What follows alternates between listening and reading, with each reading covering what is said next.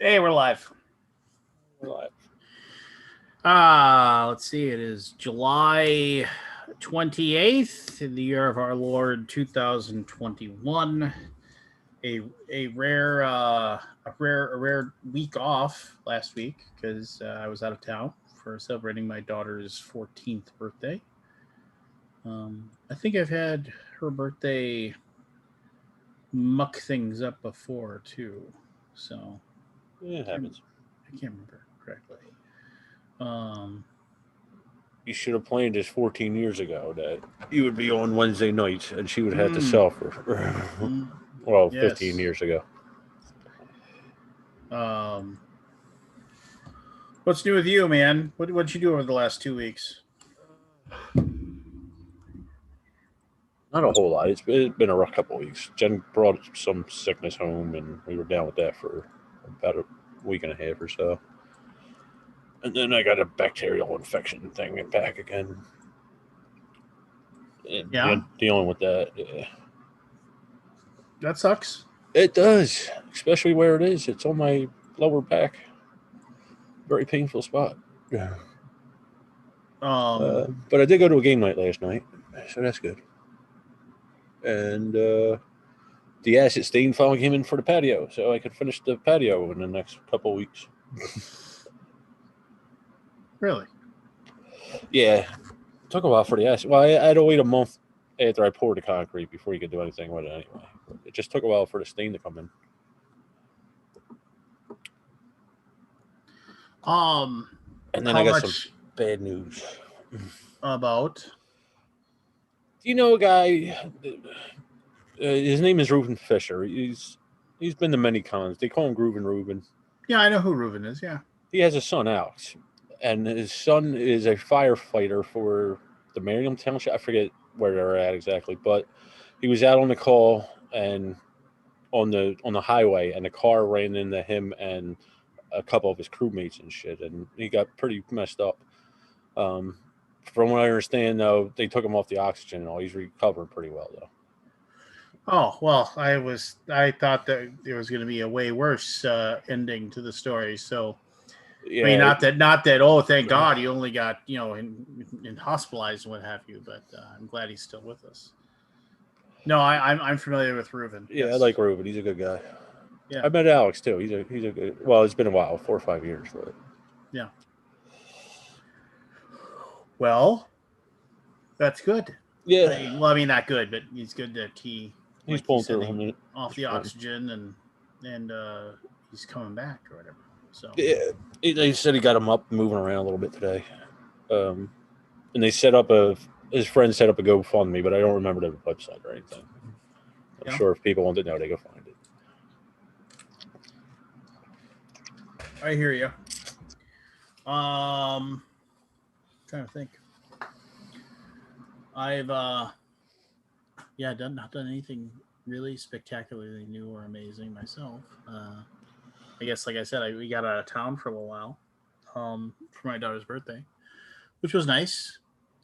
Um, went to a really crazy uh like antique store that like was just like somebody's house that they revamped and turned Yeah, into a multiple room place to go through and look at crazy old crap.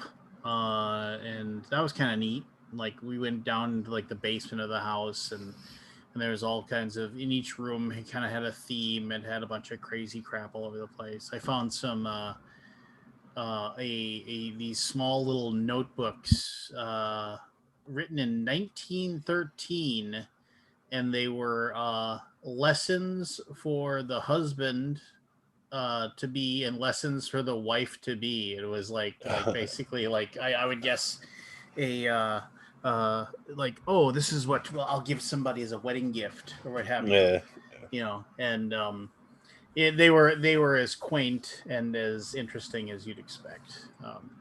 yeah. I'm sure from the 1900s. Oh, well, I mean, they had like some, uh, when your husband comes in the home after spending all afternoon feeding the chickens, don't spring upon him your first problem that you've had. Give him a moment to relax or something. It was just like, oh, I've been feeding the chickens all day, and this is the first thing that happens. I walk in the door. You want to tell me about the laundry or not?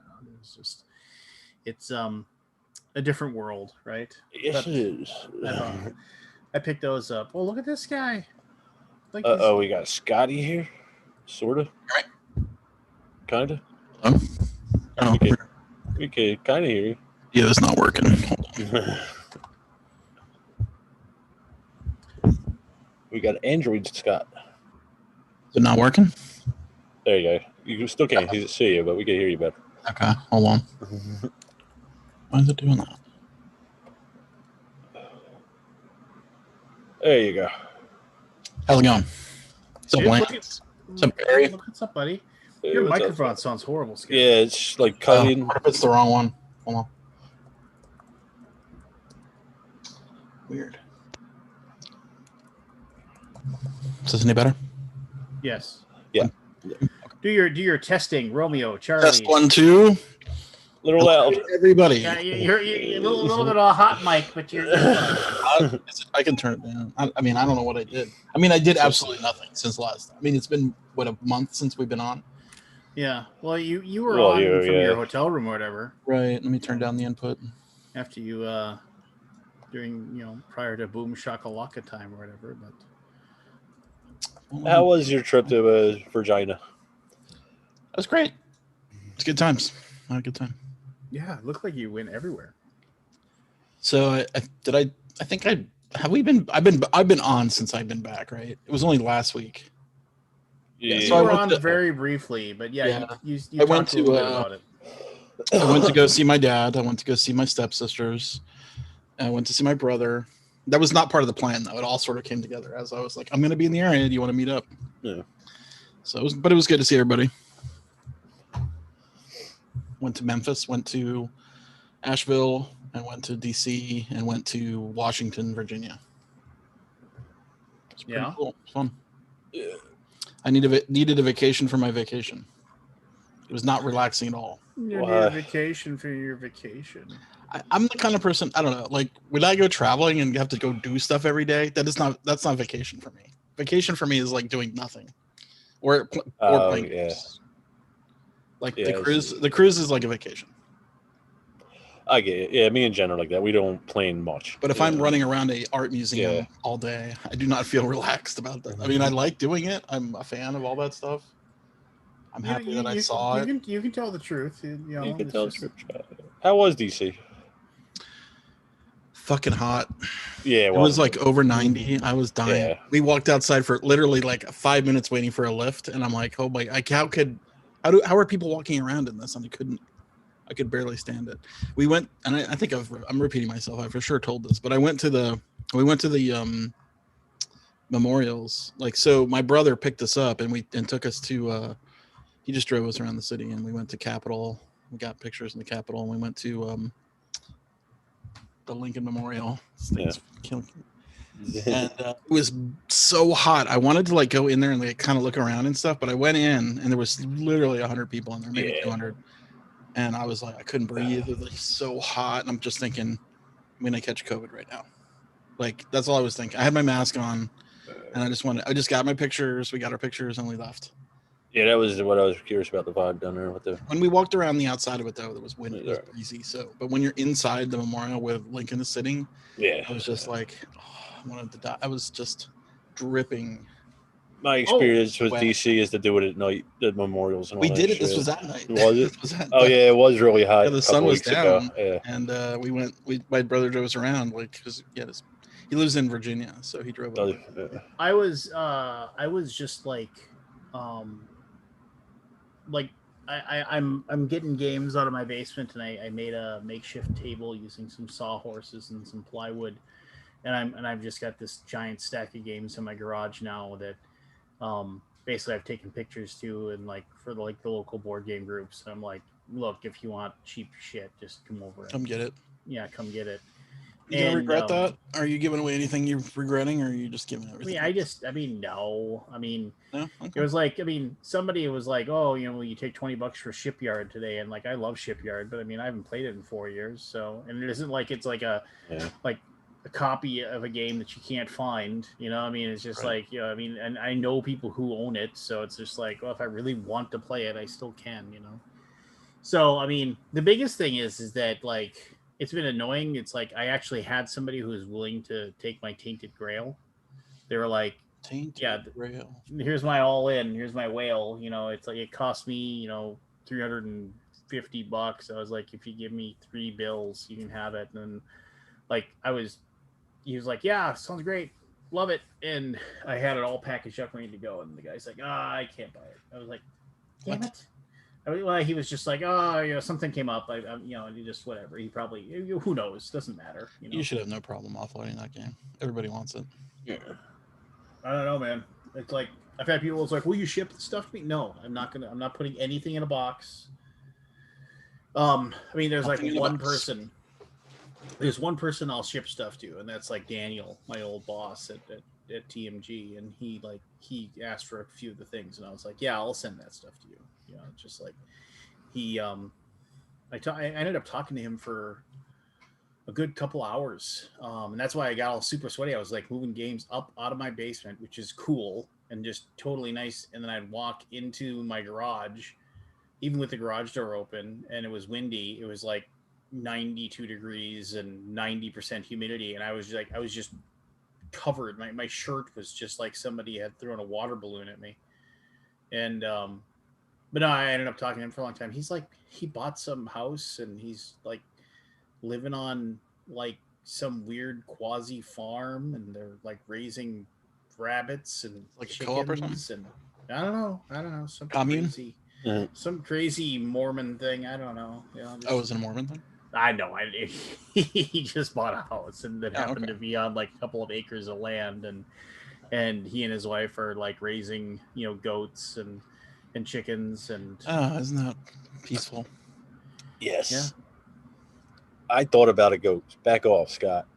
I'm sick of cutting the lawn. I'm not making any judgments. I understand where you're coming from. I lived in the city. I heard roosters all the fucking time. Yeah. The place we went to had alpacas. Alpacas? Oh, cool. Yeah, they had goats, and they had what are they called? Sheep. Sheep, yes. Goats and what alpacas. are they called? Oh yeah, sheep. What? Whatever. I'm not a farm boy, Lance. It's just like it's but you've heard Mary had a little lamb. But apparently the alpacas protect the sheep. Have you heard that before? Yeah, they're like taller and they see the stuff and whatever. Yeah. There was a lot of wildlife where we went. Farm animal life, I guess you'd call it. Yeah. It's good. Made me want to go home though. Yeah. I was ready to go home after the first day. No, I'm just kidding. Traveling sucks. We drove too, and it was just long. It was long drives. Not that I was driving. Michelle did all the driving. Yeah, what are you talking about? But it still sucks. It's not fun. It depends on.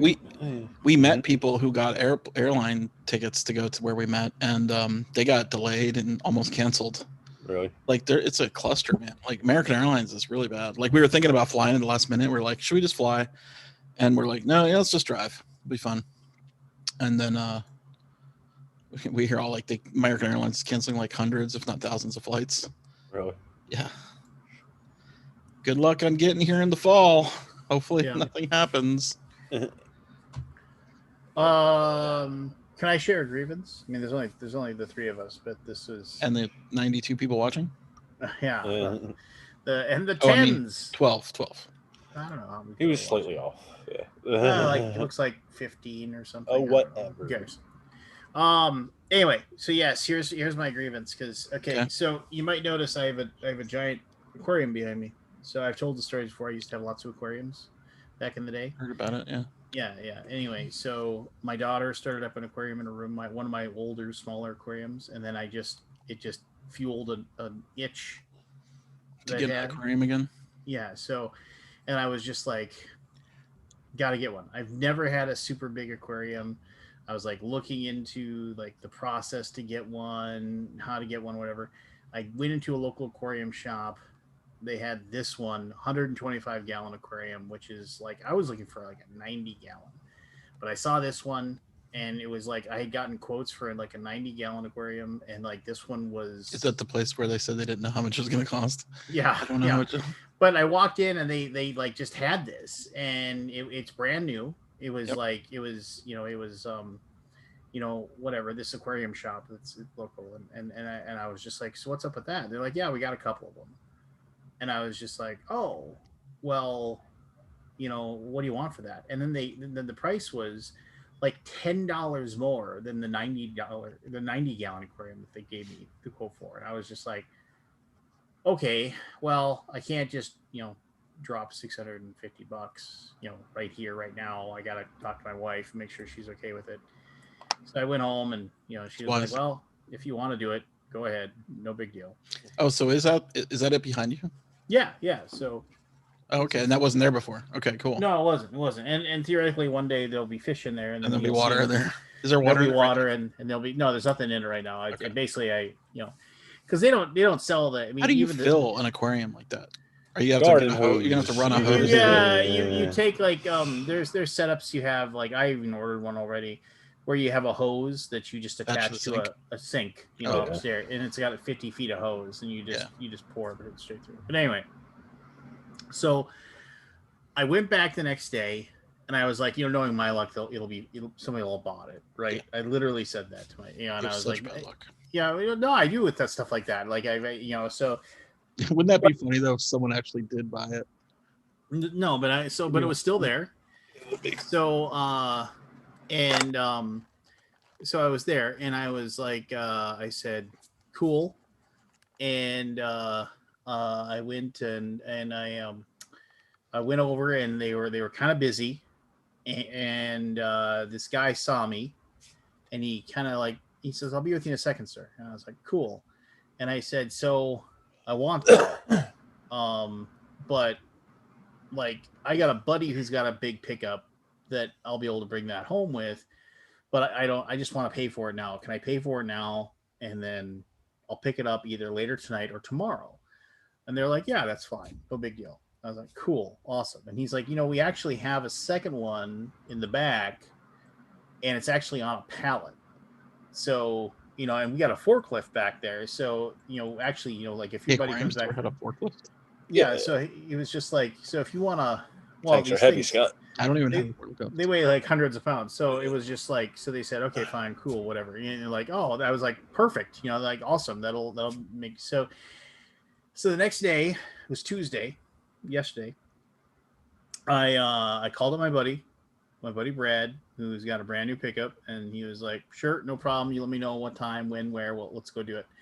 And I took my kids to Taekwondo, and there's another really good friend of mine whose kids are in Taekwondo, and he lives like a block away from me. And I said, hey, do you think you'd want to come with? Would you come with and help? And this guy's like one of the nicest people ever. And he's like, yeah, absolutely. Let's make it happen. Like, he's in my D&D group. So 8:00, we go back to the place. I walk in, place, tons of people in there. Like, it's weird. It's never busy. And they're like, and I'm just kind of looking around, and then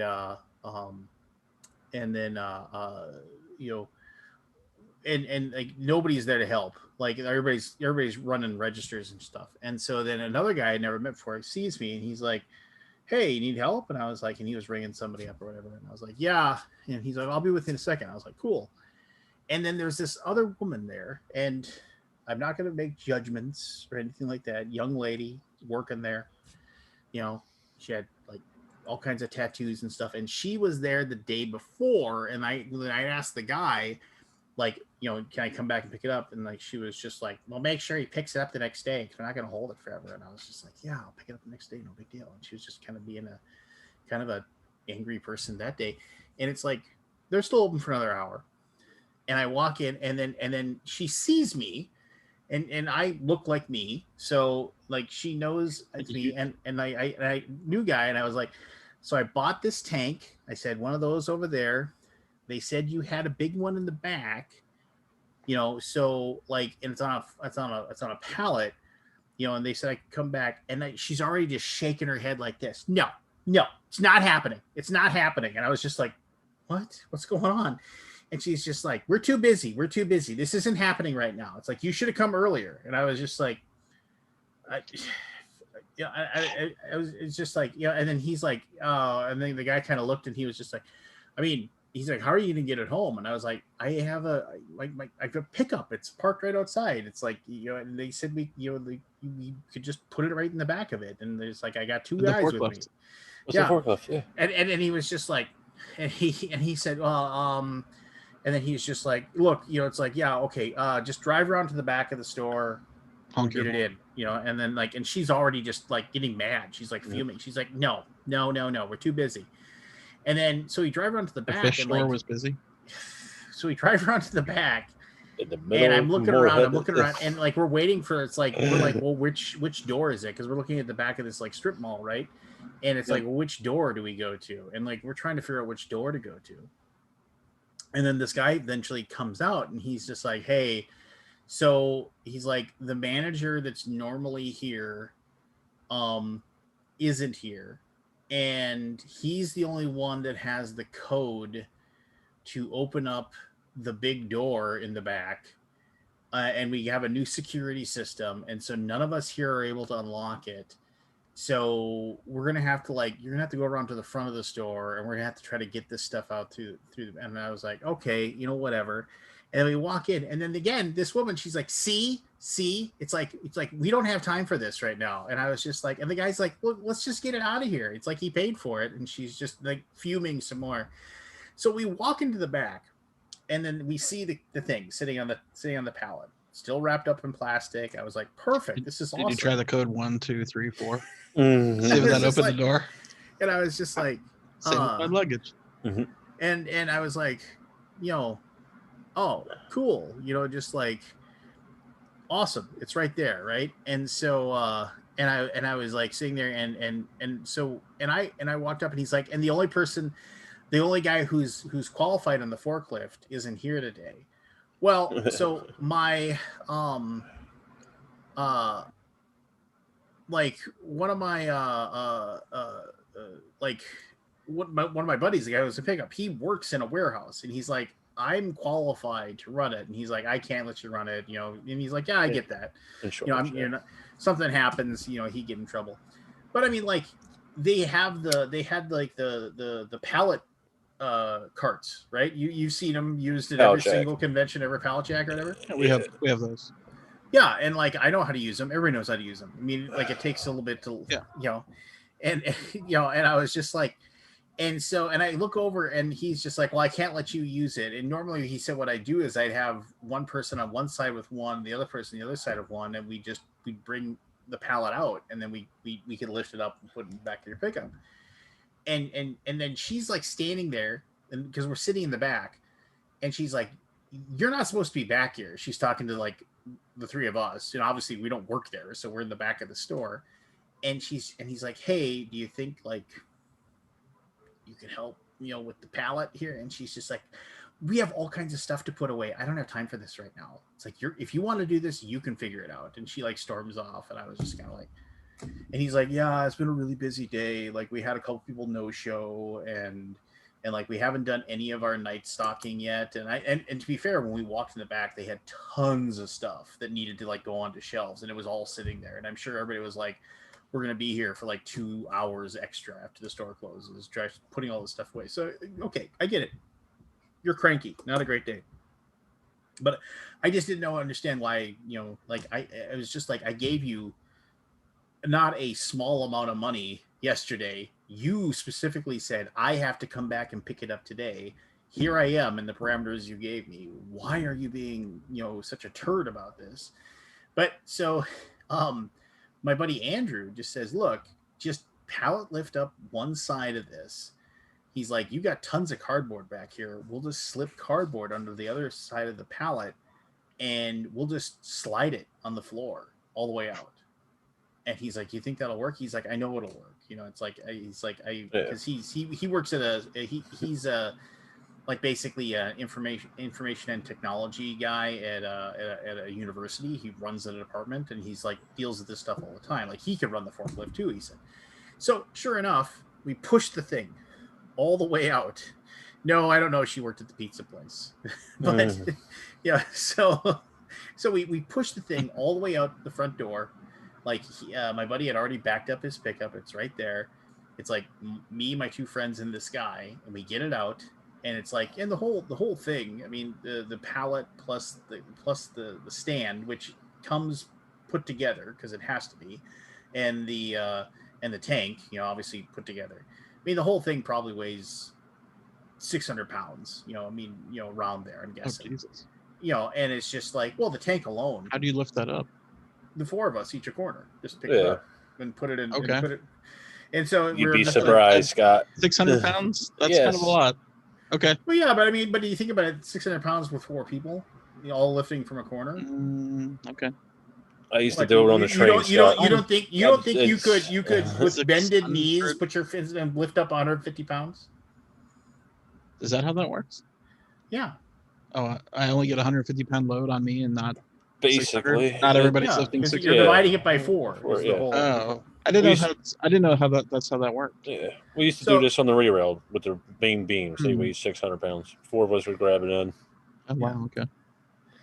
So I mean, I know it's easier to lift it with other people, but I didn't know it would just evenly divided up. Yeah, no. So we each took a corner. Almost. We just picked it up. We picked it up and we like just he slid it in the back of his pickup and then I turned around and she was standing like in the door, like watching us do it, just like this. Why so angry? I don't know. $600 is quite a lot of money for a fish store. Yeah, but she was just sitting there like this, just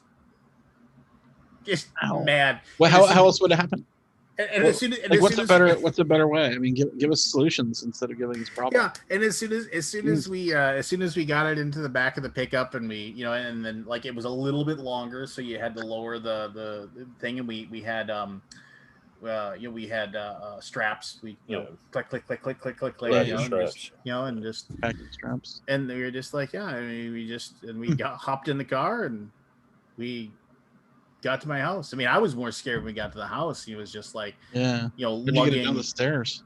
Well, I mean, three of us were lifting it. Where there's a will, there's a way. Where there's a will, there's a way. I mean, it ain't moving now. It's like... So, Chatty Boy bought a 7-Up machine, like a classic, old soda machine, and he and a buddy got it down their basement, and it fell on the guy, and it actually really wrecked his leg. Permanently. You gotta be careful with weight. Yeah. Oh no. I mean, I helped that guy Brad. I helped him move. I helped him move a like an old school fridge that he got. That basically somebody was like, "Yeah, I'm just gonna get rid of this," and he's like, "And the fridge is like it's like my freezer. That's my grandpa's old freezer from like the 40s that just works like a top." I mean, like once every 6 to 9 months. I don't make them like they used to. Every 6 to 9 months I unplug it, defrost it, and then every single time after I defrost it, basically by unplugging it and putting a bunch of towels around it so the water drips out, and then because there's no other way to do it, right? But every single time I go to plug it in again, I'm always just like, please just work. I mean, I'm sure one day it'll finally give up the ghost, but I mean it's a fantastic upright freezer. And but yeah, so no, he had a guy that had this old fridge, same deal, like old, still worked, but they're small, right? They're not giant anymore. And the damn thing weighed like 800 pounds. It was like, freaking pig iron or something. And he's like, will you help me move this into my, we got to move it, pick it up and get it into my basement. I want to use it as my beer fridge. And I was like, dude, how are we going to move this freaking thing if it's 800 pounds? And he's like, oh, it's like, you just have, and he has these strap things where you basically, you have a belt and they go over your shoulder. Yeah. It's like you're putting on a parachute. I've seen that. and then you strap the thing in there, and then you're both just like, and it's like, oh wow, this is actually pretty easy. My moving days are over. Yeah, mine too. The worst thing I've moved, one of Michelle's friends gave away a 5x5 Kalax, and I'm like, yeah, I'll come get it. And I'm like, that was a mistake. I nearly broke my back on that. Oh, they're so heavy. Really? A 5x5 Kalax? Yeah. It's pretty for 2 people. Yeah, it's pretty heavy. Oh, relative. I didn't get to divide it up by 4 people. Yeah. The worst thing I ever moved was a 120-ton train. Was that the one that ran you over? No, it wasn't. Actually, it was a suburban line. It was on a hill, and we had to pull it back up straight and then drop it. How do you pull 120-ton train? Slowly, carefully. You grab the rope and you slowly back up with it. There's a couple ways you could derail a train. If it's just like hopped off the track, you can actually just pull it back on a lot of times. With what? Just by, it wants to go back on. You just stack up underneath where it fell off. You just stack up wedges that'll pull it back on. And once it gets back flat with the rail, the flanges on the other side of the wheels will actually pull it into the rail. So a lot of times we could just back them off, jack the wheel up slowly with these ramps, Other times it's a lot of hydraulic equipment. It's hydraulic.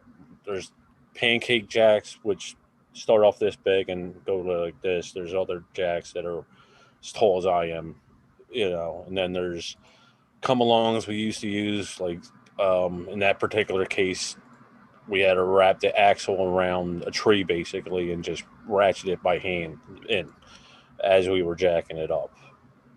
There's a lot of it's hydraulic, a lot of it's bulwark. Just like I said, that main beam was 500 pounds. We'd have to drag that around just to sit the jacks on so it wouldn't sink into the ground. Equipment itself, the main hydraulic jack was like 300 pounds. The trolleys were a couple hundred pounds. Just the thing we used on the tracks to pull the equipment to the train. It's a lot of it's not actually physical. A lot of it's just figuring out angles, and it's all pulleys and a lot of it, yeah, and levers. Modern day levers, basically. Yeah. I can't top the 120-ton train. That's pretty boss. Well, he didn't do it. That himself. wasn't the whole train. That was just what I'm estimating with the front wheels and the car body. Yeah. Right. So the 5x5 Kalax kicked my butt. I'm like, yeah. Although I'm thinking about to put another 5x5 Kalax in my garage. I'm out of shelf space again, which is really sad. Just get rid of the games, man. You don't play them. Yeah, I know. But then I'm putting them in a building to sit and do nothing. I don't know. I mean, like I said, it was just kind of like it makes me, slightly sad, but not really. Yeah. I mean, it's just kind of like, I haven't. Well, if you're changing the space into aquariums, fun stuff, that's fun. Well, it's not gonna be all aquariums. It's just my RPG stuff gets used. What actually makes me kind of annoyed though, is that like I finally started trying to break down some of my games that like when I played this at a convention several years ago. I liked it. Theoretically, I'll want to play it again. Like, for example, Rising Sun. Like, I have the all-in whale for Rising Sun. I parted with that. And I played it at a convention once. Really enjoyed myself. I don't know when I'm going to play it again. I mean, I got my Blood Rage. I'm never getting rid of that. I love Blood Rage. I don't know when I'll ever play it again, but I have Ankh coming. Yep. So it's kind of like, it's like 30 pounds, 40 pounds. Well, yeah, and it's just like, but with Ankh coming, it's like, well, what am I gonna like not have the triumvirate, right? The 3 games, and it's just kind of like, and I realize that's a stupid. Yes, you can break free of that. I know I can, and I've broken free of lots of things. They're not even. It's not even a triumvirate. They're not even related. Except by design. Well, shut up. Anyway, the Do whole point is, do you have his original Midgard game? I do. Okay. Well, then you may.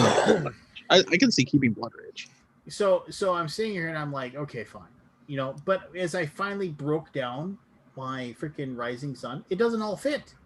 It doesn't all fit in the main box. No, I know.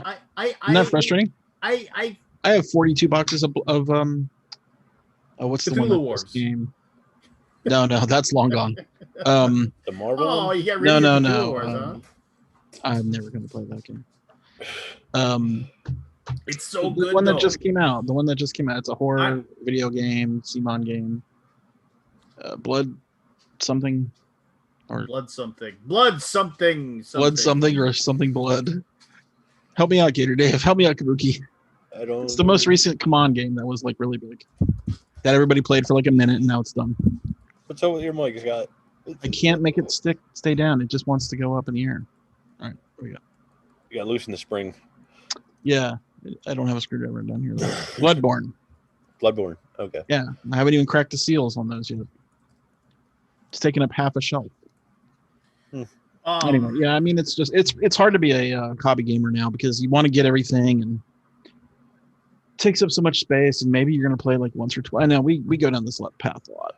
I know, and it seems like I almost gave up Caverna. Caverna. I almost gave up Caverna, but I was like, I can't. That's the only game I ever bought it in. They're adding a new mode to it this year, from what I understand. Yeah, not going to make. Well, there was an expansion to it that I've never picked up. Yeah, but I really enjoy Caverna. It's turning into an adventure game where you go fight monsters and stuff. Oh, well, then I'm makes glad. sense. Yeah, quest it. Keep it. Yeah, Bloodborne from the video game. It's a command. Well, I mean, but here's the deal. I get so annoyed with that, right? I get so annoyed with the fact that all my Rising Sun stuff doesn't fit in one box, right? I'm so. Oh, and forget about that map. Did you keep the tube? But did you buy the map? Yeah, I bought the map. Where do you put that? Well, one step at a time. Those are all piled up in it. All of my neoprene mats are piled up in my closets. And theoretically one day I'll track them all down.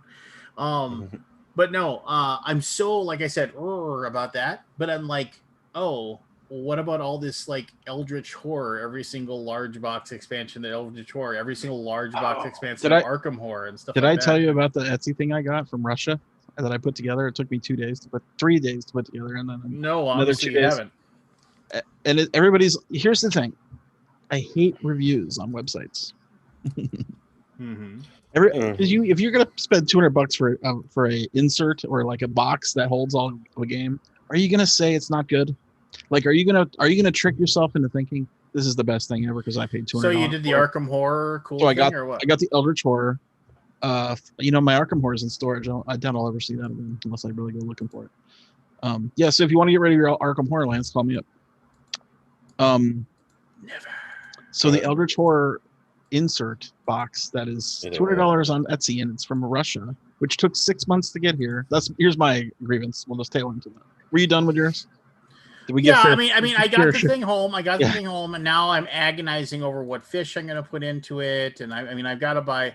Because the money that I paid to get the thing is just the start, right? I've got to buy the sand. I got to buy the. It's worse than the board games. I know. No. But it's not a cheap hobby. But here's the deal. Here's the deal with this though. Like, I found myself during the day, like after answering like 27 emails and just like getting like just stressed out, like I found myself going into my daughter's room and just sitting down and watching her like 7 fish swim around in this like 29-gallon aquarium. And it was incredible. And like her ceiling fans going, it was like nice and cool in there. And I was just like, this is actually just really pleasant just being here. And I was just like, I kind of wish I had one now myself. Yeah, I don't want to take what I want to. So what I want to be is like after those 27 emails, I just want to be able to turn around and go like this. On a motor, we could tip them up and down so they move. I could just turn around and look at the shark tank right behind me. Yeah, there you go. That'd be awesome. Hey, Matt. Hey, Matt. I gotta turn this down. So let me finish my Yes, because I'm 'Cause I going to don't go on have very Etsy many now. I'm going to go on Etsy now, and I'm going to look for this thing. Actually, can you bring it up? I mean, I'll go through it and tell you. Okay, I'll so tell you let me- everything that's wrong with it. Okay, All right, hold guys, on. let's hold go. on. Is it what kind of material is it? Eldritch Horror Organizer. Is it wood, plastic? It's wood. It's wood, but I think it's a So It's a this compressed is wood. Eldritch Horror all in okay. set Cthulhu blocks plus full Eldritch. Is that what this is? share your screen. I'll be able to tell you. Jeez, hold on. And here's the deal. No, wait. I don't want to be so disparaging about it. You're burying the lead here. Hold on a second. It's a multi-day assemble, by the way. Unless you're like really, really, really good at this stuff. Okay, which one am I looking for here? It's like $199. That's 175. Oh, that's MDF. Keep going down. Let's sort by price. Yeah, sort by price. Highest price. Here we go. Ooh, that one looks nice. That's not it. Eldritch Horror Crate Organizer. Where is it? What Oh, it's Eldritch Artifact Crate? No, it's the all-in set. The 175. RU brand shop, the Russian. All right, here we go. I don't want to badmouth the Russians, but like It looks great, okay, right? well, It looks amazing, doesn't it? Like look at it, like go through it all. It's like I mean, I will. I mean, look at that. There's a scale mug for. I don't know what the deal is with the scale mug. No, just you scale. put the mug in there. Look at that, like a little spot for all of your. And actually, things. that's the best thing about it. Yeah, there's a spot for every character. But here's the problem. Oh. So, can you expand it up a little? Go full screen on that image. On this one? Yeah. So the box, my corners were crushed. So, and there's a very fine like engraving there, like laser cut out on the corners, which makes them very weak on the lid. So my lid is sort of crushed and broken, and the box has actually got a veneer on top of another piece of what do you call it, MDF? Yeah. Yep. It's MDF. So it's kind of like not awesome. It feels like it could break at any moment. But if you look at the card organizers there on the right, a little bit further to the right. Oh, those little. So you know how you have all the statuses in the game, like all the status cards? Yeah. And you put them out, and you notice they're storing them like underneath in that little pocket. Well, they fall right out of there. By the way, if you turn it anywhere but completely flat, they fall out. Yep, there you go. And then you put them on top, and this does not show it, but where the cards are actually like in that fan. It's totally not sized right. All the cards are barely in there, and they're falling over, and they just don't fit. And that took me like that piece right there. It took me about 2 hours to put together, and there's 2 of those. So those things are just awful. Not the design. There's the second one. It's flipped around on the left. If you go scroll to the left a little bit. So yeah, that one. It's the back side of it where you keep the discs in the game. Those are little lids that pop up. But the little thing that holds the cards for display when you're playing they're just totally not good. They're too shallow. They're too shallow. So the card sits there and flops around. And if you move it at all, they all fall down. They all fall out. It's like it's not good. So this is why I say to you, Scott Alden, why inserts suck. Well, go read the reviews. So here, whatever. I could keep going on, but I really don't want to. Here it is. Yeah, fast, very well packaged. Try to find a less than a 5-star review on this thing. I mean, everybody's like, it's the best ever. I'm like, okay, cool. And I wanted to have a nice set. You know what? I like to have it when it's all like out, right? So that's the hardest part about playing Eldritch Horror is just getting it all out. If you've got it all in the box, then it just all comes out. Everything. But yeah, just really. Plus, there's other problems too, but I'm not gonna. I mean, come on, more problems. I want to hear the things that hold the counters, they all have to lay completely flat, and there's no lid. There it is, right? So see all the health and that's not the one that has the problem, but I can't tell if there's one above it that has the problem. They don't show it, but basically there's no lid for that. So if that dumps over in your box, and there's no reason it should, but shit happens. It all goes on the floor. There's no lid for that. I think only 2 or 3 of the boxes that are in there. See, there's a lid there on that token holder on the left that's like sitting on top. Yeah. That's one that has a lid. But there's at least 4 or 5 other token holders that don't have lids. So if you pull it out and you dump it, it's all dumped inside that box. It also has very, very, very little tolerance. So all those little deck holders there that stack up against the edge, I had to like finagle and push them in and like move them around, like shift them around to get it all to fit square in the box. I couldn't get it because maybe my box was like slightly askew because you have to hand build this, right? It's not going to be perfect. And God knows I'm not good at this stuff. So I couldn't. So this was not a 5-star review, is what you're trying to tell me? It's a 3. It's gonna work until I get something else. But I'm not gonna assemble it myself. I'm gonna either find someone that makes these or buy one. I have to see what the broken token one does because I think the broken token one always has like lids for all their stuff. Anyway. So my buddy Ryan here in Ottawa, his game is Quad Heroes. You know that game at all? Oh yeah. So he was toying with a deluxe version of it, and he's got a buddy. He's from Windsor. He has a buddy in Windsor, who's this like amazing craftsman. And he did here, Lance. If you want to share your screen again, I'll show you. Well, you can share your screen. You're so smart. I'll just do that then.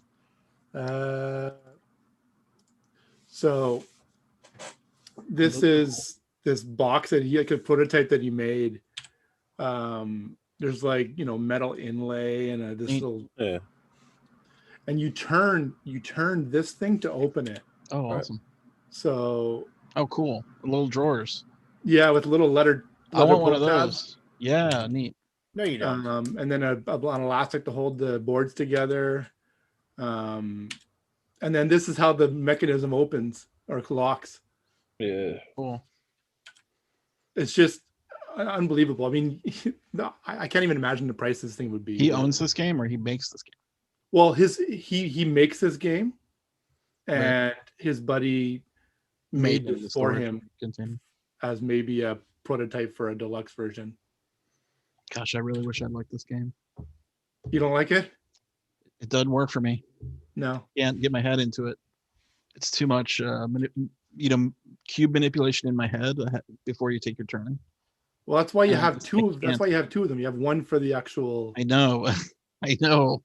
Then they realized this was an issue, right? So they gave you a cube to play with in your hand while you're waiting for your turn to come around. But it's just, believe me, I'm in the minority. I know everybody loves that game. It's just me. And you know what? I mean, I talk about this with Ryan all the time. It's like, or I was, anyways. It would be an amazing platformer video game. Probably an app would probably be better. Yeah. Because an app you can kind of like do it and then see how it works and then go, okay, that's my move. Right? Yeah. That's not possible in reality. Yeah, it was inspired from that, but yeah. So he published that. I'm like, wow, that's beautiful. Oh, it's a beautiful game. I bought the painted one. It's amazing. Yeah. Oh, did you? Yeah. It's awesome. I remember he's like he had bought all the paints. He's like, oh, I gotta paint them all now. Oh, he hand painted all that stuff himself? Oh my god. Wow. Yeah.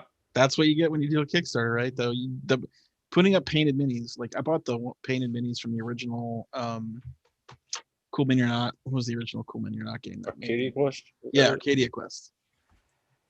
And that was it took me a year to get the pieces and then another year to get the game. Because when they sent the pieces, they didn't send the game. Oh, really? So they just sent me the pieces and I'm like, where's the game? And they're like, oh, well, I think he did 11 games. He sold 11 sets of the painted minis, and there's 22 minis in each game. Yeah. It's prized. It's a prized thing in the BGG library. Oh, the date is wrong, Lance, on your live title. Oh, can you change it live, or do you have to? Who cares? It's Kabuki Kid. Drawing attention to it. Oh, I'm sorry. Lance, Kabuki Kid is your date is wrong. No. So you guys are bitching about. I know we're bitching about stupid. This is no. I'm just. It's not a bitch, I should say, but complaining about the game spaces. The game's taking up so much space. What is the solution to this? Like, I understand Cool Mini's trying to. Oh, so you're expecting an So aftermarket solution. If you look at the Eldritch Horror that I have smashed out, I mean, it's not like that much savings because it gets really wide, but I wish it was more tall than wide so it could go on a shelf instead of like take up a whole, like a whole shelf. These boxes, you can't get rid of the boxes, or you're just putting all your bits in loose on a shelf. Like, it's not tenable. I like that word. Yeah, it's untenable. Untenable. Untenable. I think both work. Yeah, not tenable and untenable means. I've heard it both ways. Anyway. So your solution would be an aftermarket rather than a publisher. The publisher should be making these too. They would get in on the money. I mean, if all these big Kickstarters, and there was another one I got recently, Lance, that I wanted to tell you about. I don't know if it's another Peterson Games game. It's massive. Which one? It's not Cthulhu. It's more like demons and hell, and like it's a co-op. Do you remember? Hold on one second, guys. Yeah. I gotta mute myself. Hold on. Well, did you see the Gloomhaven map that somebody was trying to put out? Yes. Without permission. Without permission. Yeah, I did see that. Yeah, I did see that. Well, that brings up your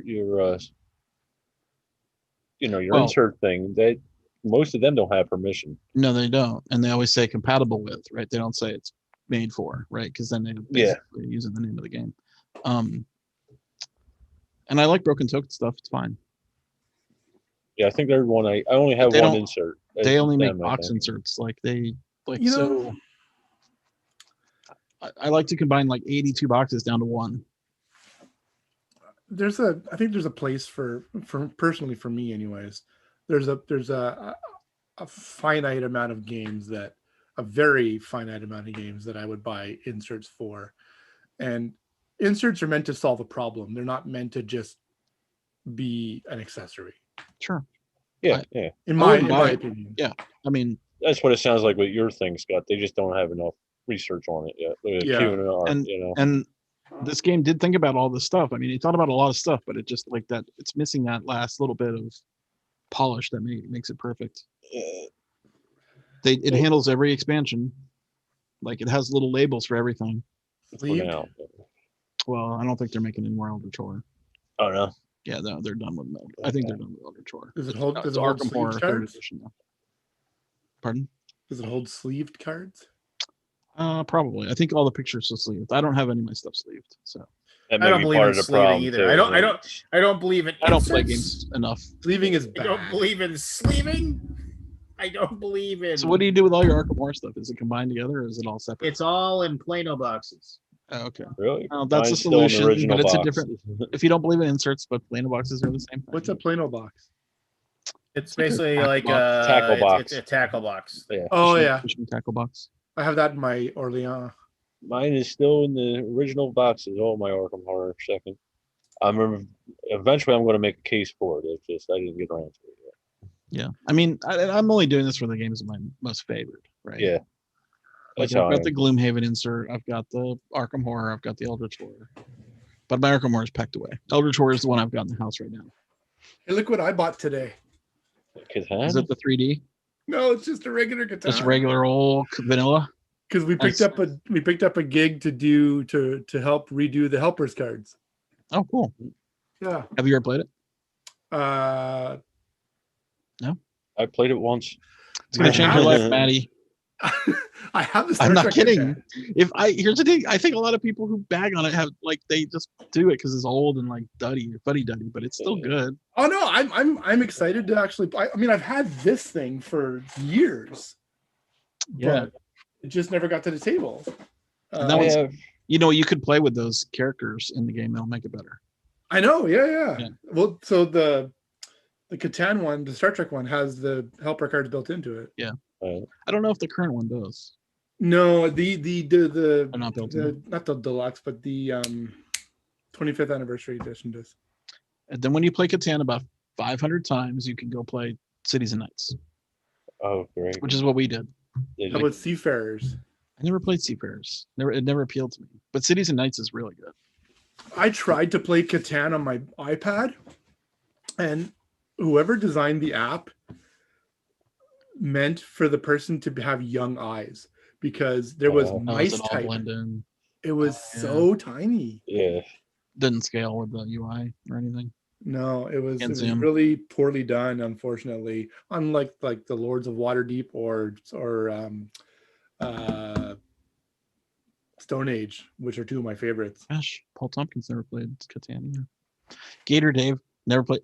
How many people in this chat room have never played Catan? Come on, Lance, you have never played Catan. I played it once on an app. Well, did you see the Christian Kang did that video, that the board game confessions or whatever it is? Yeah, well, I mean, I'm not lying when I say it changed my life. I really, it transformed my mind. Now, you've been transformed already by other things, right? See, so I remember, yeah, when I was like, when I was playing the 3 board games that I played, like when I was just getting into the hobby, the 3 that we played were Talisman, Arkham Horror, and Runebound, and those are the 3 that we played. Mm-hmm. And then I remember going to, and I remember sitting there staring at the Catan box, and I remember like looking at it and like reading the back of the box, and having like not being able to grok at all what the game was about. Was like, it was it the shit brown one that's like in the wood? I don't know. It was just like, you set out to like the undiscovered country of so and so, and I was just reading this and I was like, I don't know what this game is about, but this does not sound interesting. It doesn't sound like I'm rolling dice and killing things. So I'm going to go ahead and put this back. I'm going to put this back on the shelf. You don't kill anything. How old were you? Just I was in my that would probably be was it the 90s or 2000s? Well, when did Arkham Horror? Arkham Horror, like second edition. Oh yeah, so, it was definitely 2004. Oh, okay, so it wasn't that 2005, something like that. I guessing. I remember playing. Yeah, I had a buddy who swore by it. He was like, "Oh, it's one of the top-rated games of all time." I was like, "Yeah, I mean, it's been surpassed in tech, right? Game tech has surpassed it, but it's still." They changed the wooden cube into a slightly better wooden cube. No, I'm talking about game technology, right? Like game. I know what you mean. Like when you play it for the first time in the 90s, your mind is blown because there's nothing like it. Yeah. Now it's like dime a dozen, right? You got your. My mom has played Catan. I have not. Ah. Gosh, she has a group of friends. Matt, and she didn't much care for it. She didn't much care for next year. Next year. Told you this year's Cities out. and Nights. We're gonna play Cities and Nights. Oh God, I better do my. I'll play the BGG con with you. You check out Cities and Nights. I'll sit down and play it with you. So the 3D version, the deluxe one they did like 20 years ago or 10 years ago. How long has it been now? Has Cities Nights in it. Yeah.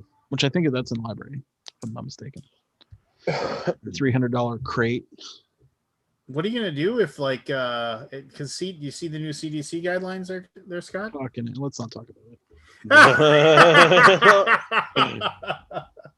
I'm sorry, I'm not.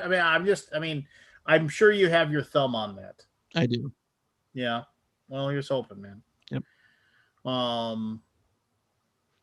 My friend I remember I got my email about the new CDC guidelines the same exact day I got an email from Eschenspiel saying it looks like we're gonna be able to go, just like, and I was just like, you might be able to. So I don't think you're gonna let anybody from the United States into your country though. Mm-hmm. Yeah, exactly. The German border won't suffer fools. Yeah, you don't let anybody through. Yeah. Especially from America. I mean, come on. If the Delta virus, this is why I didn't want to get started on it. Let's move on. Okay, we're done. But here, actually, I actually thought of something today. I was sitting there and I was like just kind of staring off in the distance and like thinking about whatever. Because I actually cleaned out my entire Trello board today. I was so proud of myself. If you guys don't know what Trello is, it is a very, very good the Kanban board. It's like a Kanban board, yeah. Yeah, and Kanban. When we implemented it with TMG, it immediately became absolutely freaking amazing, and it was so good at getting everything done. And then like I realized like, why isn't this working so well? And then I realized I was the only person still using it after several months. Oh, whoops. But no, Yeah, you need commitment there for all these. Yeah, I know. So I mean, Yeah. I went into my Trello board today, and there are 7 categories that are basically my things, and they probably had a total of like, you know, just different projects, different things I had to, like customer service things. Hey, I need to change my address for this, or, you know, I didn't get my order, stuff like that. And over the course of the day, I attacked it in the morning. I think I cleared off like 47 cards. I was like, sweet. And I keep logging back into it and checking to make sure that nobody's added anything to my boards, and I'm pretty happy about that. But anyway, so I got them all cleared off, and I was just had a moment of zen, and I was just staring off, and I just started thinking about old TV, and I was thinking about, like, Scott, you're right around the same age as me. Matthew, without I'm a little older. You're a little older, but you and I are children of the same era. Mm-hmm. Matthew, how old are you? 40. It's not your question. 48. Okay, so you're right around. And Barry, yeah. where are you landing? 43. All right, so Barry, you might be a little out of your element brother's here. age. You might be a little out of your element here, but I'm just gonna bear with me. And so I was starting to think of like TV shows in the 80s, and how many of those TV shows I just absolutely adored. Like, I mean, like would like Thursday at BJ 8:30. and the Bear. Yeah, Thursday at 8:30. I need to be at front of a TV because I want to watch the most recent episode of Must see TV. Yeah. That was so, the 90s. Before then. Yeah. Was it? Yeah, no. But I was thinking of the 80s, because like 80s were like really where I started watching like a ton of TV. Different Strokes was primetime, wasn't it? So I found a giant list of like basically what people thought, and I'll say this, it's like, and this was like something where people were able to vote, like people that of a certain age, as we're talking about, and am I the oldest here? I think you Probably. are 50. Yeah, I hit fuck babies. I'm the oldest fuck. Jesus, I've never the oldest fuck. We can stop. This is kind of a list thing. We can stop and talk about these things if we want to, one by one. Yep. But the prerequisite is it had to be shown during the 80s. It might have Prime it just was a show in the 80s. Okay. It might have started like late 80s and maybe had its big run in the 90s. It may have like just had like the first 2 years of the 80s, but it just had to play in the 80s. And so I just wanted to go through this list, and there's a ton of them. It's a long list, but I just thought, so there were 80 shows on this list, and we're going to start with number 80. And like I said, we don't talk ranked in popularity. Are we going to keep a score or what? Well, just this. I just want to talk about this just because I thought it'd be kind of cool. To talk about. I love TV. Did you watch the show? Did you? Alex is going to be completely out of his element. Yeah. How old are you, Alex? What'd I do? How old are you, Alex? How old are you, Alex? 32. Oh, he's completely out of his element. The baby. Yeah. All right. He wasn't even born. We're going to be talking about 80s TV shows here for a little while. So if we're talking about the Mary Tyler Moore show, I got you back. That's That's 70s. Yeah. That's 70s. That's 70s. And I got nothing. All right. Love that show growing up. I'm sure you've seen some of these. So this is okay. So this is number 80 on this list. Ran from 1983 to 1985. This will be interesting. Maybe you can guess. Yeah, I could guess it by who started and stuff. It was on NBC. Yep. And these are the stars they're listing: Mark Singer, Faye Grant, Jane Bradley, Michael Ironside. V. Oh, V. Yeah. I never watched it. You never watched? I watched the movie. Oh my god, it was amazing. I watched the TV movie, but I did not watch the series. I was in grade 7 when that happened. Oh yeah, V was the bomb, man. It was amazing. I was like, that was the lizards wearing human skins, right? Yeah. Remember they went in there. You see the guy eating the rat live. Yeah, but they didn't reveal that till like mid-season, right? Like they didn't know. It was like the big reveal. Yeah, so they're really lizards. Yeah, they were like lizards. They had those wacky white shuttles. Yes. And then remember Mark Singer, who played the Beastmaster. Beastmaster. Yeah. And he was also a soap opera guy too. And everyone's read a thing with Mark Singer's one acting ability is the angry stare. Didn't they try to reboot the?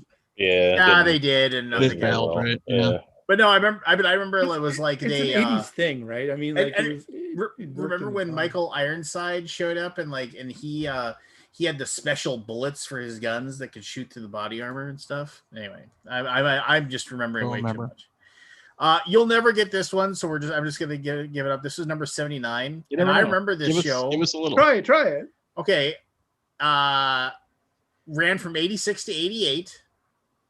And this is why the only David Rash, Anne Marie Martin, and Harrison Page on ABC. Don't know who those are. Okay, like exactly. It's like you won't know. So, and if you remember this show, it was Sledgehammer. Did you ever? Yes, I do. Yes. I remember Sledgehammer. I can't recall like any specifics about it, but I do remember it. He was like this cop. It was like, and he was it was a total satire. Wasn't show. it? Yeah, wasn't it sort of like a Naked Gun? Yeah, a little bit. Yeah, it was. And awesome, did you ever see the final episode? Like, you can Google it up. Like, Google up YouTube up like the final episode of Sledgehammer, like the last how it ended. And it's I still recognize that actor in anything he does. David Rash, yeah. Hmm. Yeah, and remember like and he had the angry chief of police and I remember that. Yeah, I remember that show. Here we go. Went from 1985 to 1992. 7 years. That's on ABC. This one, I think you'll be able to get this one pretty easily. Alan Thicke. Family Ties. Growing Pains. Growing Pains. Growing Pains with one person. Growing Pains. I didn't even have to get to Kirk Cameron. Who I watched a lot. I watched a lot of that show. Yeah. Ashley Johnson was on that show. Yeah, and then Critical Role. When and then one of the reasons why that show got canceled was because Kirk Cameron became a born again Christian. Yeah. And so a lot of his like antics were chasing after girls and what have you, and then they had to stop with the chasing after. Oh, really? Yeah, he's a little odd. Well, let's just move on. Yes. Okay, here we go. This one will be easy. 1982 to 1986. NBC. David Hasselhoff. Knight Rider. Knight Rider. Yes. They also tried to reboot that. Did not. I loved. Was that that was a Friday night show? I think they've already rebooted Knight Rider once. Yeah, it didn't work. So here you go. I barely remember this show. Dana Delaney, Nan Woods, Michael Boatman, Marge Hilgenberger, Robert Picardo, Tim Ryan, Ricky Lake. Oh. Focusing on the women and men behind the front lines of the Vietnam War, this groundbreaking drama was China Beach. China Beach. There you go. Look at this. Alex, I'm so sorry you popped in during this. I'm just here for the people. I'm just prepping for a video, so I was like, I double up my time here, so I'm good. All right, here we go. Here we go. Was that a good show, China Beach? I don't know. I enjoyed it. That was one of those things I watched with my stepfather. Was that like was that trying to be like a MASH of the 80s? I watched Tour of Duty. It was set in Vietnam. The innovative series did not shy away from the horrors of combat and often featured real-life veterans. Critically acclaimed but low-rated, China Beach lasted only 4 seasons. Okay. Kooky Kid said, this is a list of things to avoid watching. You know what? Yeah, this is a list of things to avoid watching. I'm Kooky Kid. Let's see here. I love you, Kooky. Don't go away. I don't want to one true fan, Lance. Really. You don't want to. All right. Here we go. Original run, 1987 to 1990. Starring Ken Wall, Stephen Bauer. Wise Guy. Look at this guy. Holy Wise Guy. Oh, Wise Guy. I've never heard of Wise Guy. My house. Yes, Wise Guy was great. He was the undercover FBI. He was moving in the like in the mob. Yeah, and he was like, the other guy on that was the guy that plays Mike on Breaking Bad. Oh, Forrest, we're going through 80s TV shows. Pipe in when you like. How old are you, Forrest? 35. You might be able to get some of these. Might get a few. You got a Here we shot. go. This one, as soon as I The list 90s off the one, for sure. Late as soon 80s as I one. list off the first person, you'll get this one. But so I'm going to say original run was 1977 to 1984. So I'm not going to list off the cast. 77, 84. You'll get it from the cast immediately. The best years of the show were in the 70s, before the old married couple got their ill-fated spin-off. Newhart. Three's Oh Company? no, it's Three's Company. There Three's you Company. go. There you go. Yeah. Oh, Company. Three's Crowd. who got the Yeah, spin-off? The Ropers. Don Ritter. Oh, the Ropers. The Ropers. That's exactly. There was two Yeah. spin-offs. What else? Oh yeah, the other Three's a Crowd was when Jack married Terry. That's Yeah. right. Oh gosh, I have no memory of that at all. And then one of the best lines ever is do you remember the Three's Company episode where they had the misunderstanding? Yeah. Oh, that one. Yeah. Okay, let's head down to the Regal Beagle. Get a couple drinks. The Regal That's Beagle. the best name for a fucking bar. There's a bar in Dallas called Regal Beagle. Hers I and don't know if it's open his anymore. Three's But it is the Company best. I want to go to too. the Regal Beagle. All right, here we go. Run from 1986 to 1990.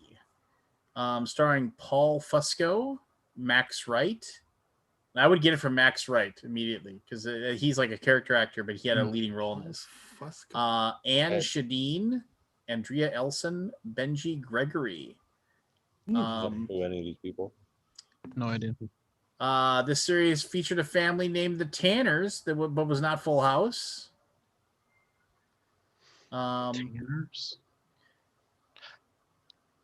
Oh wait, no. Featured bizarre show in retrospect that featured a puppet. Forrest. Alf. Alf. Just, There you Alf. go. There's no buzzes. There's no buzzes. This is There's just no for buzzing. fun. No Just for buzzes. fun. Just for fun. I was not a fan of the Alf. Most episodes played out as a cross between Perfect Strangers and Growing Pains, as Alf learns about various human customs and the family attempts to shield him from the public and the government. I like the dad on that show. That Did was Max Wright. Did Alf ever leave? Did he ever get home to the? No, like the wherever final he- episode was a remember. cliffhanger where he actually got caught by the government. And they Yeah, clipped that's on that. And and then like and Oh, how he morbid. was gonna be dissected. That was like that was So how it's they like ended- the end of ET, but like yeah. no escape. Yeah. Oh, man. So now this is a little bit unfair because it originally ran Melmac. from 1959 to 1964, then had a run from 1985 to 1989, and then had a run from 2002 to 2003. Doctor Who? Nope. Mhm. It's a little too early. Happy Days? No. Dragnet. Yeah, No. despite the commercial disappointment of a movie based on this series, CBS decided to resurrect it in 1985.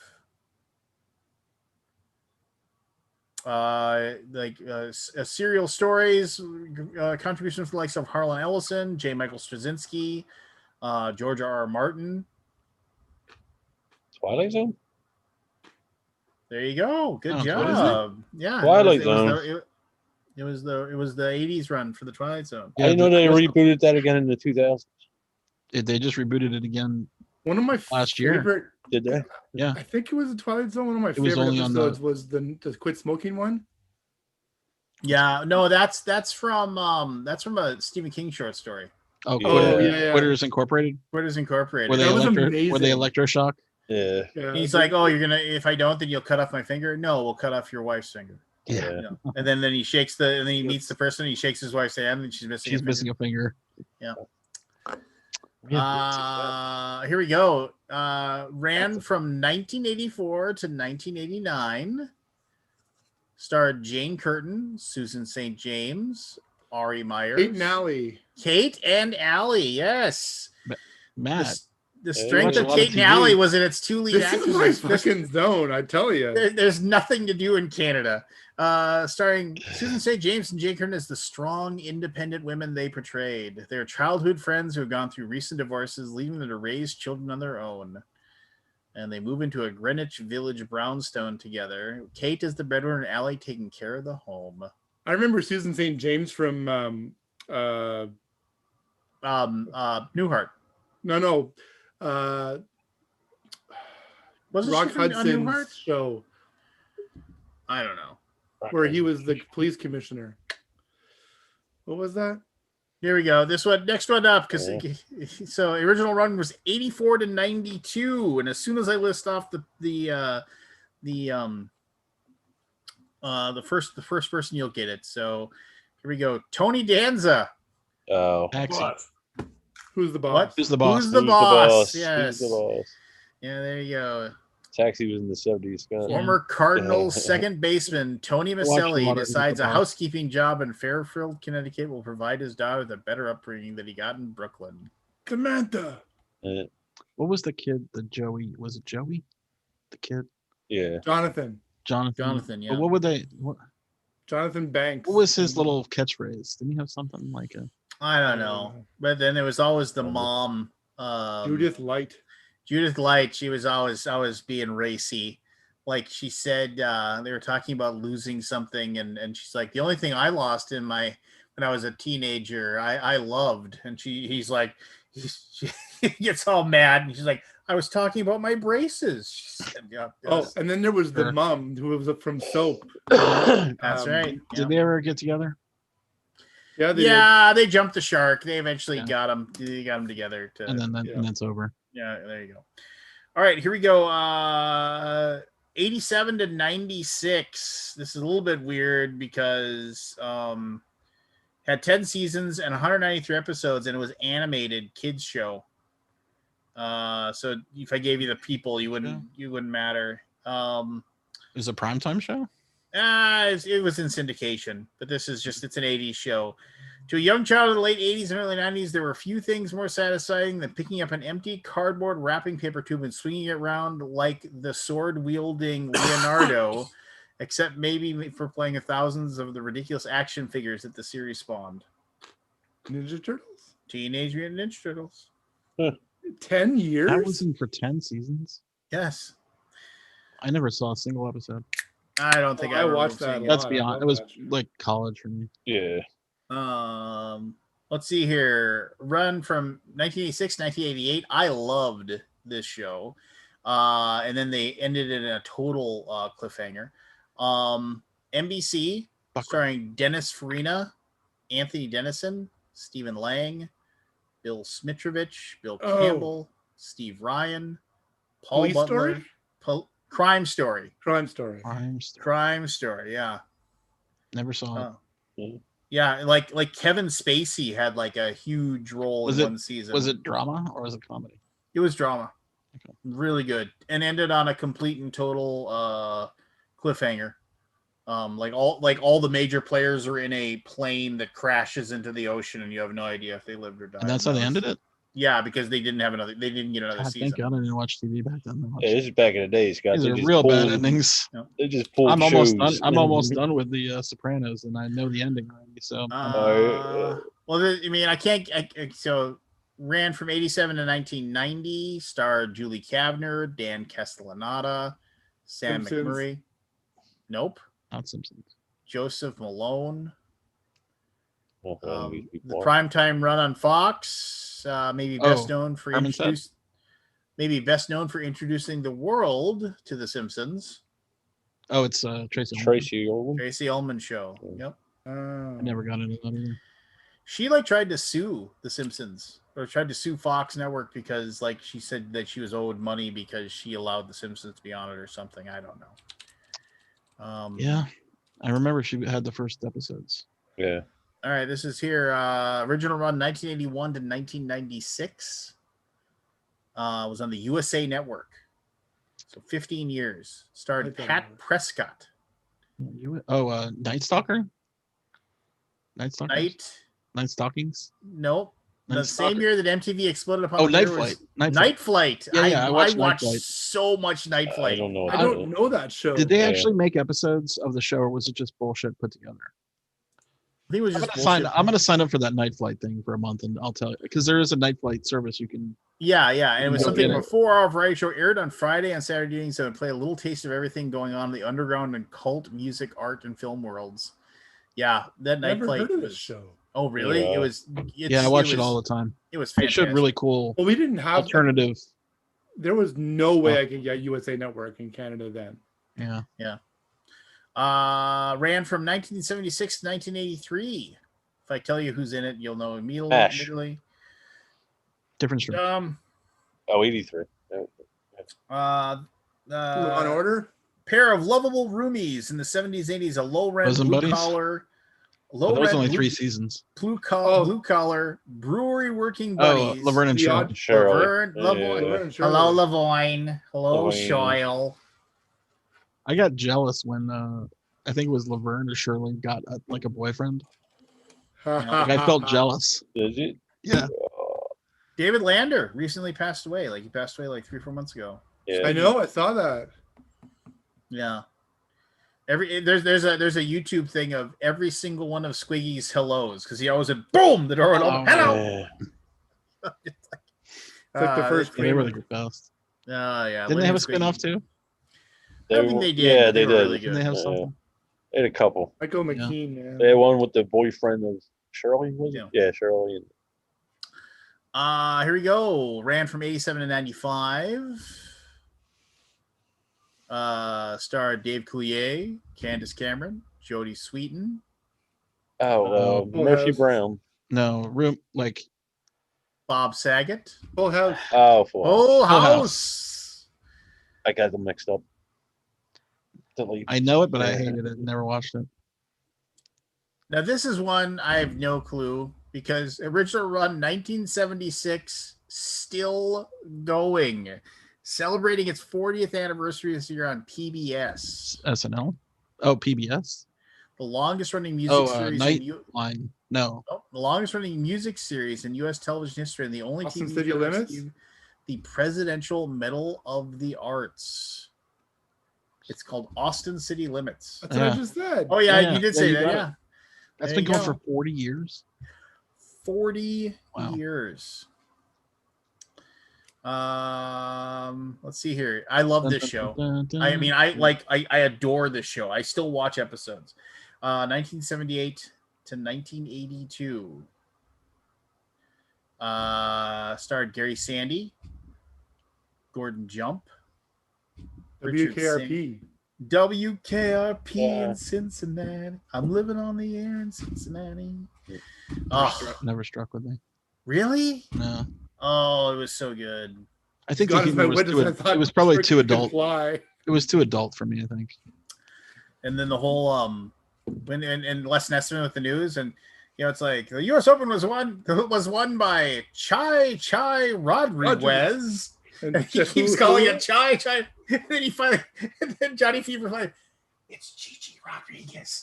And then he looks at him and he goes, after winning Chai Rodriguez. Yeah. I think he also said Chahua Hua. Yeah. And let's be fair. Lonnie Anderson, yeah, okay, fine. But Jan Smithers.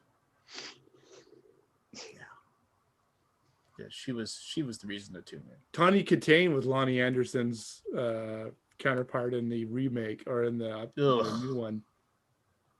Oh, they remade it. Here we go. Original run 87 to 88. 1 year. 1 year. Must be good. One of the most indelible images of the 80s. Glitchy computer-generated spokesperson. Max Headroom with Matt Frewer as he's Canadian. He lives right around here. I saw the movie. I never watched the show. Yeah, the show wasn't very good. I remember watching it. I was hoping for the best, and it was not good. Yeah. Here's a great show. 84 to 89. There's an urban legend that this show was birthed after NBC exec Brandon Tartikoff wrote the phrase "MTV Cops" on a napkin. Miami Vice. Cop Rock. Miami Vice. There you Miami go. Vice. Don Johnson, Phil that was good. Thomas. Yeah. Never watched much of it. Me too, but I know it for some reason. It's like in my blood for some reason. I just remember it, so much of it. Here we go. Original run 1983 to 2009. Also on PBS. Nightline? No. Can probably attribute much of its success to its catchy theme song. which can now be viewed in sing-along form, although it may have had more to do with the host, who was amicable and charming, and the plethora of great books showcased on the series over the course of its 23 Reading Rainbow. Reading Rainbow. Oh, Yeah. cool. Did you watch any of the Jeopardy this week with LeVar Burton? I did not. Did you do a good job? I think he did okay. Is he the new guy? In 1 week, he's only on for 1 week. They haven't It's a rotating host right now. Yeah. I liked Aaron Rodgers, honestly. Yeah, Aaron Rodgers did a good job. Who's LeVar Aaron Burton's fine. Rodgers? Aaron Rodgers said he's like, I'd rather do this than play football. Good. Get him in there. He's the Yeah. quarterback of the Green Bay. Maybe the quarterback. Not for long. Maybe the Green he's- Bay Packers. He's done. He doesn't want to be there Well, anymore. I But thought anyway, they signed him. I thought they got him back today. I don't think so. Here we go. 83 to 87. I love this show. I remember this was like this is a kid show. I was just on the cusp of it not being okay for me to watch, but it was a little bit too kiddie after it got on. Starring Gobo, Moki, Red, Wembley, and Boober. Fraggle Rock. Fraggle Rock, down at Fraggle Rock. Yeah, too kiddie. I can't tell you how many dozers I drew when I was a kid. I love those dozers. For those They the made the guys coolest that stuff. made the That build stuff. buildings. Yep. The one episode I can remember is when they decided not to eat the buildings. Yes, and then they all went over everywhere. Yeah, the whole place filled up with buildings, and then the dozers got really because that was the ecosystem of that world. Well, and they were building it so the Fraggles would eat them because they wanted to make them look nice for the Fraggles to eat. Yeah, the dozers are awesome. Here we go. Original run, 1963 to 1988. One of my favorite. This was on NBC. And just the fact that this is the only time you would ever see commercials for Mutual of Omaha. Mutual of Omaha. Oh, was that Wild World of Sports? No. Was that the Walt Disney show?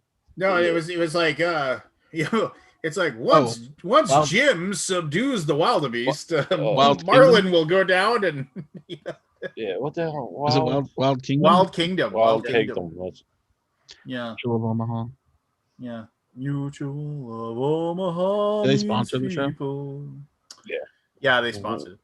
Original run 1977 and 1987. Hour-long sitcom drama with a laugh track that figured storylines that sometimes didn't even involve the regular cast. An hour long. Hour-long. Starring Gavin MacLeod, Bernie Capel, Ted Lang, Fred Grandy, Lauren Hughes. Come on, Alex. Jill Whelan. Me? Ted McGinley. Yeah. You know this one? Mary Tyler Moore? Mary Tyler Moore? I have no idea. No. I was paying attention. It's not. The Love Boat. Oh my God, Ted Lang. Yeah, sorry. Gavin MacLeod should have got it for me. Nah, I love how Leanne says wildebeest. Nah. Anyway. Ted Lang was. I watched a lot of Love Boat growing up. Oh, Love Boat was awesome. And Fantasy Island. It was a doubleheader. It was that was a great. It was a great evening. It was Love Boat and Fantasy Islands. There you go. Here we go. Original run 87 to 97. The network built their empire on this show. Would seem fairly tame by today's standards, but at the time it represented a fierce subversion of the traditional family sitcom. Married with Children. Married with Children. Married with Children. So good. Oh, Ed O'Neill was so good in that role. Just like when he had to come down to and Kelly was like making out with some guy on the couch and like he leads him to the door and like he's like it just slams him into the door. Oh, I could have sworn I opened that before I opens the door. You have a daughter, Lance. Yeah. No, there was a that was pretty creepy the way you said that. I'm just gonna say that right now, Matthew. No, I mean, it's like you would be Ed O'Neill in that situation. It had nothing to do with me. There was the episode too where they were gonna go as a family to the movie theater, and then Kelly's boyfriend was there with another girl, and she made him promise, like he was always beating up her boyfriends, and she made him promise that he wouldn't touch anybody, and he's like, I fine, and I remember he's just like, and the kid realizes that he can get away with it or something like that, and so Kelly's over there trying to talk to him or whatever, and you just see Ed O'Neill, he's just getting more and more angry, and then remember he just like, she finally comes down and she's like, she's like, Daddy, yes, pumpkin, you can go get him now. She just throws the popcorn up in the sky. What was the brother's name? The brother, Bud. Bud. Yeah. Bud. David Faustino. David Faustino. I met him once at like a wrestling Bud thing. Bundy. He David Faustino was like was involved like in wrestling booking for a while. Yeah, he seemed like a really nice guy. I saw an interview of Ed O'Neill talking about how he actually got the role of Al Bundy. And I saw that too. Yeah, the thought process. It was pretty interesting, actually. It was I kind of compared it to when Carol O'Connor was talking about his take on Archie Bunker.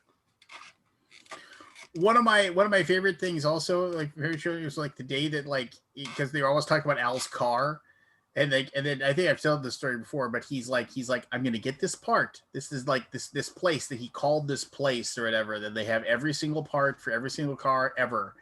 And he called the place, and like the entire episode, he's sitting by the phone, he's on the phone, and he's on it's like and like it's just if you can speak English, press 1, and boop, it's like, if your car was built in 1971 to whatever, press 1, and he's like, he's sitting there, and the entire thing, he's just like going one more. If your car has been involved in 5 or more accidents, press 2, and he's sitting there the entire thing. He's just over and over and over every single thing, the entire episode, and then towards the end, they're finally like, if your car has rust on the front right fender, like more than 6 inches, press 3. Beep. And it says, hello, Al Bundy. How can we help you? Yep, it's a good bit. It was a fantastic. And of course, then Peg walks in and hangs up the phone, just like because he's got to do something. Here we go. Original run 1972 to 1985. This legendary animated series was winding down in the 80s, but new episodes were produced off and on until 1985. Once deemed too educational for Saturday mornings. Schoolhouse Rocks. Yeah. Had it flourished thanks to one of the most memorable cartoon characters of all time. Which was this heavy-set angel on our shoulders, reminding us the right course in every sticky scenario we encountered. Stars Bill Cosby. Oh, Fat Albert. Fat Albert. Fat Albert. Very good. Wow. There you go. Yeah. Well. This guy, and the lead guy in this one is a total Minnesota guy. He's from Minnesota. Ran from 85 to 92. Not every TV character has his name become a verb, but man, if this person didn't find a way out of every sticky scenario he encountered with a couple of rubber bands, a battery, a paperclip, and some duct tape. MacGyver. It's like, it was a good show. I love that show. Richard Dean Anderson was awesome. Yeah. And and he was a huge Minnesota Twins fan. He did not have good things to say about the reboot. Oh yeah. They asked him to be on. He's like, nope, thanks, I'm good. There you go. Here we go. Ran from 1978 to 1991. The king of all primetime soaps. Knots Landing. No. Dallas. Dallas. Never seen a single episode. Have you been to Really? South Fork? My sister and my stepdad religiously watched that show. When Dallas came out, they just sat there. Like when the whole Who Shot JR thing came out, my stepdad would buy my sister like all the shirts. I love to hate JR and all those things, and she just when the show, it's like when J.R. Ewing was shot twice outside his office by a mysterious assailant on March 21st, 1980. The show returned that November, and 76% of all TV viewers were tuned in to that episode. Amazing. 90 million people. Can you imagine any show getting 76% of every single viewer to watch it? I bet you the MASH finale had close to that. Yeah, I think the MASH finale was like the biggest TV thing I ever watched. Here we go. I've been to that South Fork Ranch. They don't. Yeah, it has a fake set, but they didn't shoot anything there. It's tiny too, eh? The house. Yeah, it's small, but I mean, the house is not like they never shot anything there. No, they only did the external shots. Original run 1982, but spawned several movies. Absolutely hilarious.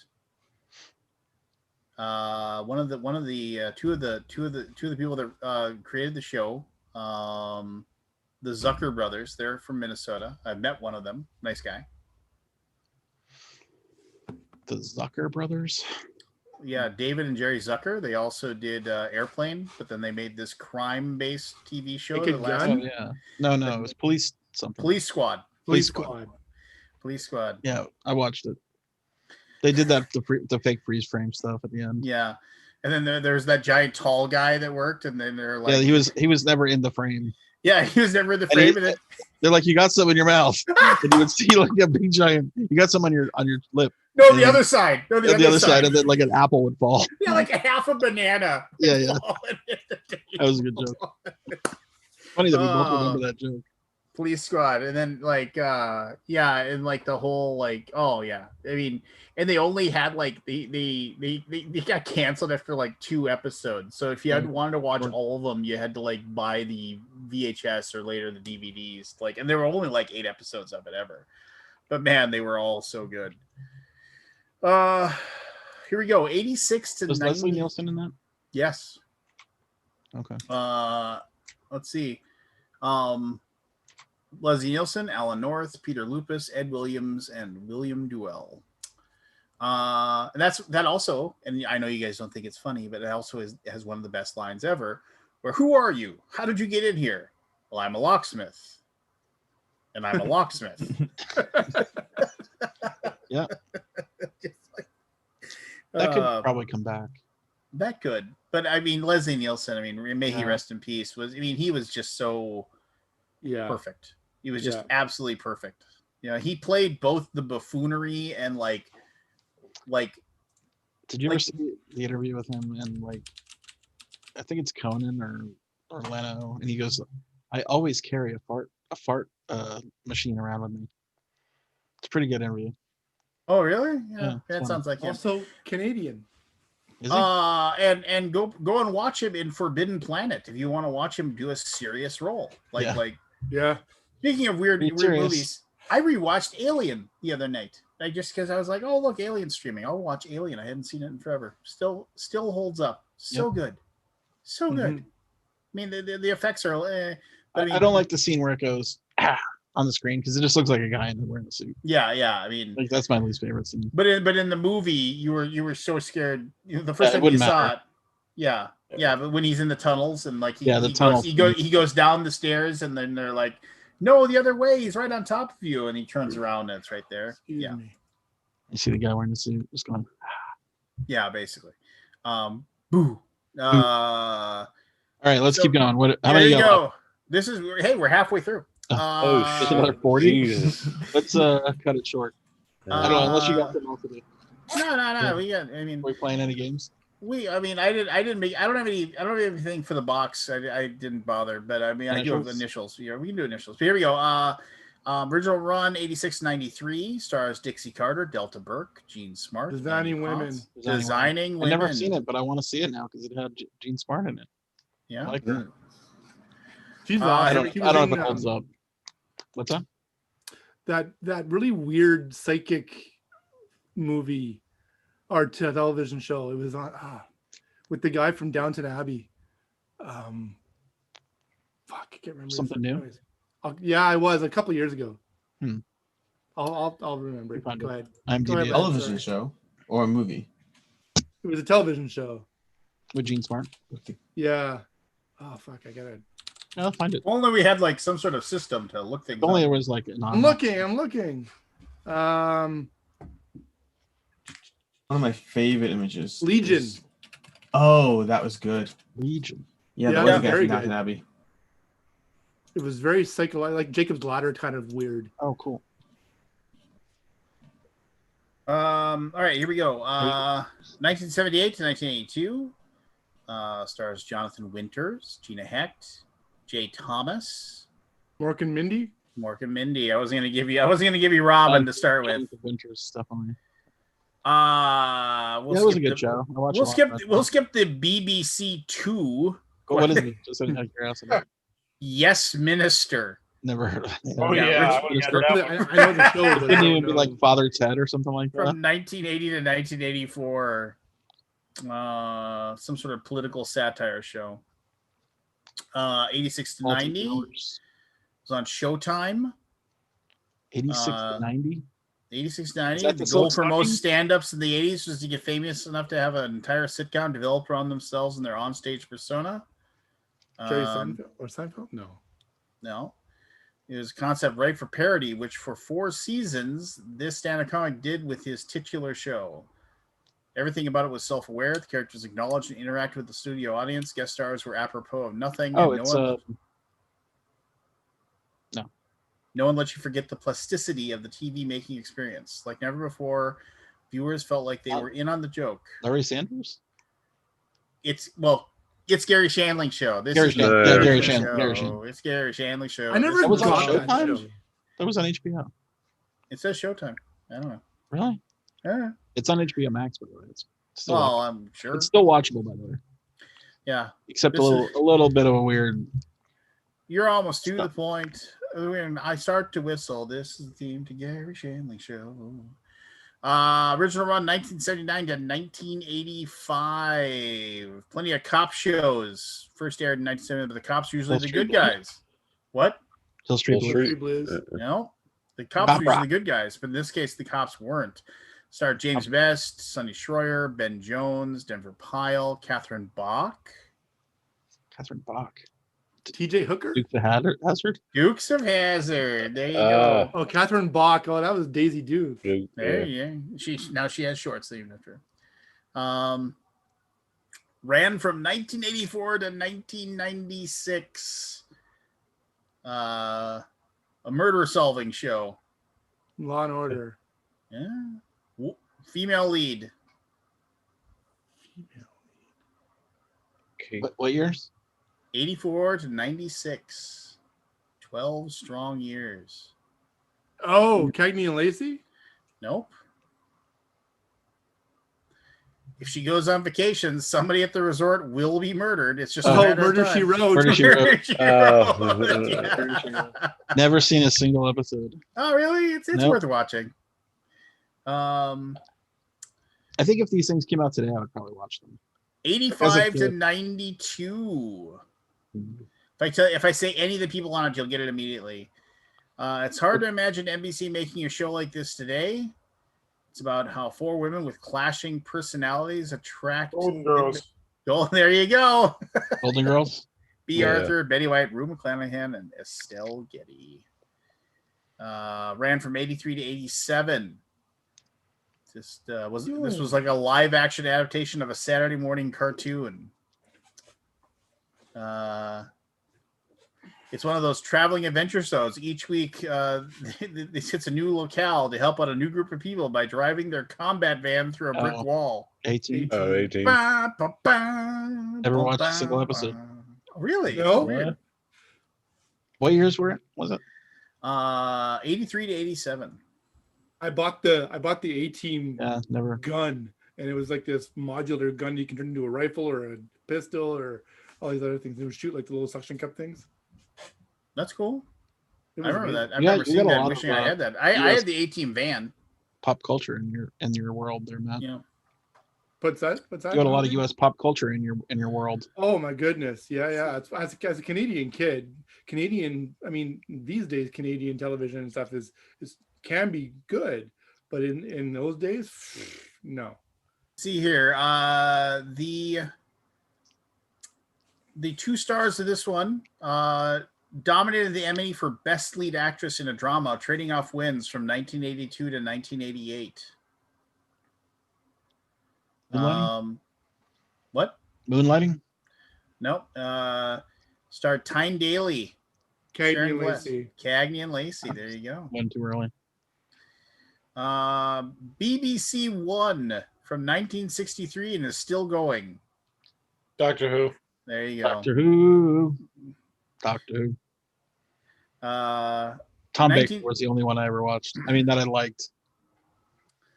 1977 to 1982 starred Ed Asner, Robert Walden, Linda Kelsey, Mason Adams, Jack Bannon. Was that the Mary Tyler Show? It was Mary Tyler Show not only helped usher in a more sophisticated brand of sitcom, but was also responsible for spawning a serious drama about journalism that racked up Emmys. Some like newsroom or news something. Lou Grant. Lou Grant. Yep. Lou Grant. Yep.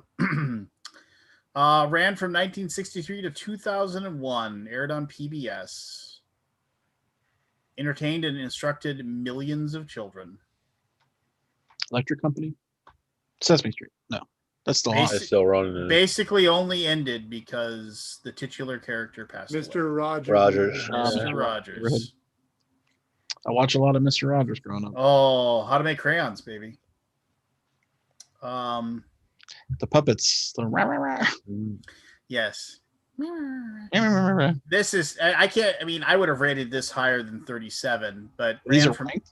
yeah, from 89 to 93. Sci-fi show.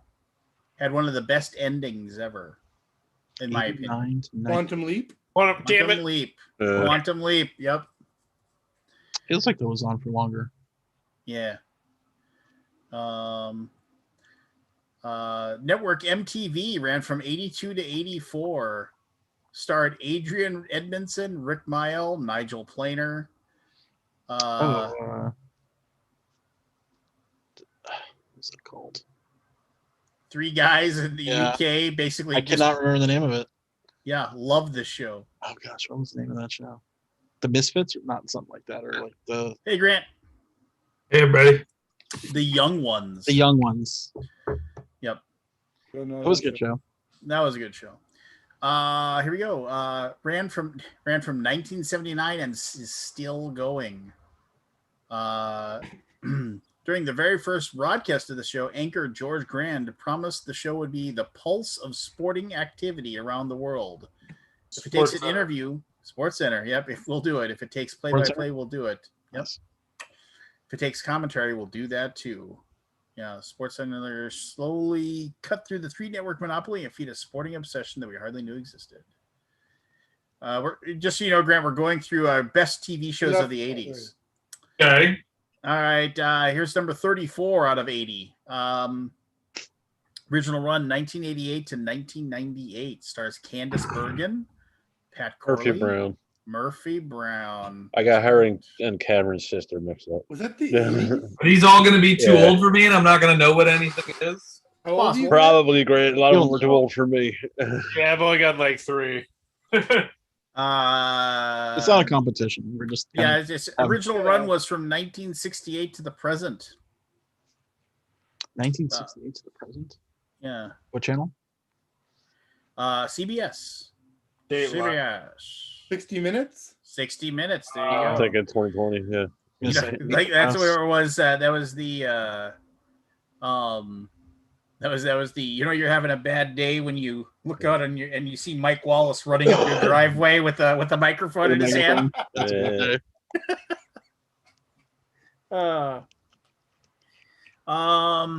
see. Ran from 1974 to 1984. It was a better 70s show than 80s. It already had literally jumped the shark before the Reagan era. Happy days. 1, 2, 3, 4. Like, and somebody was like, yeah, like when Reagan was president, Happy Days was still making episodes. I was like, no, it wasn't. But yeah, it still was. 10 seasons. Yeah. 10 seasons. And then the spin-offs. People we know still on it? Or Jeff loves Chachi, baby. Alf and Chachi. Towards the end, Richie Cunningham left. I remember that. I don't remember. How many spin-offs from Happy Days? Well, Laverne and Shirley. Laverne and Shirley were a spin-off, right? Yeah. Hello, Yeah, 'cause Lavoine. didn't, Hello, Joey and Shoyle. Choppy. Didn't Richie date Laverne at one point? Yeah, or something. Or the Fawn, somebody did, yeah. Ran from 1988 to 1995. Was on CBC, HBO, and CBS. Come on, CBC Matthew, come on, CBC. HBO? HBO and CBS. Sketch comedy. SCTV. Kids in the Hall. Kids in the Hall. Look at you, Kids in the Matthew. Oh. I had a buddy who worked at the local. He had a total shit job. He worked for the local news station, and so he had to run basically their video feed for like the nightly news, which was at 10 o'clock. And so at like 9:15 every weekday, he had to go into work from like 9:15 till like 11:15, and then he'd go home. And it was just like this little part-time job, but it was like the shittiest thing ever, because he like basically, oh yeah, hey, you want to go do this? Well, from 9:15 to 11:15, I can't, But one of the nice things is he was able to tap into the Canadian feed, and he recorded like every single episode of Kids in the Hall, and so then he made copies from it. So I had all the Kids in the Hall episodes. I enjoyed that show. Yeah, Kids in the Hall is amazing. It's a pretty good show. Ran from 88 to 97. Appeared at the tail end of the 80s. This presented a monumental shift in the depiction of the American family. Was a comedy, but had some real dramatic bite.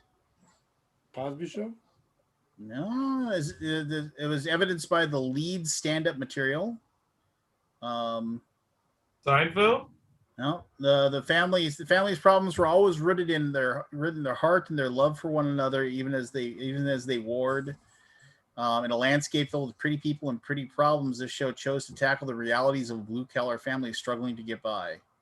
Roseanne? Roseanne. Yeah, I was just thinking John Barr. Or China Goodman. Yep. Ran from 1962 to 1992, though technically is still on the air. This host Wheel of Fortune. No, this host's run is his 30-year run on the show is generally considered to be the best ever. The Tonight Show with Johnny Carson. Yes, absolutely right, yes. Lion. Yes. And I will agree with that 1,000%. Yeah. Why can I not watch those? Because they suck right? now. I know. Isn't it recorded somewhere? I have some of them if you want them. Oh, the original stuff. A lot of that was just taped over, Scott. Some of the older stuff, and then really? They taped. Yeah, I mean, I'm just saying, like, why is that? I mean, we live in the world of anything at any time. Why can we not watch them anymore? There was a thing on that about that. They found a whole warehouse of like shit they thought they lost. Oh, yeah. I'll start digitizing. Now this was my jam too. Ran from 86 to 2000. It's like this was, I'll just say personally, this was my guide to finding new music and like 120 minutes. 120 minutes, yes. It's a shame that was Never even heard of that. I would awesome. I would watch 120 minutes on Sunday nights. Oh yeah, and I would sit there with, I would have a pen and a legal pad, and so like if anything came up and I was like, "What is this band?" I would write down the name of the band and the name of the thing. There's 120 minutes archive. Someone has documented every episode, and almost all the videos are on YouTube. So that's awesome. Fun. I've spent many hours on. I'll send you my 120 minutes playlist. It's got like 1,000 videos on it. Do that. Ran from 1978 to 1986. Two boys adopted by a rich white businessman. Different strokes. Yeah. There you go. Drugs, sexual abuse, and racism were faced head on. How did the show end? I don't know. I think it just ended. Yeah, there was a lot of heavy topics in the show. Yeah, there was. All right, we'll give you another shot here, Matthew. This was on CBC and NBC from 1976 to 1984. Is that SCTV? That is SCTV. That is correct. That was on late at night. It was like after SNL, I think. Yeah, but I liked watching SCTV too. SCTV is awesome. Candy was amazing on that show. Well, that SCTV had the Great White North on it, didn't it? Bob and Doug McKenzie. Yeah, they were. I think there were characters on that show. Catherine O'Hara was on that. Yeah.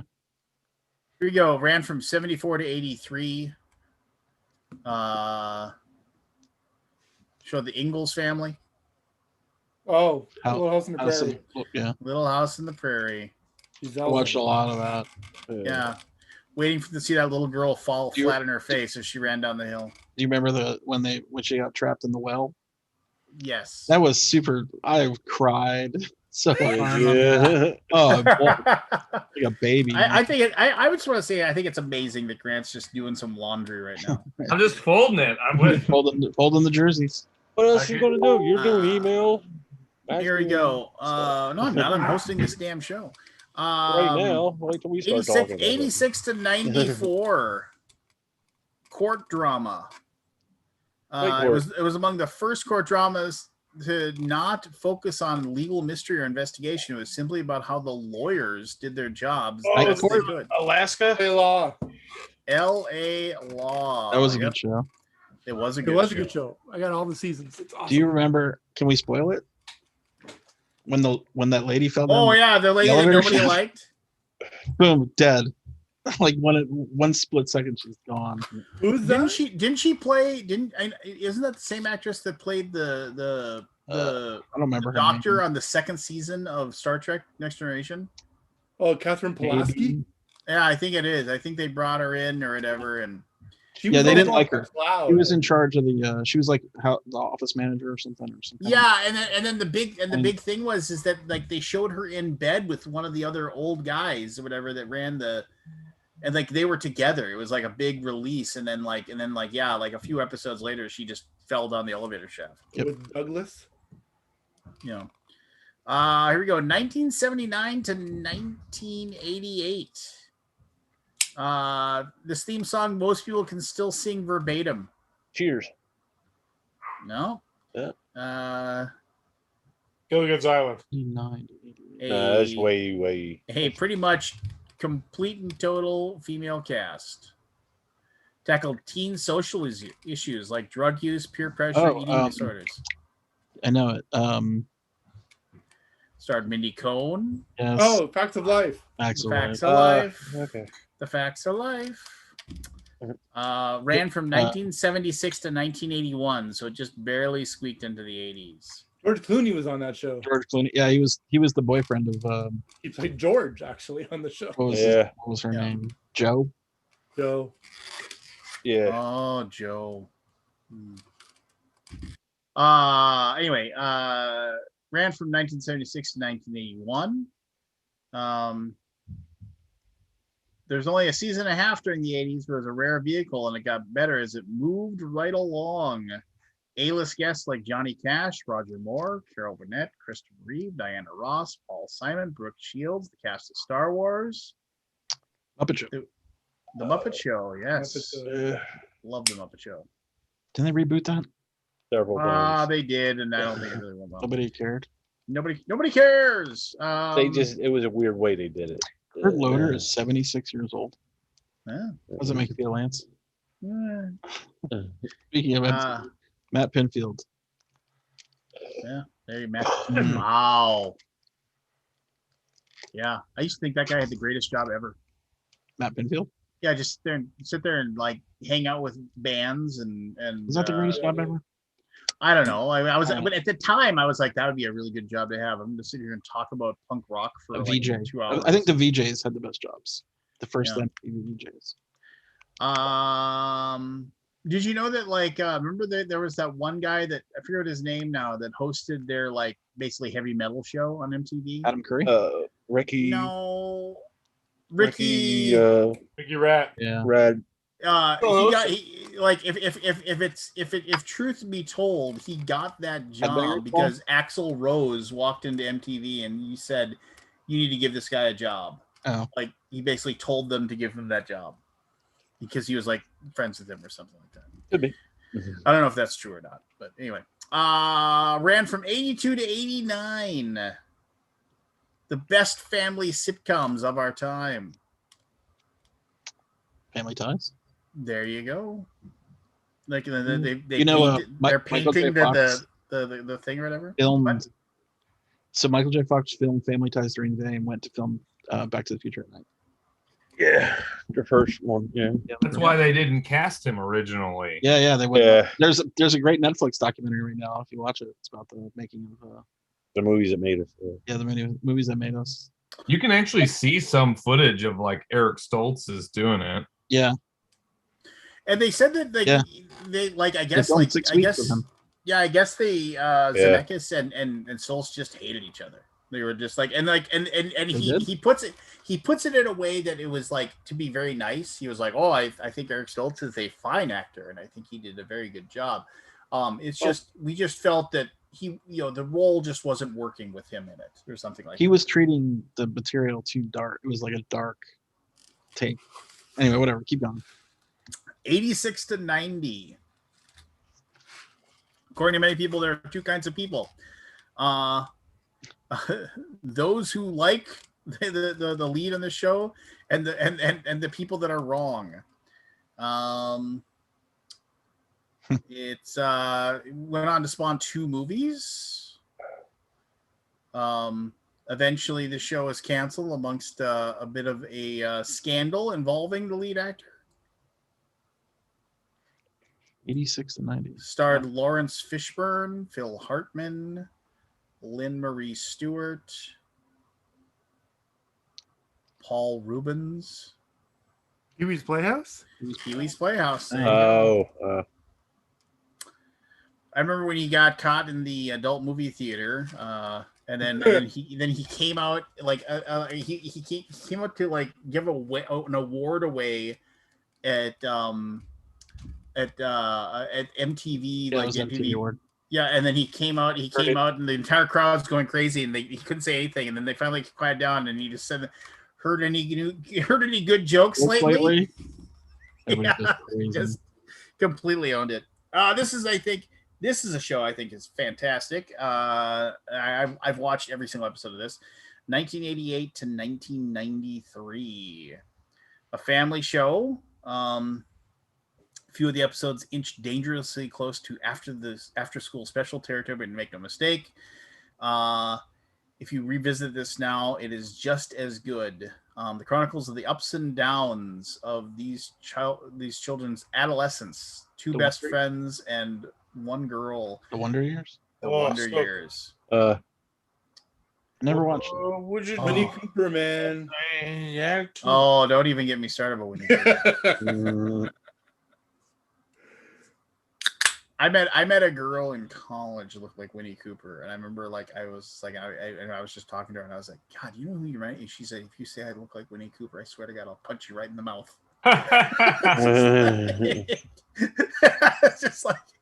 I was just like, oh, so one of my friends doing later. Looks like Winnie Cooper. No, well, I love the dad on the Wonder Years. Oh, yeah. I love that. It good. I mean, I watched a little bit of it. Dan Lauria, that's his name. Yeah, he's good. He was just in an episode of Leverage I watched the other day. I remember the episode where he thought like the daughter went away to college. Olivia DeVoe, which anyway, went away to college, and like he kept on like, and she was like saying, oh, it's just like, and he was sending her money to pay for her like dorm bills or something like that. And then he found out that like the address that he was sending the check to was actually like the apartment she was living in with her boyfriend. And when he realized it, there's this marvelous moment of like, just basically like a steam train as the camera just slowly focuses in on his face. Who narrated that show? I can't remember. That was Daniel Stern. It was Daniel Stern. Daniel Stern. And Daniel Stern said he was like, yeah, I did, they're like, I did a lot of TV, and they're like, what? He's like, well, I did the Wonder Years, and they're like, no, you didn't. He's like, yeah, I did. And they're like, no, you weren't in the Wonder Years. Oh, really? He said, close your eyes, and they're like, okay, and then he'll say, growing up as a small kid, and they're like, oh my God. Original run 1969 and still going. PBS show. Millions of children. Sesame Street. Sesame Street. Sunny day. They put it on sweeping streaming the now where you have to pay for it. It's on clouds HBO. away. It's on HBO, yeah. Yeah. Need to update that list. Let's see here. 1982 to 1988, hospital drama. One of my favorite shows of the 80s, too. Seen elsewhere? Saying elsewhere. Mm. Had a bad ending. Well, I mean, it's spoilers, but I mean, it had a basically like an incredibly what ending. It was like a Bob Newhart ending. Yeah, totally. It was a Bob Newhart ending. Yeah. What a great cast, though. Fantastic cast. Yeah. I mean, from top to bottom. No, Clooney was in the other one. Yeah, ER. Yeah. This was Howie Mandel, Ed Begley Jr. Yep. The two older actors that played the voice three of older Kip? actors, the three older doctors, and I'm trying to remember their names, and they were fantastic in it as well. Yeah. I love when Howie Mandel was turning 30, and he had to do one last giant prank because he felt like because he was turning 30, and then Howie Mandel put glove on his head. No, he so the actor who played the bad guy in RoboCop, who gets shot and he goes, Victor, you're fired, and then like RoboCop says thank you and shoots him out the window. That actor was like this new doctor that came in to administrate, and like everybody hated him, of course. And so Howie Mandel snuck into his office with a tube of super glue, and he proceeded to like super glue all his desk doors shut. He like super glued like his pens were in pen holders. He super glued the pens. He super glued the phone to like so he couldn't pick up the phone, and like there was this like very very comedic scene as this guy comes in and like everything is broken. He can't get out of his chair because he's super glued to the chair. But anyway, this being only 15 I think is an absolute travesty, because this is one of my all-time favorite shows and still is. Original run was 1980 to 1988. It was on CBS. And this is totally true. Well, every other adolescent male wanted the life of the lead character of this show. And they wanted his mustache. Magnum PI. Never seen a single episode. Oh my God, are you missing out? I have the whole run. It's sublime. Didn't they kill him at the end? No. The end is very, very ambiguous, though. It kind of ended on like a non-symbol crash, but he was like, he says here, Thomas Magnum, played by Tom Selleck, and his mustache, living in the opulent Hawaii beach house as a guest of a never-present millionaire novelist while driving his Ferrari 308 GTS, racking up a never-to-be-paid tab at the country club run by one war vet buddy and bumming helicopter rides from another, and periodically solving mysteries using a combination of smarts, toughness, and mostly chutzpah. Yeah, it was man. I need to watch it. You're just getting to The Sopranos, Scott. You could. No, I slowed down on The Sopranos. Got a little bored, but I'll come back to it. Me and Jen just finished watching the entire season a couple weeks ago. She's getting geared up for that new movie, the miniseries, whatever it is, on HBO. Here we go. 1984 to 1992, and I love this show as well. We'll start backwards. Starred Charles Robinson, Ellen Foley, Marsha Warfield, Selma Diamond. Night Court. It is. That's what number is that? Number 14. That's too high.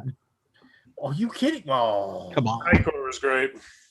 Come on, man. Night Court was 14th best. That's what the ball guy, right? The Richard Mole, yeah. Brent Spiner. Oh, he was. Yeah. Yep. And then John Larroquette won Best Supporting Actor like 4 years in a row at the Emmys for that, and then he asked that his name be removed from the balloting going forward. That's cool, man. Yeah. He just like he said, just don't even consider me or whatever. John Larroquette was fantastic as Dan Fielding. Yeah. Worst part of that show was Marquee Post. Yeah, she was kind of like. Well, Yeah, she was the straight man, right? So she was the straight. Well, person. she had to have like that whole like, oh, I don't understand what's going on. Just like whatever. It just Richard wasn't Ball, good. though, man. This is a weird one. Ran from 1982 to 2010 because both of the original hosts were then dead. It was syndicated. But I love watching it. I thought it was probably one of the best review shows ever. Siskel and Ebert, and at the movies for that matter. Yeah. There's not been anything like it. I used to watch that. Richard. It was so good. I mean, even like internet, YouTube reviewers. Yeah. No, they did. That was a good show. I was definitely bummed when Ebert died. Let's see here. Original run 78 to 83. Let's pause for a minute. Remember that somebody once convinced a network that having a show with Andy Kaufman in the cast was a good idea. Taxi. That was a good show. Yeah. And I mean, Christopher. Think. Listen to this cast: Judd Hirsch, Danny DeVito, Mary Lou Henner, Tony Danza, Andy Kaufman, Christopher Lloyd, Jeff Conway, and Carol Kane. I mean, those are all like big names. Star-studded cast. Yeah. My favorite episode is when Jim has to go get his driver's license, and he kind of goes. He does an aside to his friends like Bobby and Alex, and he's like, "What does a yellow light mean?" And they're like, "Slow down." He's like, "What does?" Yes, I remember that. How do I remember that? And he's like, "Slow down." And he goes even slower. I'm like, "Oh my god!" Show is amazing. All right. Number 11. This is almost cracked the top 10. 1985 to 1989 was on ABC. If I say who's in it, you'll know immediately. Was basically the Greatest American Hero. No, was basically the what put the lead actor on the map. But also starred. Family Ties. But also starred. Booger from the Revenge of the Nerds movies. Curtis Armstrong. Oh. Also Alice Beasley. But it was a will they or won't they eventually hook up between the two major stars? And when they finally did, the show kind of went downhill. Moonlighting. There you go. Booger was in that? Yeah, he was like their investigator. Yeah. Oh, Sybil Shepherd and Bruce Willis. I never watched Moonlighting much, I guess. I just remember there was that moment where like when Bruce Willis, David Addison finally decides he's gonna go tell Maddie that he's in love with her, and he races all the way to her house in the middle of the rain, and he knocks on the door, and Mark Harmon answers the door because Mark Harmon came back to town early or something like that, and he's just like, "Hey Dave, what's going on?" And he is just like, "Oh, I just need to tell Maddie something." He's like, "Well, she's sleeping right now. Did you want me to wake her up?" And it's like, "No, that's okay." And he turns around and like, I remember like, "Son of a bitch," Crestfallen. 1982 to 1993 talk show. And this is why I started watching late night TV. Why I figured out a way to like Arsenio Hall show. No, you idiot. David Letterman, so good. David Letterman. Yeah. Letterman ended in 93. Well, because he went to CBS. Yeah. This was the NBC show. The late night what they it was like when like Johnny Carson had basically promised him the thing and like said he was going to give it to him, and then they were like, "Yeah, so we're not going to give it to you." 1975 to 1985. Created by Norman Lear, created a run of hit shows in the 1970s, beginning with All in the Family, Sanford and Son, The Jeffersons, Maude, One Day. Oh, I just gave away. It is The Jeffersons. This is the. That's top 10. That's top 10. Jeffersons was funny. Jeffersons? Oh, yeah. Jeffersons was flat out funny. Yeah, Good. I didn't realize. I mean, George Jefferson might not have been a model for race relations, referring to Louisa's interracial couple friends as zebras. But as with Archie Bunker, bigotry in the show was revealed for what it was, and George rarely ended up the winner. Did anybody watch those the live redos with like Jamie Foxx and stuff? Oh, the All in the Family one. Yeah, the All in the Family and Jeffersons like last year. Yeah. Oh yeah. What did the Jeffersons? Harrelson, Woody Harrelson. Yeah, Harrelson was Bunker. Yeah, it was really good. I just remember. I remember they bleeped out the N-word. Sherman Hemsley passed away like 3 or 4 years ago, and I was reading something about him. He never married, never was engaged, never had any children. He just basically bachelor his entire life. Might have been gay. I mean, back in that time period. Yeah. Well, yeah, but he passed away 3 or 4 years ago. I mean, sure. I mean, could have, but I mean, I'm pretty sure he could have been like, yeah, totally. I'm married to this dude because the world is a lot different. But who knows? Here we go. Original run 87 to 91. This is number 8. Few shows captured the spirit of the 80s and of growing up, as well as this show. Wasn't a family show or a workplace comedy. It showed how adult life is about balancing both those aspects of your life. It wasn't about the struggles of being single or about the interactions of various couples. It was just about a group of friends, all of whom happened to be at different points in their relationships. 30-something? There you go. Yeah, that was a pretty good job. Yeah, it was.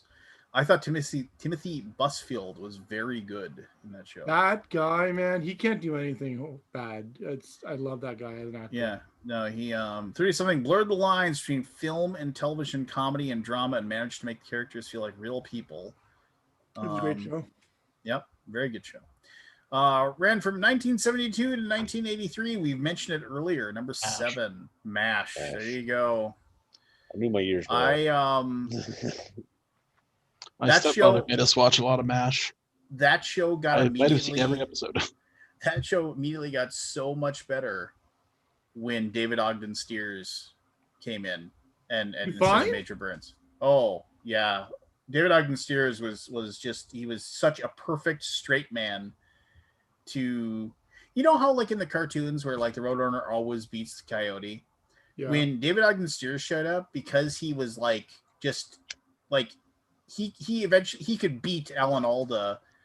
He could beat them at their own game every once in a while, and it made him just a more, and he was a more relatable figure. I thought he always was the butt. No, there's like, go back. There's like so many episodes where he gets the better of them. With Houlihan, right? He was like her. No. That was Major Burns. That was Major Burns. That was Major Burns, and he was just the guy that like he was just in there just to lose. You know, he was like a caricature. Yeah, he was. Yeah. But and Harry Morgan, man, he did such a good job in that show too. Yeah, good stuff. All right, 1975 and still going. This show got off to a rocky start in the 80s. With the replacement, sorry here. I try to make it so I don't give it away. Still going. He's still going. Meet the press. It wasn't until the mid 80s on to the 90s where new members made this show. Saturday Night Live, yeah, like Dana Carvey, Phil Hartman, Victoria Jackson, Kevin Nealon, Murphy made the like it basically became awesome. 87 to 94, syndicated show. There's a really good YouTube doc you can find on YouTube, documentary about how the show got started and like how there was a struggle between the creator and the people. Star Trek, Next Generation. Yeah. If you can find it on YouTube, it's really, really good. William Really? Shatner hosts it. Yeah, and it's just talking about how, like, Gene Roddenberry was not really all there anymore, and he was still trying to control different aspects of the show, and they were trying to like just let him be a figurehead and basically doing a ton of stuff behind the scenes. And then he had his own people that were trying to protect him and his vision, who were just making it just impossible to get anything done. Like one guy talks about, I often thought about what it would be nice. Wouldn't it be nice to just shove this guy out a window and watch him fall to his death, because they hated him so much. Yeah. You know what it's called? I forget what it's called. I mean, if you just type in like Star Trek Next Generation documentary YouTube, I'm sure you'll find it. Okay. I mean, but it was it was good. And there's really good interviews with the stars and stuff like that, and they talk about what it was like to do the show and whatever, and how they got the funding and stuff. Welcome to the Serengeti. Who's watching the Serengeti? Earth's most precious. Who's watching Serengeti stuff? Am I using the wrong mic? That David, I'm using the wrong mic. Original run, 1982 to 1990. This is number 4, and I agree with this. This was I remember I watched this with my dad. He thought this show was hilarious. You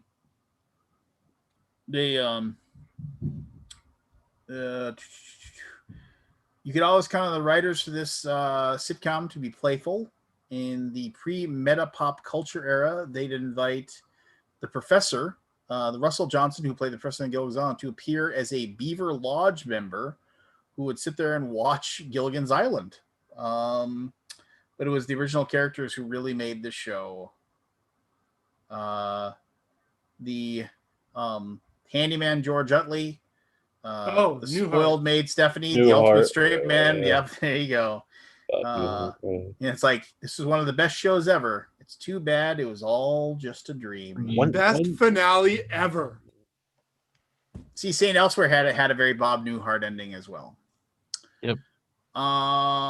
It's revealed there's an autistic child that one guy is raising, is one of the doctors in St. Elsewhere, and at the very end you discover that like the entire series of St. Elsewhere is the autistic child staring at a snow globe of a hospital in a snow globe. And then, like, it's all a dream. It was all just a story that kid made up in his head. Oh, I didn't know that. Richard Run, 84 to 92. The less said about this, the better. Was basically the highest rated sitcom Cosby forever. Show. Yeah, Cosby Show. And Cosby's legacy. It says here Cosby's legacy might be in shambles. But we can't deny that this show for its time was bigger than anything than any one man. I watched that show. Yeah. Yeah. It's like most of America did. Averaged more than 30 million viewers a night for the 86 to 87 season. 30 million. 30 That's million. crazy when you think about it now, where like a hit show right now is like 5 million people. Yeah. Yeah. Massive. Well, okay. So here we go. Number 2, and I agree with this. This is a fantastic show. Cop show, 80s, TV crime drama. With its handheld Hill Street Blues. Mm-hmm. Such a good show. I never got into it. I couldn't get into it. My grandmother did. Show. We watched that constantly. Yeah, it was with its handheld cinema verite style camera work, and then incorporation of slang and a large ensemble. Just so good. Very well made. And holds up too. I've rewatched it, and it's just have you? Yeah, I've rewatched it. It's pretty good. It holds up. It holds up. At least, but then again, I love the really show. Need more shows to watch. But and this one is so obvious. The number 1 show of the 80s. It's a sitcom. Seinfeld? No, Seinfeld's the 90s. Family Ties. No, we already did Family Ties. Family Ties. Did we? Sitcom in the 80s. Had an extremely successful spin-off after it was over. Not Cheers. Cheers. It's Cheers. Oh, Cheers. Okay. But here's the question: who is better, Coach or Woody? Coach. Coach. Oh, Oh no, Coach was so good. I remember one of the best cold openings they ever did, because this is a show that like they did cold openings. It was like they didn't do them all the time, but when they did cold openings, there's this like you see this person like pays their tab or something. Thanks, Sammy, and he gets up and he's like he's like and Sammy was like mumbling and the guy's like, and then the guy starts and he walks over and he's like, grab your coat and get your hat, leave your worries on the door, and then he talks to somebody else and that person is like going to do something else and they carry on the song even more, and then the person then like walks into the back like where the pool tables were, and they're still singing the song, leave your worries on the doorstep, and then Coach comes walking in from the back, Lady of Spain. Completely different song. I think my favorite joke from that show is this guy comes in the front door. He says, wow, you really can never, you know, you can't go home again, right? Like, I remember this place back when those stairs went up that way and down the other, and that wall wasn't there. And then back behind there wasn't the same. He's like, where? Right behind Norm. Yeah, right behind Norm. And then the night that Sam had to leave early, so they convince Vera to make her really, really alcoholic drinks. And then like the next morning, like they're all like just completely hungover. and they're all just like and like he's sitting there and like they're all coming in to drink, and like, you know, like Fraser comes in and he's got dark glasses on, he's like black coffee, you know, and then the phone rings. Sam's there and he's like, Free, I told you, and the phone rings and like everybody's like screaming because their ears are going, and he picks up the phone and he's like, hello, and he's like Cliff, hey guys, it's Cliff, settle down, Cliff, settle down. He doesn't know where he is. He's like, Cliff, just relax. And it's like, are you okay? Are you okay? He's like, okay, well then that's good. Just we'll come get you. Don't worry about it. Just look around. What do you see? He's like, Cliff, you're in my office. And he opens up the door and he pokes his head out. He's like, got the phone to his ear. He's like looking around. It's funny. There's two shows that I loved in the 80s that did not appear on this list, or that I heard anyways. Simon and Simon. Yeah. Oh, I like Simon and Simon. That was a good show.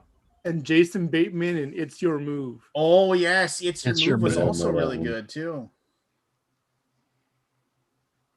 I was trying to remember the name of that one. Yep. Hey, Evan. Hey, what's up, guys? We should talk about games now. After games. 2 hours of TV. I don't care. That was fun. I enjoyed it. I like games. I did have a question for you guys. Have you played Ride the Rails? Use guys. You say Utes? Utes. You said yes, Scott? No, I have not played that. Yeah. Okay, it's Ride the Rails. Yeah, it's an older game. It's like a step up from Ticket to Ride, where let me look real quick. There's like a stock thing, and I can only find it. Okay. You're basically just trying to connect. You know, it's like Ticket to Ride, connecting routes. But yeah. Stock element. That's a review of an older game. Yeah, I never played that. Oh, okay. Yeah, it's a winsome game.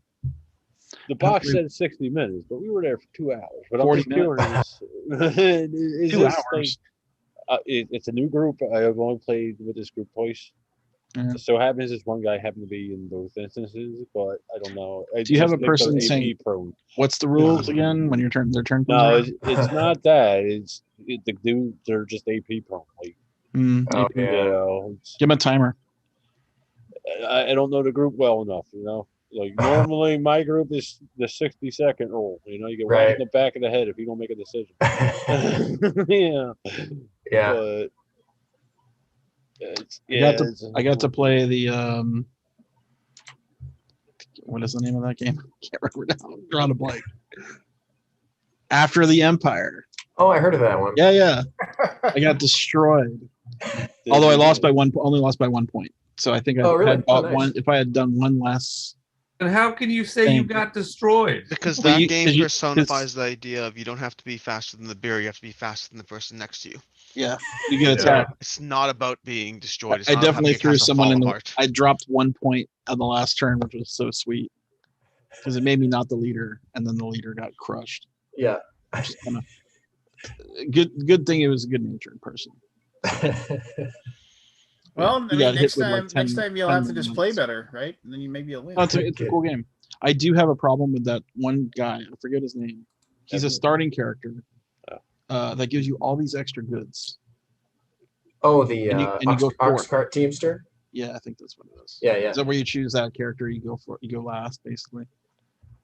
I think he's number 4. I think he's last. Well, you made the game, Evan. You know. Well, is it? He has the 4 on him.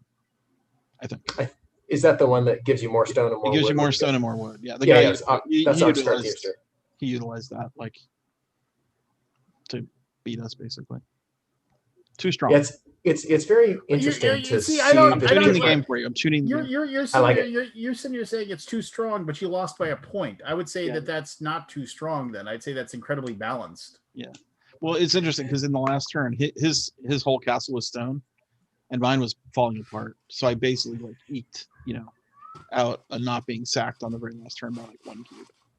Nice. Whereas he was just in the stone fortification and was. Board game Graham, the game is After the Empire. We're talking about After the Empire. After the Empire. No, it's really good. We really liked it. Good. I'm glad you liked it, Scott. Yeah. That's great. Next week, I'll do 80s movies. Get a list of the best 80s movies. Can we keep it down to 20? I enjoyed it. That was fun. Forrest, what have you been up to, man?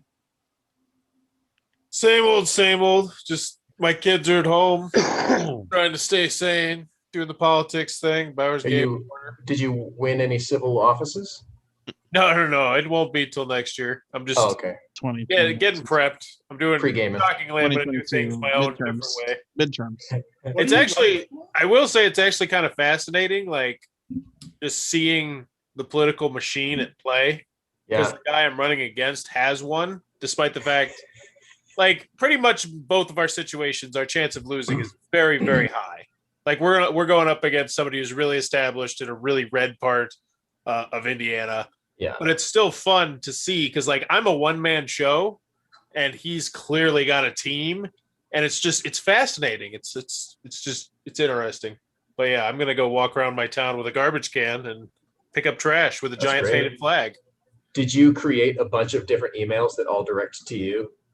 Like Forrest Bauer PR, Forrest Bauer Sales, Forrest Bauer. That's the kind of thing where I need a team. I'm thinking about actually in the next few months going to my local college. Just to be clear, you need a team so that you can fake having a team. Yeah. Get Fivers, man. Fivers. I'll be on your team for 5. I want to do it all different. I'm doing it all different. I'm gonna walk. I mean, I don't know. It's weird. It's just weird. I like it, man. I think it's cool.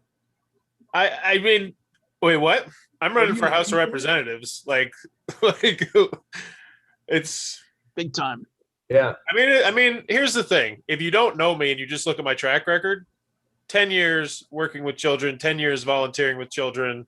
I mean, I fit the bill. Can you make more waves as a state representative? Like in your that is actually what I've found out. Yeah. I found that out after the fact. Like I thought that my ideas were so big, and they're like, no, you should have ran for state. And I was like, well, okay. I could have told you that. Well, the main thing is, if I lose, I'm going to spin it off, and I'm going to try and run for city council in my city.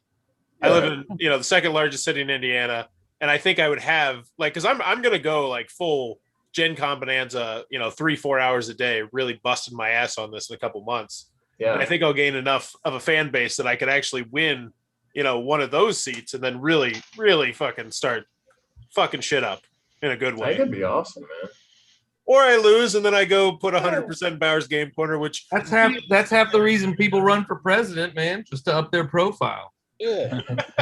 Then they get the speaking gigs and all that. Mm-hmm. Thanks everyone for coming. God bless America, and watch Bowers Corner every.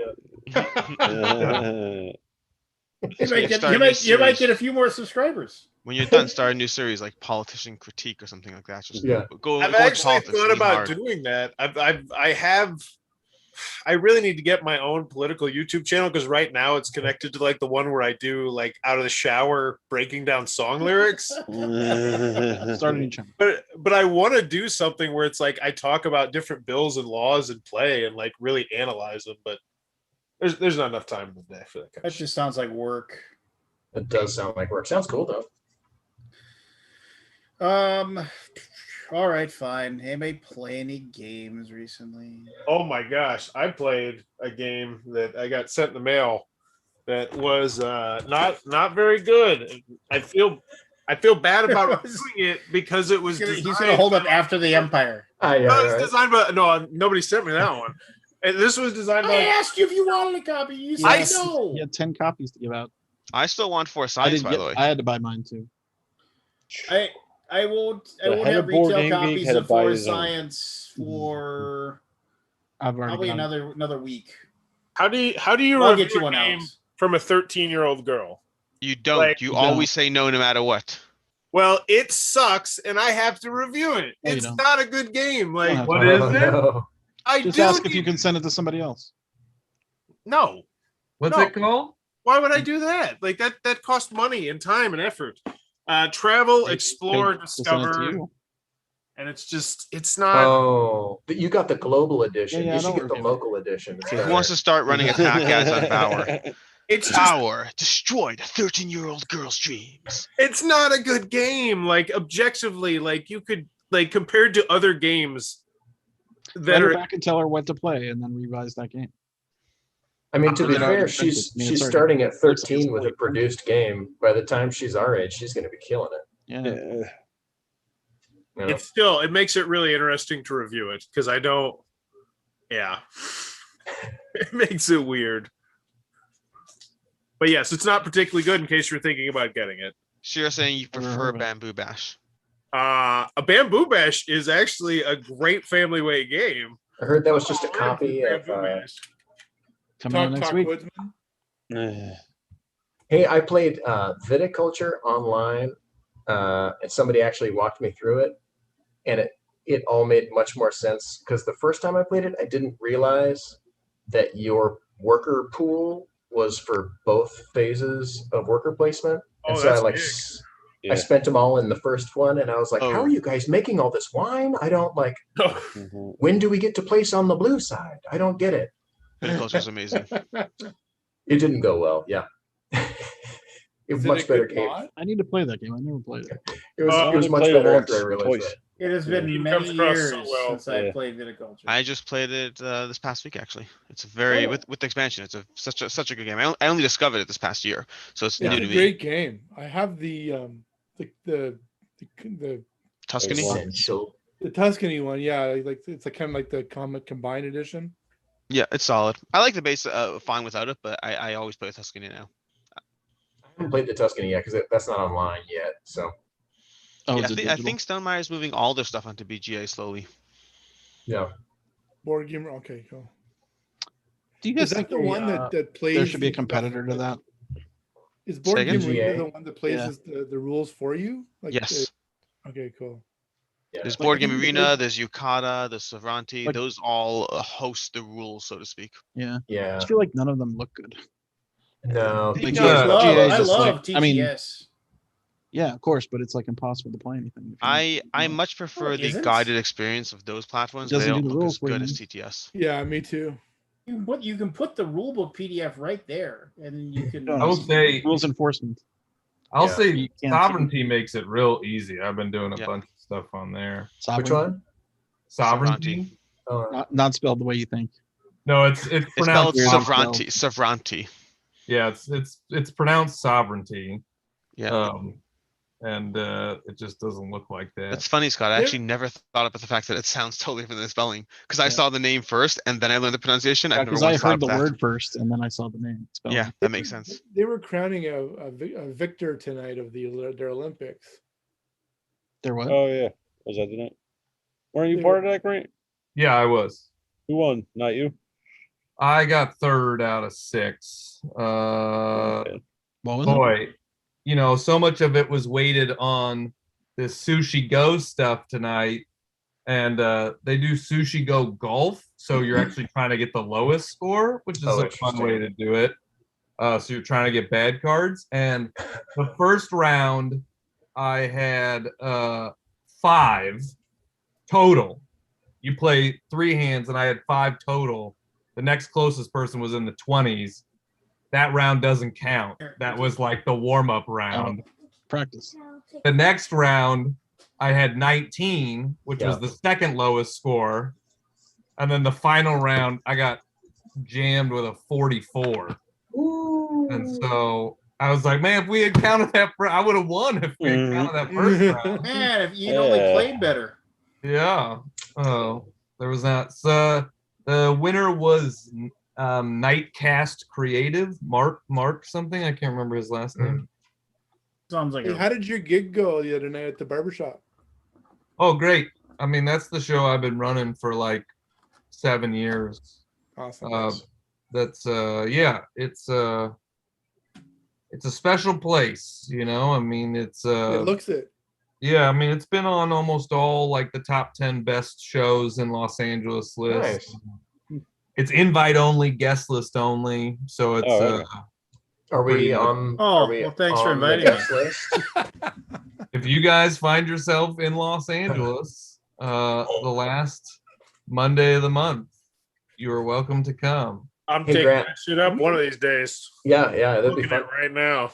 Grant, I'm Yeah. coming for you. I started taking an acting class. Oh, nice. That's Did fun. you really? Yeah. I've been doing it for like 6 weeks now. Hold on. Cool.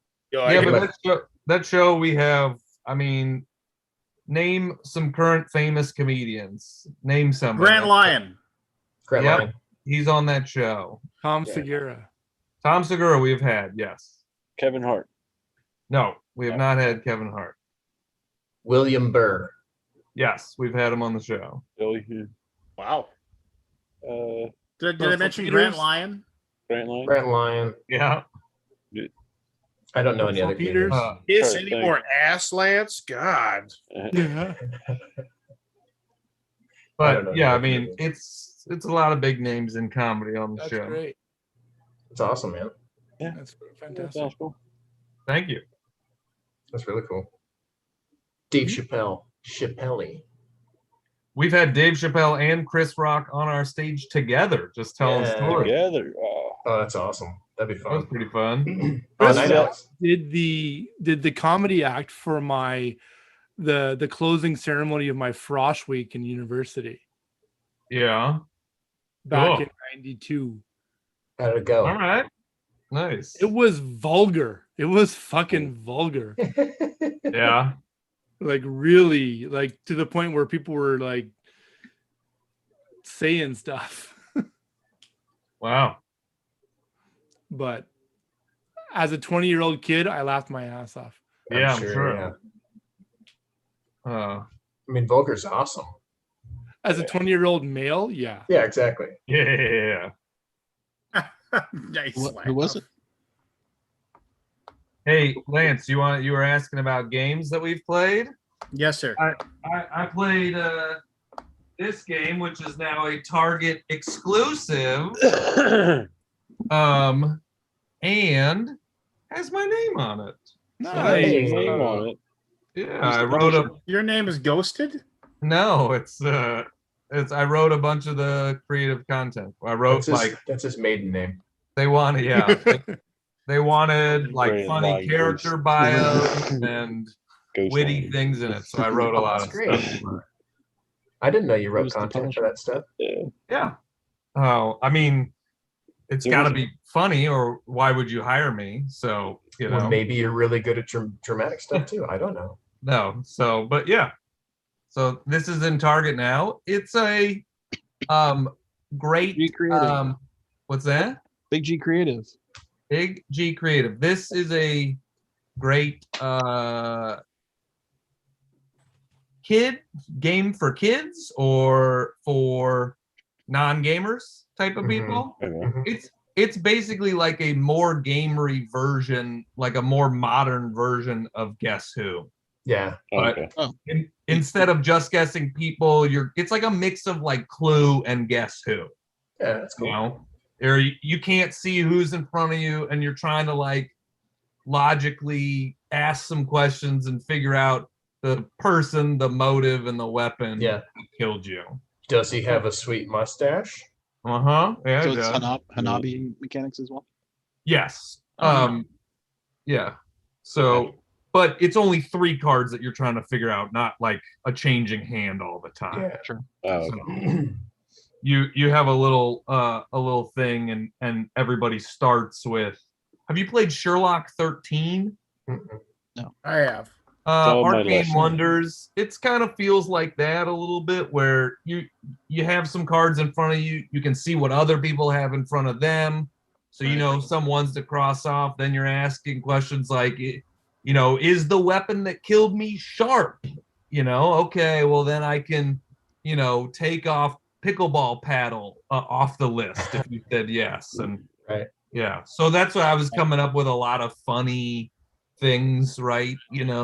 Where they didn't want just like gun or knife or something like that. So like the weapons are like tank full of piranhas and pickleball paddle and selfie stick and 3-hole punch and stuff like that. Get creative if you're gonna murder somebody. Yeah. How'd you get hooked up with Big G? Did they call you or did you call them? They did. They reached out to me. Yeah, that's cool.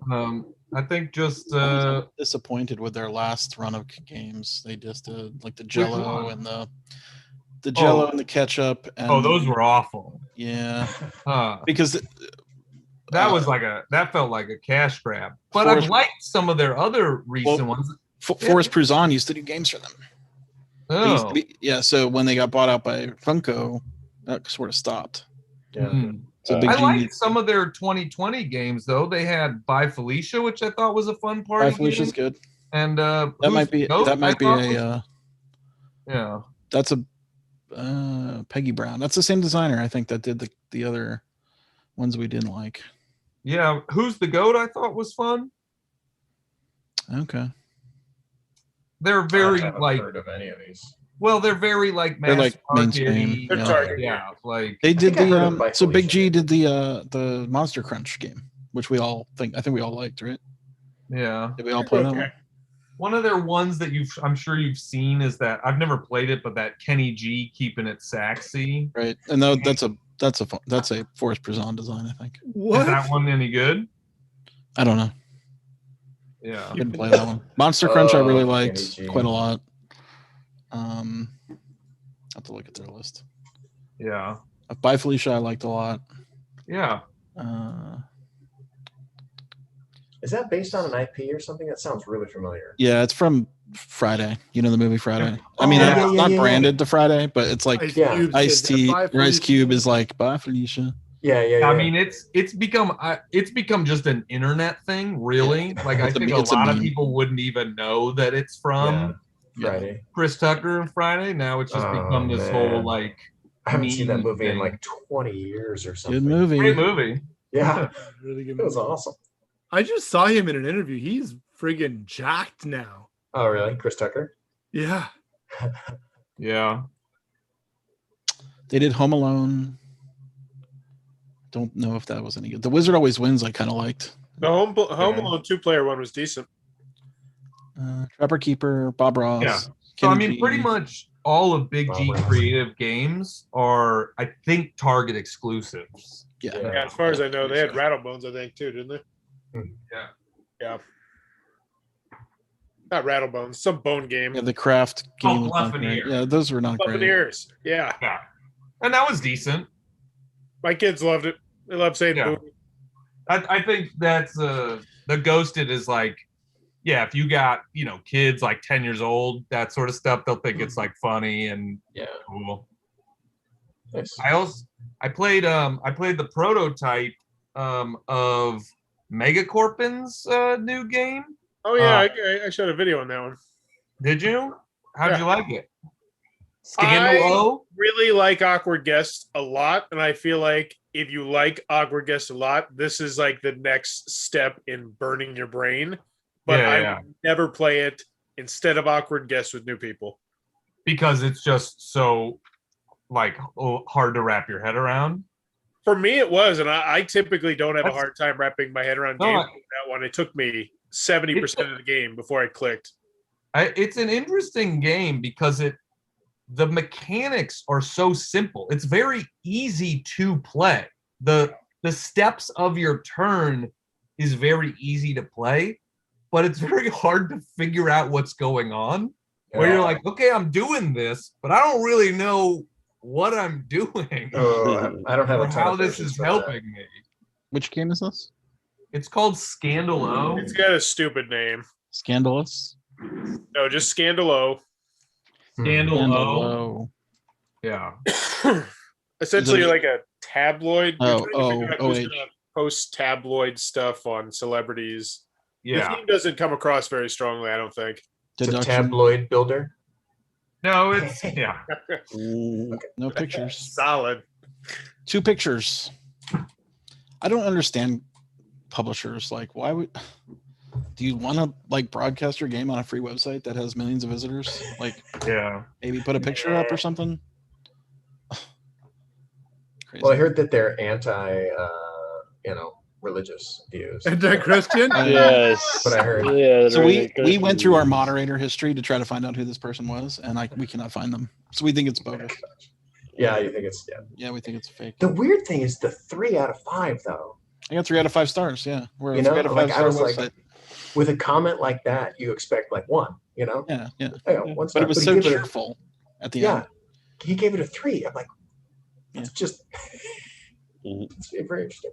Oh, speaking of names in credits, a game just came out that doesn't have my name in the credits, even though they said it would.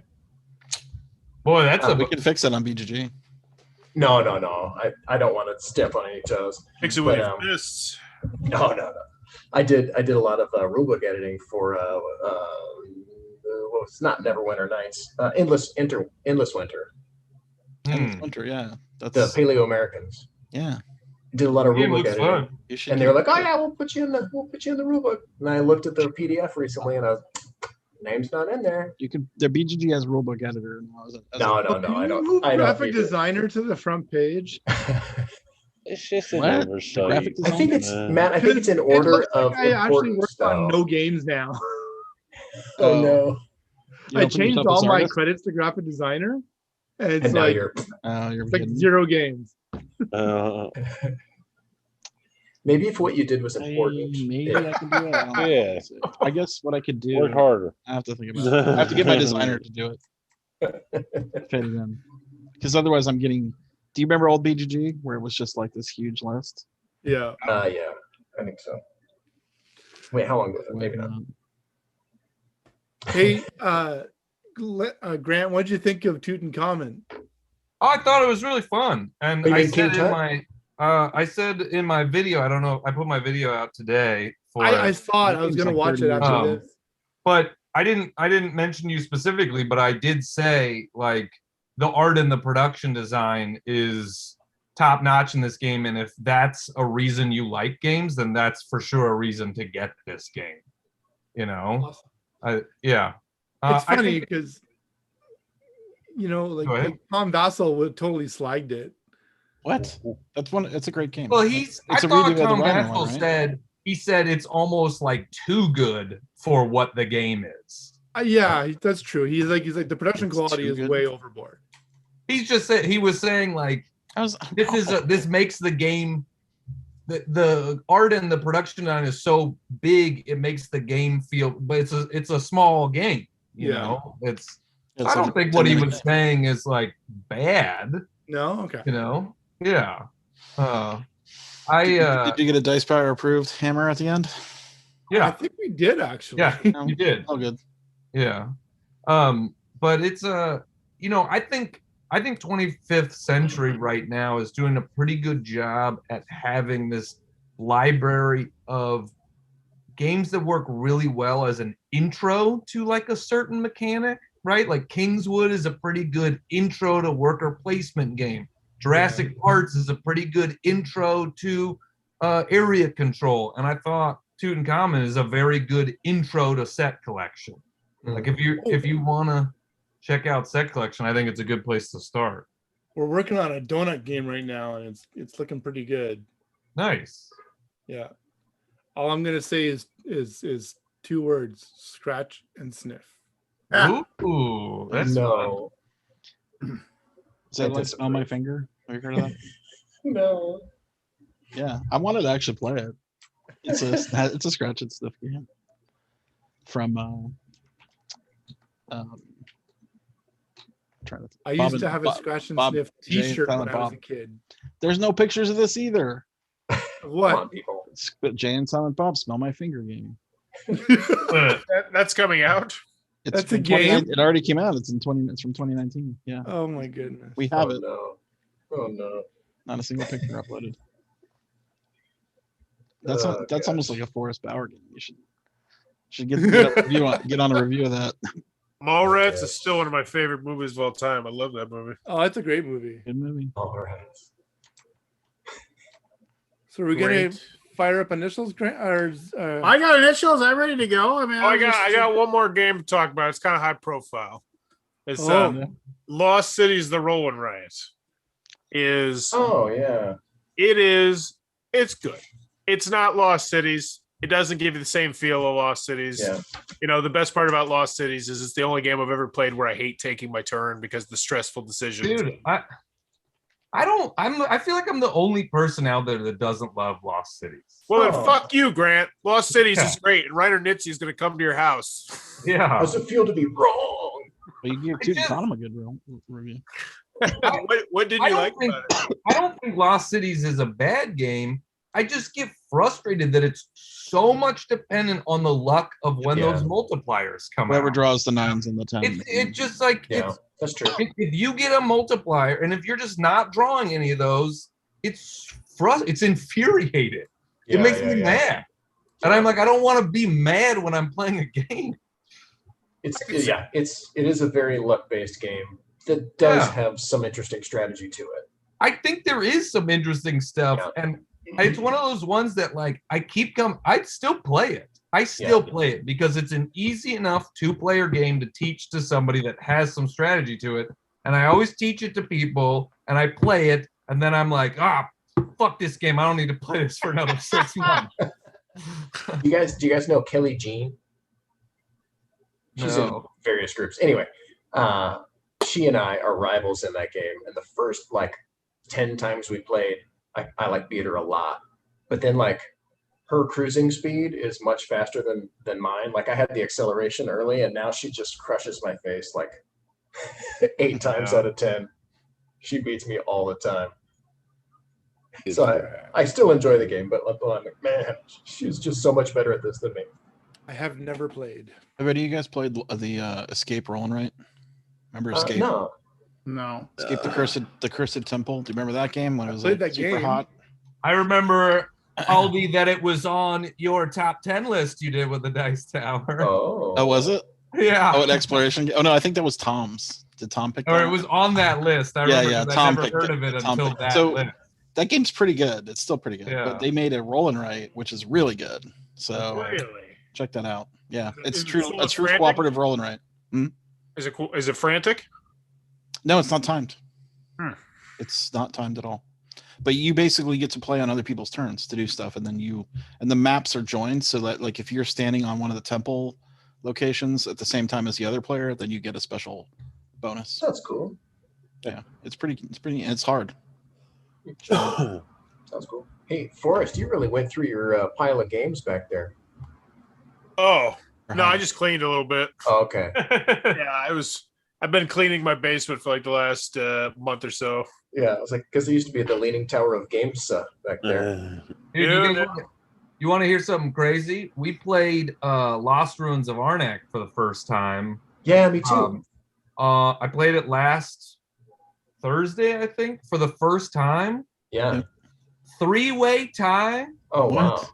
All of us got 69, baby. Yeah. That is a real A thing. three-way win. We I don't got a even think three-way three people 69. can get 69. Yeah, Is it there a was pretty tiebreaker in that game? crazy. What's that? No tiebreaker in that game. We were like, we're not even gonna look it up. This is perfect. Just leave, I don't. We've all won. Yeah, That's awesome. I love that. Yeah, I'm sure there is, and I'm sure if it happens again, we probably will look it up. But we did not. We were like, this is well, and it was also interesting. It pointed to like, I get why that game is has as much love as it does because we it's a good game for sure, but also one guy focused on like the research stuff, one guy focused on like buying cards, and then I kind of like split the difference, and then we all, I mean, the fact that like, okay, there wasn't one way to win this, you know. Did the guy doing research get to the top? Yeah, he got to the top and got like an extra 14 points or something from those tiles or whatever. Yeah. Have you played Dune Imperium? No, I haven't. Just curious what your thoughts are comparatively. I will say they're both deck builder worker placers. Yeah, the other two guys I played with have played Dune, and they both liked Arnak better. Oh, interesting. Well, they're wrong. I think I like Dune a little bit more, but they're both good. Yeah, they. I think Dune takes longer. They felt like I mean, we still. I think to them, Dune felt slower. I guess it's a little heavier. I think. Yeah. Of a game, it's a little more thinky. It's a little more heady. Yeah. So, and maybe I think their experience was. We played Arnak. I don't know. I mean, it was our first game, so obviously it's like a little bit slower. But we probably played it in like 2.5 hours. Yeah. Something like that. And I think when they played Dune, because they've only played Dune once, and I think it was more like 3.5 hours. Yeah. Right. Yeah. Oh wow. Yeah, that's long. My play did not take anywhere near that amount of time. Yeah. Mine took 2.5 with a 2-player. Wow. On Dune. Yeah. Hey Matt, these look good, man. Matt's going. Stepped away. Oh, is he? Oh, okay. Have any of you guys played Aeon's End, like the newer stuff? No, I never did. I have gotten through the rule book, and I haven't gotten it through. I have Aeon's End Outcast, and it's literally like on one of the top games on my to-play list, and it's been there for like 6 weeks, and I just haven't. I played through the whole campaign on Saturday. It's pretty nice. good. The whole was it Outcast? Whole campaign, yeah, all of Outcasts. Yeah, that's awesome. I mean, it can fork, right? Like, or can it fork? So when we played it, we were guided through by a guy who had already played it. So we skipped all the reading of the fictions. Yeah. I mean, I'm not that into that kind of stuff unless it's like really interesting. Which this was okay. You could hire me, and I'll but he summarized in a cool theatrical voice, though. Yeah, he knows that I just hate that stuff. So I'm like, unless it's good, right? Because we played Madara. You guys heard Madara? I heard of, but there's a novel written for Madara in content, and it's all spoken in the app. Wow. And after like the third hour of like, listening to like a 20-minute recording, I'm like, no, let's just stop. Let's just play the game. Skip, hit spacebar, skip spacebar. Yeah. Yeah. But no, Aeon's End gameplay is phenomenal. It's really good. If you like now, so I haven't played any of them, Aldi. Do you think Outcast? It will be my first one. Do you think it's a decent jumping on point for the series? You didn't feel okay. I don't think there's any mechanicisms in there that are that challenging to like where you need to know the game ahead of time. Yeah. I feel like it stands alone. The game just does things differently than you'd expect from a deck building game. But no shuffling. Yeah, no shuffling. Which speeds up the game drastically. Yeah, that's nice. You just flip your deck over. You put your cards when you're putting your cards into your discard pile. You put them in any order you want. So that when you flip the deck over, whatever's you can sort of time things that way, which is kind of fun. Interesting. Yeah. And you can be choosing. There's a cooperative character. There's 2 characters in there that cooperate. So I don't know if you're playing it solo or you can play it with other people. I'm gonna play it probably in a 2 or 3 player game. Okay. Yeah. 2. Yeah. That should work. But if you play one of those two characters, they're in a relationship. I think based on the the fiction. Play both of them because they play off each other. Yeah. Interesting. Okay. They work together. Just neat. Cool. Sounds neat. Yeah, no, I think that game's awesome. Cool. Hey, Matt, I checked out. Sort of moved past it. Go ahead. Sorry. I checked out your link there. My what? Your link that. Oh yeah. Those chocolatey ones. Those look freaking good, man. That's a Boston cream, man. Those look delicious. I'll take a cruller. Yeah, I want those. Those look good. Yeah, we had an artist in the UK do those, and they look great. We were going for like the 1940s magazine ad kind of thing. Yeah, it looks good. I like it. It's clean, easy to see everything and recognize the different shapes and colors. Like it's nice and clean. Cool, thanks. Yeah, we had the background we had before that I was using was like a checkerboard butcher paper kind of thing. Yeah, and it was just too busy. Yeah, because you want to be able to tell what's going on at a glance without having to be like, yeah, totally. Exactly it. Yeah, the white ones are gonna have those are maple glazed and they're gonna have bacon on them as their sprinkles version. Obviously. A little Canadian slip in there. A little Canadian. Oh, Canada. I'm gonna my brothers and I we're gonna make our dad go up to Canada again for fishing next summer. Yeah. As long as they'll let us in. Yeah. Good luck. Next summer you should be all right. So Matt, you want to go to the Mounties? Their name is Mikester. Warn them ahead of time. So where would you go?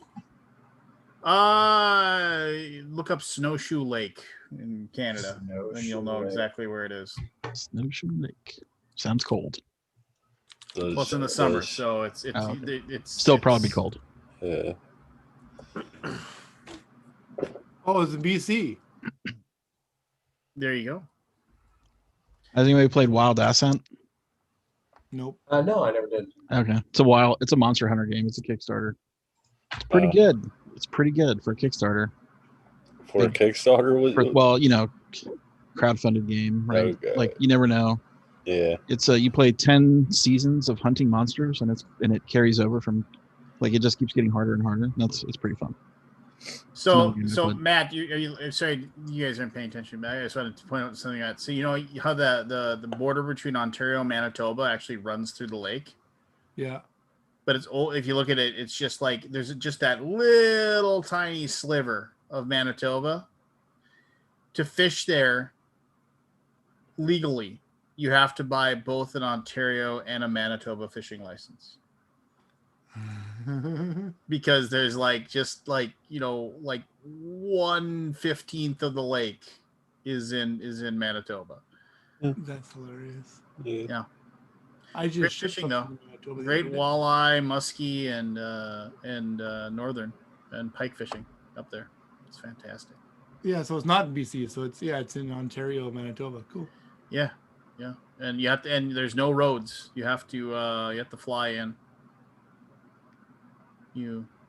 Like a bush plane kind of thing? Yeah. It's fantastic. Great times. Fun stuff. But anyway, hey, let's do this. Oh, all right, let me get scrap. JC gift certificate is going to be one of the answers. Don't give Why are you giving them away, buddy? I don't know. As always, this is the Initials game. You can pick this up yourself at theinitialsgame.com. Tell Corey Cove I sent you. Remember, your name is your buzzer. Do you hear the letters, Evan? I know that my name is my buzzer. I'll hold it up again. I don't. Yeah, that's really tiny. Okay. Yeah, let's hold a tiny print in a blurry camera.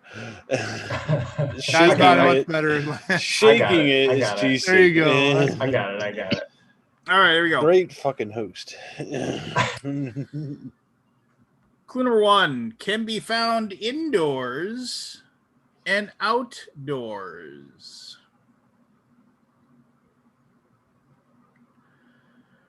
Are usually plastic or metal. Were used in Barry? Stomp. Barry. Garden chairs? Forest.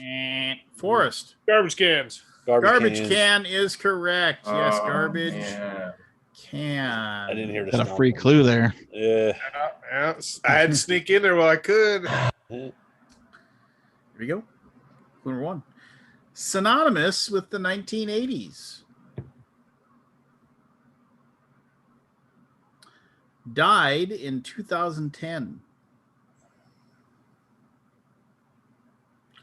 Had documented legal and financial troubles. Evan. Gary Shandling. And All right. I don't know. Still alive, isn't he? Well, that's an S. I think It's an that's Yeah. SCH. I think. He's Gary dead. Shandling has passed away, sadly. All right, all right. Had a signature TV catchphrase. Known for his height.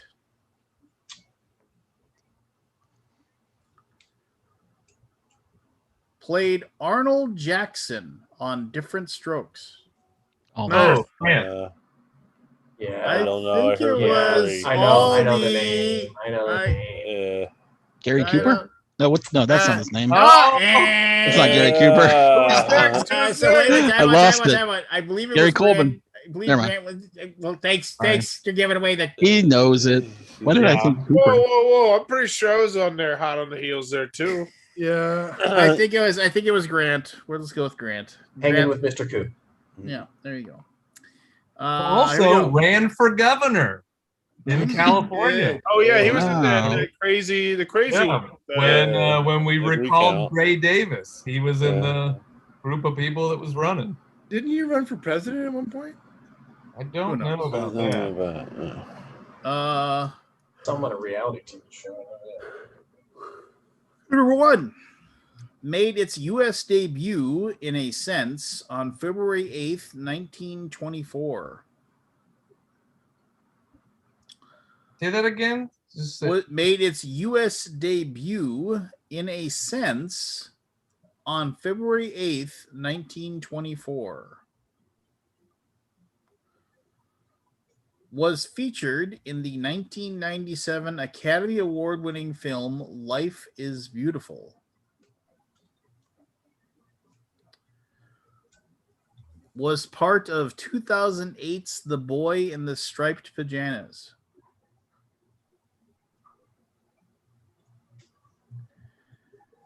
It's an apparatus.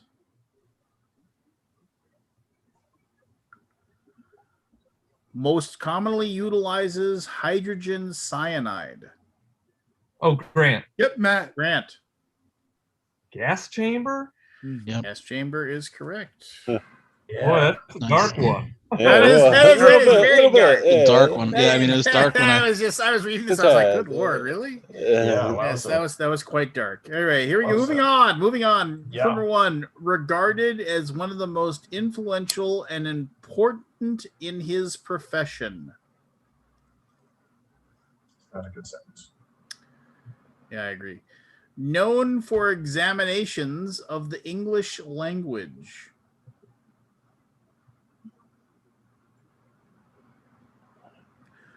Wrote Napalm and Silly Putty and When Will Jesus Bring the Pork Chops? Barry. Barry. George Carlin. George Carlin is correct. Yes. Nice.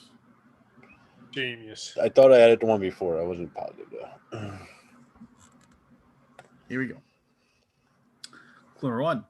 Was once imprisoned for practicing law without a license and was part of a musical group.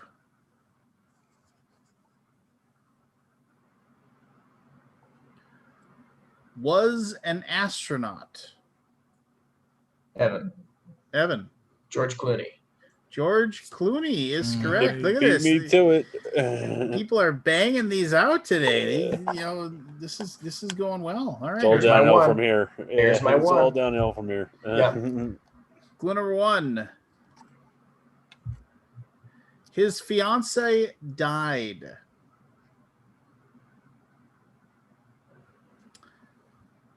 Connected to the New York Yankees. Forrest. Oh, time out. Mhm. I'm pretty sure Grant got it. Damn it, Yeah, I'm Grant. not sure. Playback, Well, get the we're gonna playback. turn it. We're gonna turn it over to the Kabuki, Ah, that the was arbiter of reality. Arbiter of reality. The rest of you, Wait, we didn't go to Kabuki the first time? because This I made a call as the host. I make the call when we go to the judges. So we're gonna Who's wait. in? Well, this one Who rang I will in? tell you as the It was Battle. Grant Between me and and Forrest. it was Grant. I was great. I thought it was Yeah, I Evan. could tell you that one was Grant. The first one, though, I'm not so sure. We're gonna wait. Just this is. Well, talk I'm amongst in second yourselves. place. I'm telling you, he said his name first. I don't want you coming off of this later Could be and lag. saying, "Oh, well, the reason why was, I fell for the I'll vote for you if you vote for me, and that's why I lost this election." I am Spartacus. Oh, True tie, can't tell. Holy smokes, that was a true tie. I can't tell. He Well, deferred it. we'll He go with deferred it to Forrest since it was Grant, Grant, so we'll go to Grant. I heard him say it first. Are you sure? Don't mess this up. Yeah. Well, mess I'm this definitely up. not going to mess it up. You can't. Yankees just was said. I can't believe that was the second clue. George Costanza. Yep, sleeping under the desk. Costanza. I can't believe Yankees was the second clue. Usually they they wait longer. What was the first one? Found His success. fiance was deceased. Yeah, Oh yeah, that's right. she had to lick all the envelopes herself. Yeah. Or Found success by doing the opposite of his instincts. One of the best episodes of that show ever. I'll have tuna on toast. Yeah. What's just who are you, George? I'm the opposite of every man you've ever met. Yeah. Number 1 is most often used as a metaphor. Can be found in homes. Metaphor. Is often attempted to be broken. Deals with minorities. Matt, Glass ceiling. Ceiling. Correct. Nice. Who has a glass ceiling in their home? I don't know. Nobody I know. Yeah. Sounds like Speaking bad of which, clue. not to derail, but did you read that Blizzard shit today? Holy No. shit. Oh, we can What dive happened? into that when we're done here. Oh, okay. Yep. Okay, here we go. Clue number 1. This is both a thing and a place. It's often used in sand.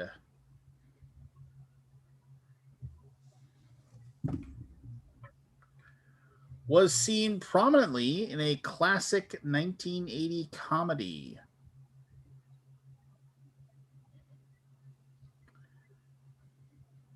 They often come in sets.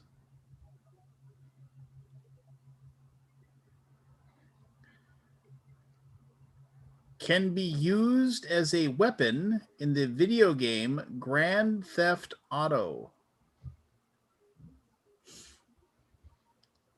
Final clue. This piece of sporting equipment can be a hybrid, driver, Aldi. Forrest. wood, Aldi, Golf club. golf Yeah. club. Well done. Also, Been a have long you time for guys us to get there. seen? Also, have you guys seen one of the funniest internet videos of all time? Is Probably. And gets Grand kicked in Theft the nuts. Auto. Somebody made a custom car in Grand Theft Auto, and they made it a piano. Have you ever seen the music video? No, to the I have not. song? Is it the 1,000 miles? Yes, it is. Oh, pretty nice. great. That's It pretty is I'll- so I gotta check watch it that. funny. Yeah. Here we go. Often shortened to just the first word. includes rampant corruption.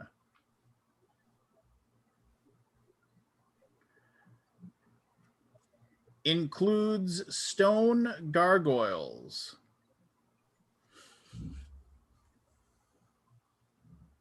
Is fictional. Aldi. Go ahead. Gotham City. Gotham. I was just gonna say that. I was like stuck on Notre Dame. Yeah, Yeah, Notre Dame was in my mind. It's like Grand Cathedral. Yeah. All right, just letting you all know we got 5 left, and it's anybody's game. I could get all of these. You could. Probably won't. Is a 1991 Steve Martin film.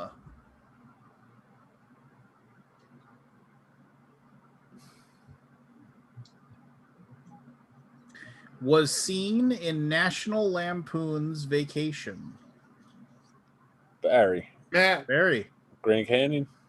Grand Nice. Canyon. Well done. Was that the name That's of a bad movie? movie. It's a bad It's a bad And Steve Martin's movie. barely in it. Yeah. Very bad movie. It is a horrible movie. Kevin Kline's in that, isn't he? I think so. I think you're right. Yeah. But it's pretty Well, you might awful. be one of the mains. 1991, yeah, probably. What happened to that guy? Kevin Kline. Yeah. Retired. He's He's still making movies, isn't he? Yeah, he's still in stuff. He was How did you in. know that, Barry? I was about to say it too. Vacation is the one where I absolutely Vacation. know, but Yeah. the Grand Canyon, I vaguely remember the movie. Yeah. Have included a chip. Have what? Have included a chip. Are used in some sports.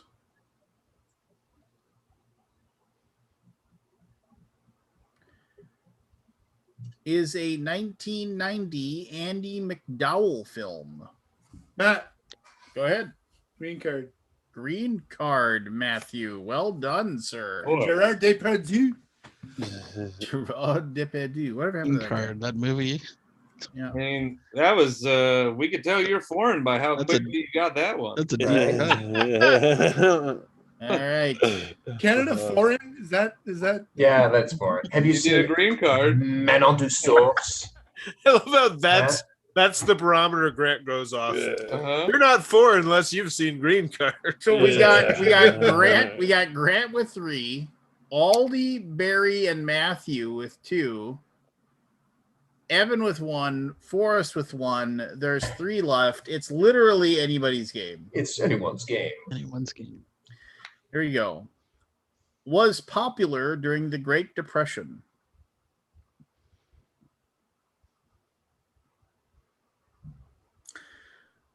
Known for its simplicity. Barry. Green bean casserole. And I like that one. That's a good one, though. Good one. Except that would be GBC. So unfortunately, that's not going to work. That's the expansion to initial. The expansion. All right. One word to me, green bean. Next. I'm Irish. We cut off syllables. Involves melting. I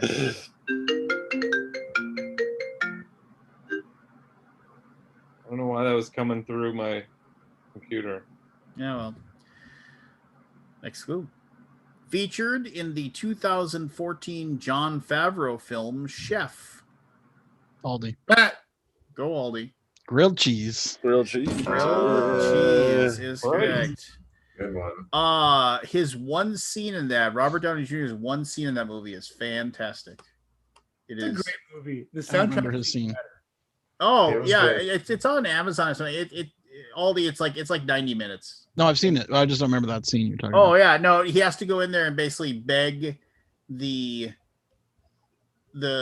ex-husband of his ex-wife Oh yeah. money to get his, and then he gives him the food truck. But like and I vaguely remember that. And Robert Downey is like just completely like all over the place, talking about how he impregnated his secretary or something like that. Yeah, it's like a 9-minute scene. The only thing he's in, and it's like he did it as a favor to Jon Favreau, and they He filmed was it Iron in Man. like one day. Yep. Here we go. Clue number 1. His first name was Steven.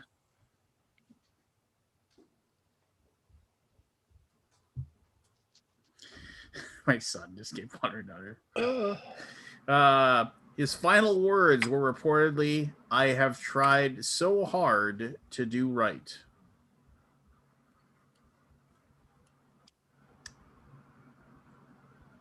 Born and died in New Jersey and was inducted into the New Jersey Hall of Fame in 2013.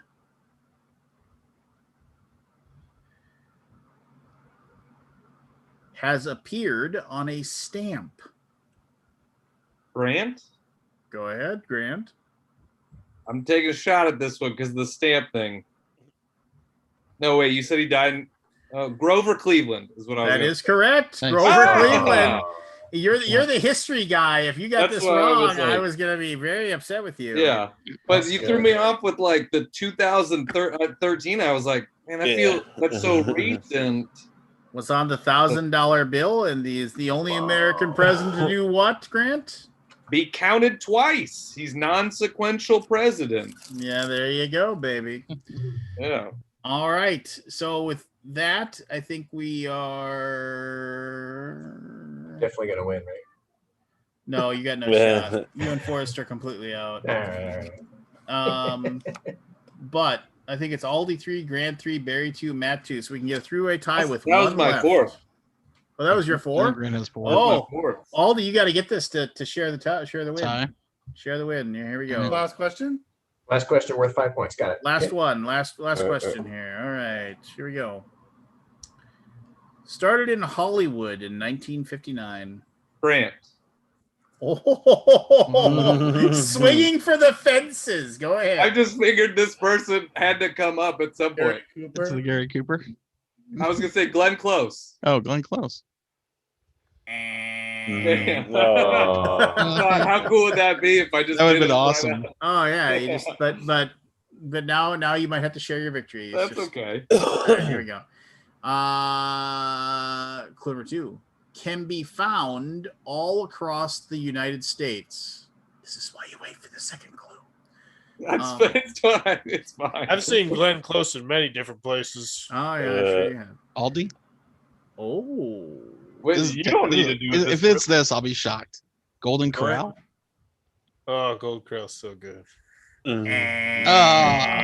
love it. Though. That's awesome. Yeah. Congratulations, Grant. As of 2018, there were over 200 locations. You see what I said? Golden See, Corral. yeah, you probably still. But here we go. Offers lessons, repairs, and rentals. Oh, there you go. Expansion in the 1970s was aided by the expansions in the 1970s was aided by the popularity of rock. Matt. Guitar Center. Guitar Center. Oh. There you go. I'm in Canada, but I know the commercial. Retail store for keyboards, drums, microphones, lighting, and other musical instruments. Too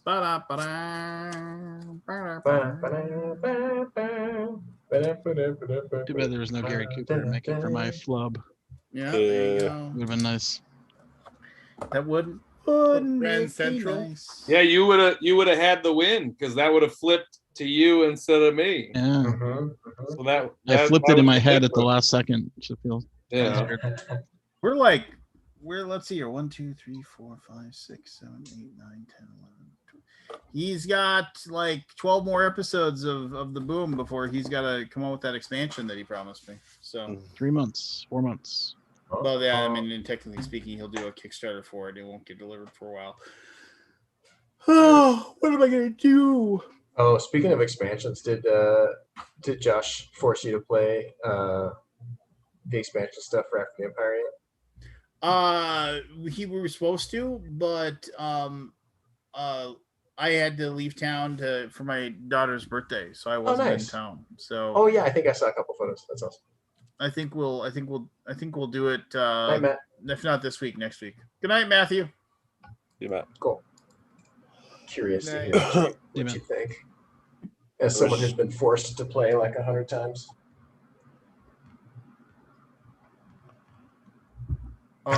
So there's two things to talk about. Go ahead. Activision. Activision? The Activision lawsuit.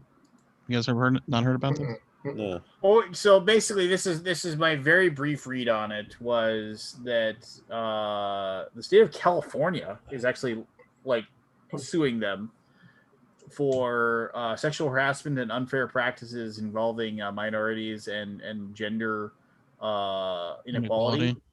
Yeah. And then they the CEO like had a not a horrible PR statement to make, but they definitely had some issues and they could have done better. I'll just put it like that. And then like of the 10,000 people that work there, 2,000 of them signed a document that basically said this is what we expect, and they had like 3 demands. And then they staged a walkout of the main headquarters, and like 350 people like walked out of their job either today or yesterday or something like that, and like stood outside the entrance to Blizzard Incorporated. And I have a friend that works at Blizzard. Yeah. She was like, yeah, we're not very popular right now. I was just texting with her. It's a big company, so I mean, yeah. Yeah, I mean, she was like, I think all the shenanigans, she literally, her words were, all the shenanigans happened before I got here. I've had a good experience, but she's only been there for like 6 months or something. Yeah. Same with my friend. He basically is a manager, and he was like, first he'd ever heard of it. But I guess it's like from the old days, maybe, or not that old. I don't know. Yeah, who would have thought? Who would have thought a like, I mean, admittedly not completely totally toxic fan base or whatever, but like an online community of people, game that relies on an online community of people, like might have some sort of bad eggs or something going on. It sounds like, I mean, it isn't. I don't know. I have no idea. I don't work there. I can't make any judgments, but it sounds like they're going to have to do some massive changes to what's going on. And they like it said they made like in video games billions of dollars. Yeah, go ahead. Sorry. Oh no, I mean, I'm just saying my anecdotes from the 90s are not like applicable, but I worked with 0 women in the 90s. Like we had one woman working in programming, and I did not work with her. And then she left like very quickly. Yeah. But I don't know under what circumstances, but that was at 3D Realms. But like it's very male driven. Yeah. The video game world. It's very male driven. But I was hoping things had kind of changed in the past 30 years since I left it. Right. Yeah. I mean, I'm sure it has some, but you know. Yeah.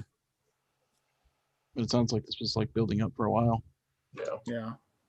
But I'm surprised to just hear about it now, right? Because I thought this would have come out earlier for sure. Yeah. Yeah. Especially the whole like frat boy party type stuff like that. Oh yeah, like how does that not just get out immediately? Like right.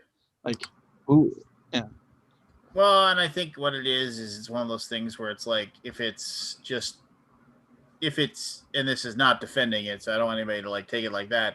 But it's one of those things where it's like you just have people, it's like, oh well, yeah, it's been like that for years, you know, so and it probably was like if it was a predominantly male driven, and once again, not defending it, not saying it's okay. Oh, no. If it was a predominantly male driven company or whatever, where like like a good old boys network kind of thing going on. I mean, it's just like, oh, and then it's just like, and then you have a situation where it's like nobody's stepping up and saying, maybe we shouldn't be doing this anymore. Just like, oh, we've been doing it for years. What does it mean? What do you mean don't do it anymore? We're Blizzard. We make billions of dollars, So isn't it so weird that like they had the World of Warcraft and it was like that was the game, right? Forever. Yep. It was Kind of still is, isn't it? Well, I mean, people still play it, but they don't have. Didn't they do Diablo? Yep. Well, yeah, Yeah. they do, Okay, but yeah. I mean, Oh, they do StarCraft, Diablo. Okay, yeah, I mean, yeah. that's all Blizzard titles, which Activision. Yeah. obviously But didn't acquire them. this is what I'm saying is it's just like, okay, so they had and Warcraft was like the game, right? It was just like that was the game that people played, and then at their top, didn't they have like 17 million people or subscribers or something like that? It was Probably huge. Yeah, Probably. paying them $15 a month to Right. play the game. You see how many subscribers are now? Well, I'm That's sure a it's lot of still money. millions. They have 11.5 billion, so Yeah. I don't know what their high was. It was much higher than that at one time. Oh, man. I remember the ads, the TV ads were like saying you'll play the game that, umpteen billion people, or you say is the greatest game ever or whatever. Over 1 gabajillion served. Yeah. Scott, I'm always impressed with your Google foo, by the way. So fast. So Like, it's I wonder how many. Oh, 10.5 million. That's an incorrect statement because that was from 2010. Oh wow! So that was it was a peak of 12 million subscribers in 2010. They're down to 1.7 million now. Oh, as of this article, which is 2018.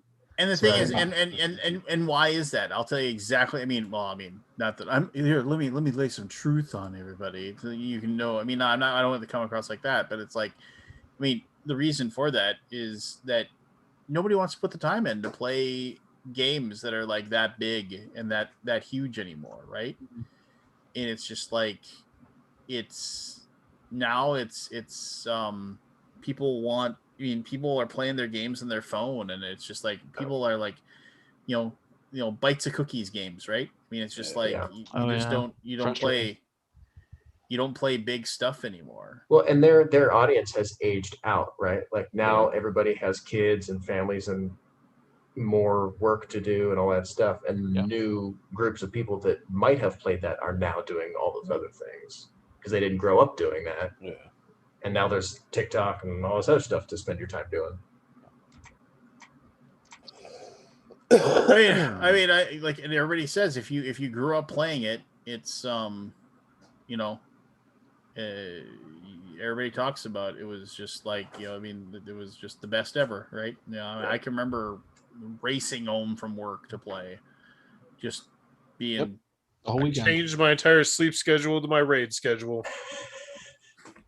I mean, I was one of the few people that worked at my job where I got Sunday, Monday off. Usually it was one of those, and I agreed. I said I will work every Saturday. I agreed to work every Saturday so I could have Sunday, Monday off. And there's a lot of reasons for that. One of the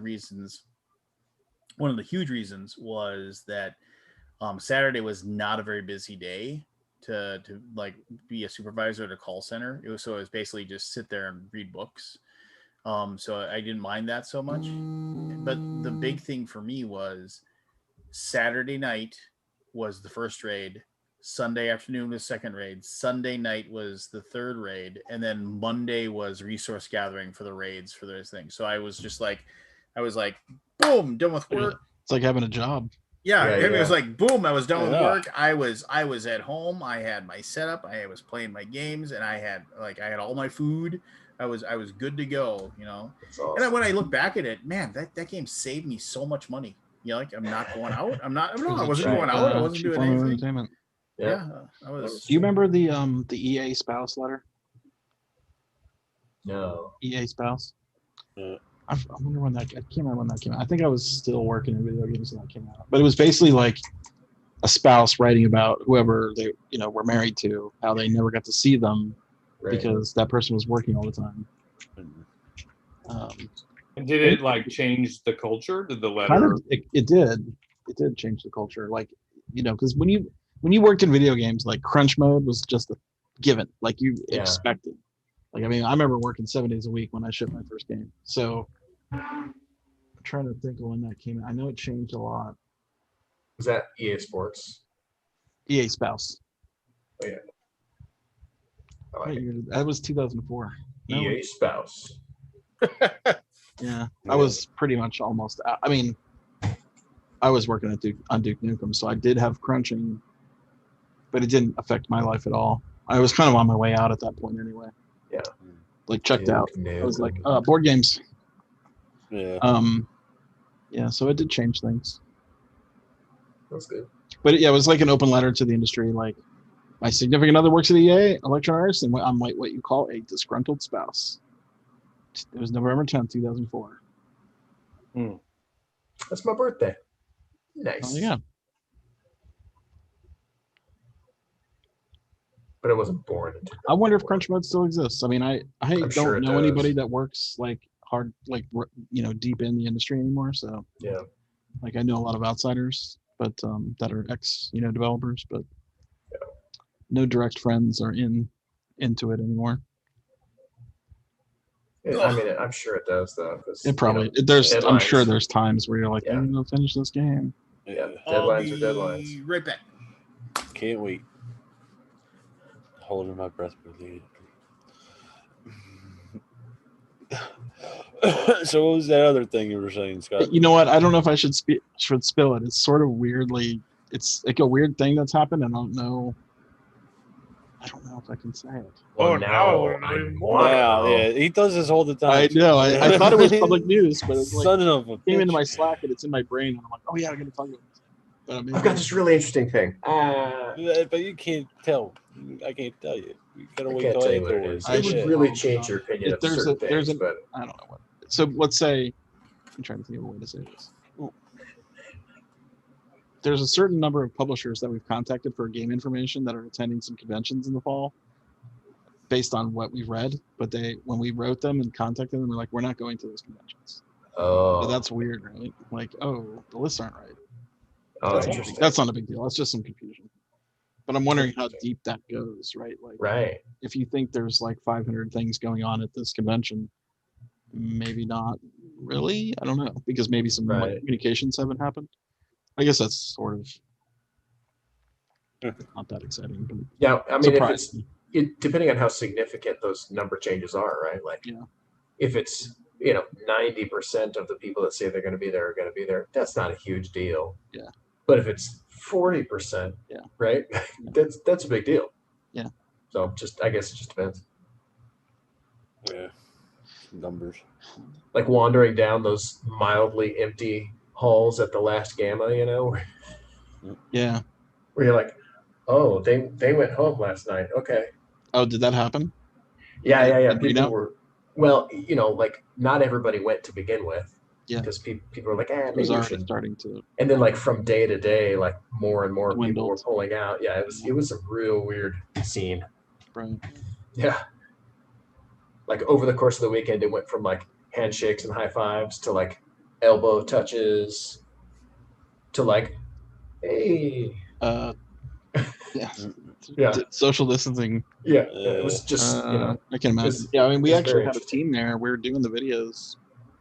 We do video at Gamma. We only did videos. I think it's like Wednesday and Thursday because that's the way that weird convention. Like the hall is only open on Wednesday and Thursday for publishers, so they're only there for those. I mean, a lot of publishers come for the whole time, but a lot of publishers only come for those couple days where they do exhibiting. So we were doing demos from there. We had a hotel room and basically just shot. Bring your game into the room and set it up, and we record it and stream it. Yeah. You weren't there though. You didn't go. I did not go. I actually had to call the hospital, get one of our guys taken to the hospital because he was so sick. Yeah. And nobody could find him. Wow. Like, where is he? And we're like, everybody's freaking out. And his wife is calling me, and I'm like, oh my gosh. So I was like, just frantic from Dallas trying to get a hold of everybody in Reno. Right. Jeez. Oh, that guy was in Reno with food poisoning. Yeah, and so his wife was like, "Have you heard from so-and-so?" And I'm like, "No." She's like, "I've been trying to call his room." And he basically sort of fainted on the phone. And I'm like, "What?" Oh. Like he was talking to her, and I guess he probably just fell asleep or something. Sure. Or fainted, I don't know. And I'm like, "What?" You need to have somebody check the room. I'm like, okay, I'll get on it. And then I started getting a hold of everybody and trying to check in with them and see what's going on. But yeah, it was not good. Yeah. Felt definitely a powerless feeling when you're not there. Yeah. But when I got older, everybody became very like it all. Hey, having extra people there was I have good. no idea what you're talking about, but I want to say this thing. Something more important. No, because I'm reading the comments in here, and it sounds like Board Game Grand, you've been dealing with some pieces of shit on the internet, so you haven't posted any content lately. Oh yeah, I think that's fucking garbage, and I'm not trying to white knight you or anything like that, but I mean, I wish those pieces of shit would have the guts to like just I don't know. Can you just block them? So what are we talking? What happened? I don't know. She's just Board Game Harassment. Grand said that people have just been just harassment and like. Oh, fuck them. Yeah, Like like I said, if you could just block them. Yeah, if it's block Twitter, them. Is it Twitter or YouTube? I think in YouTube you can block Twitter them and too. YouTube, you can block on both, but those a-holes, they just make another thing or whatever, and they just find another. You can way to shadow say ban something. people on YouTube. Yeah, they think they're posting, but they can't. No one Oh, that's awesome. Yeah, the good old shadow ban. They're like testing to see if you're shadow banned. I've done that before. How do you test if you're shadow banned? Oh, where you log out and see if you can see your stuff. Yeah, you gotta go. Yeah. Or do an incognito server. Where were you whatever. testing if you were shadow banned? It was a Reddit sub forum. I don't remember what it was, but there was a Reddit sub forum I was banned from. Promoting on board game stuff on Reddit. I don't know. I know they blocked who was Heavy Cardboard, because I don't know if he was shadow banned or if he was just banned. What? Oh, really? Self promotion. Oh, yeah, they're fucking. Yeah, fuck them. Fuck Reddit. I tried to figure out Reddit. I tried to play by the rules, and then I just said fuck this shit and went somewhere else because Reddit is just it's so. Yeah, I mean, there's no way. Like, you have no idea. I lurk on Reddit. I don't post anything. I don't say anything. I've unsubscribed to everything except for my computer stuff. Yeah. Like I read RPHP, which is a computer language. Yeah. And MySQL database, and that's it. Yeah. There's a handful of role playing game ones that I lurk on, and that's about it. Oh, and Arcade 1-Up. That's my 3 Reddits. Nice. Because all of them are just I don't know. I like Board Game Circle Jerk. I will say that. That's a fun subreddit. Board Game Circle Jerk? Board Game Circle Jerk. I haven't heard of that one. Good time. I don't want to talk a ton about the Olympics because I mostly just don't care. Let's not do it. Let's just not talk go from Reddit to the Olympics. But I did watch. No, I was just saying. I did watch the 18-year-old girl win the first ever USA gold medal in Taekwondo. I was like, this is super cool. It was like, because my daughter's in Taekwondo, and I'm just like, this woman's like 4 years older than her, and she wins a gold medal in head-to-head competition. And so I'm just kind of watching it, and I'm watching how they score it and everything like that. And then, of course, like, it's like the Olympics YouTube channel. So I go read the comments, and all these people, it's like, it's like, this is more like fake Kwando. This isn't like real fighting. I was just like, what do they want, Karate Kid? Yeah, it's just like best around. It's not MMA, you idiots. Yeah, it's a sport that has specific rules, and I like that YouTube doesn't load the comments unless you like click.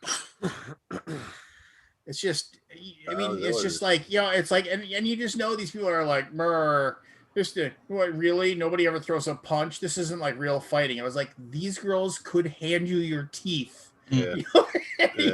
Why would you have commenters on a sport that don't care about that sport? Yeah, it's just like, okay, whatever. Because it's the internet. Commenters. I was thinking commentators. No, this is YouTube comments. I was thinking commentators. I was like, why would they commentators? Yeah, I was thinking the same thing, Evan. We've had a Bob, this sport sucks. I don't even know why I'm here. This isn't beach volleyball. I don't want to watch this. Right. So, Board Game Grand, we shadow ban at least 10 people a week on YouTube. Board Game Geek YouTube channel. Nice. Just to put that out there. I mean, there's a lot of idiots in the world. So they just sit there and think they keep posting, and nobody I mean, it doesn't like block them from posting. They just post, and it just goes there, and they don't know they're not. No one can see it except them. That's awesome. So it's awesome. Not beautiful. for them. That's absolutely beautiful. Just keep going. Once I learned about that, I'm like, oh, shadow ban. Any slight, like we're not zero toleration of anything. I'll say this: the old board game geek has become way more non-tolerant to anything. It's just like we are. I mean, I remember really the good old Wild West days of board game geek. Were those good days? I don't know. I think they were like probably going the wrong direction.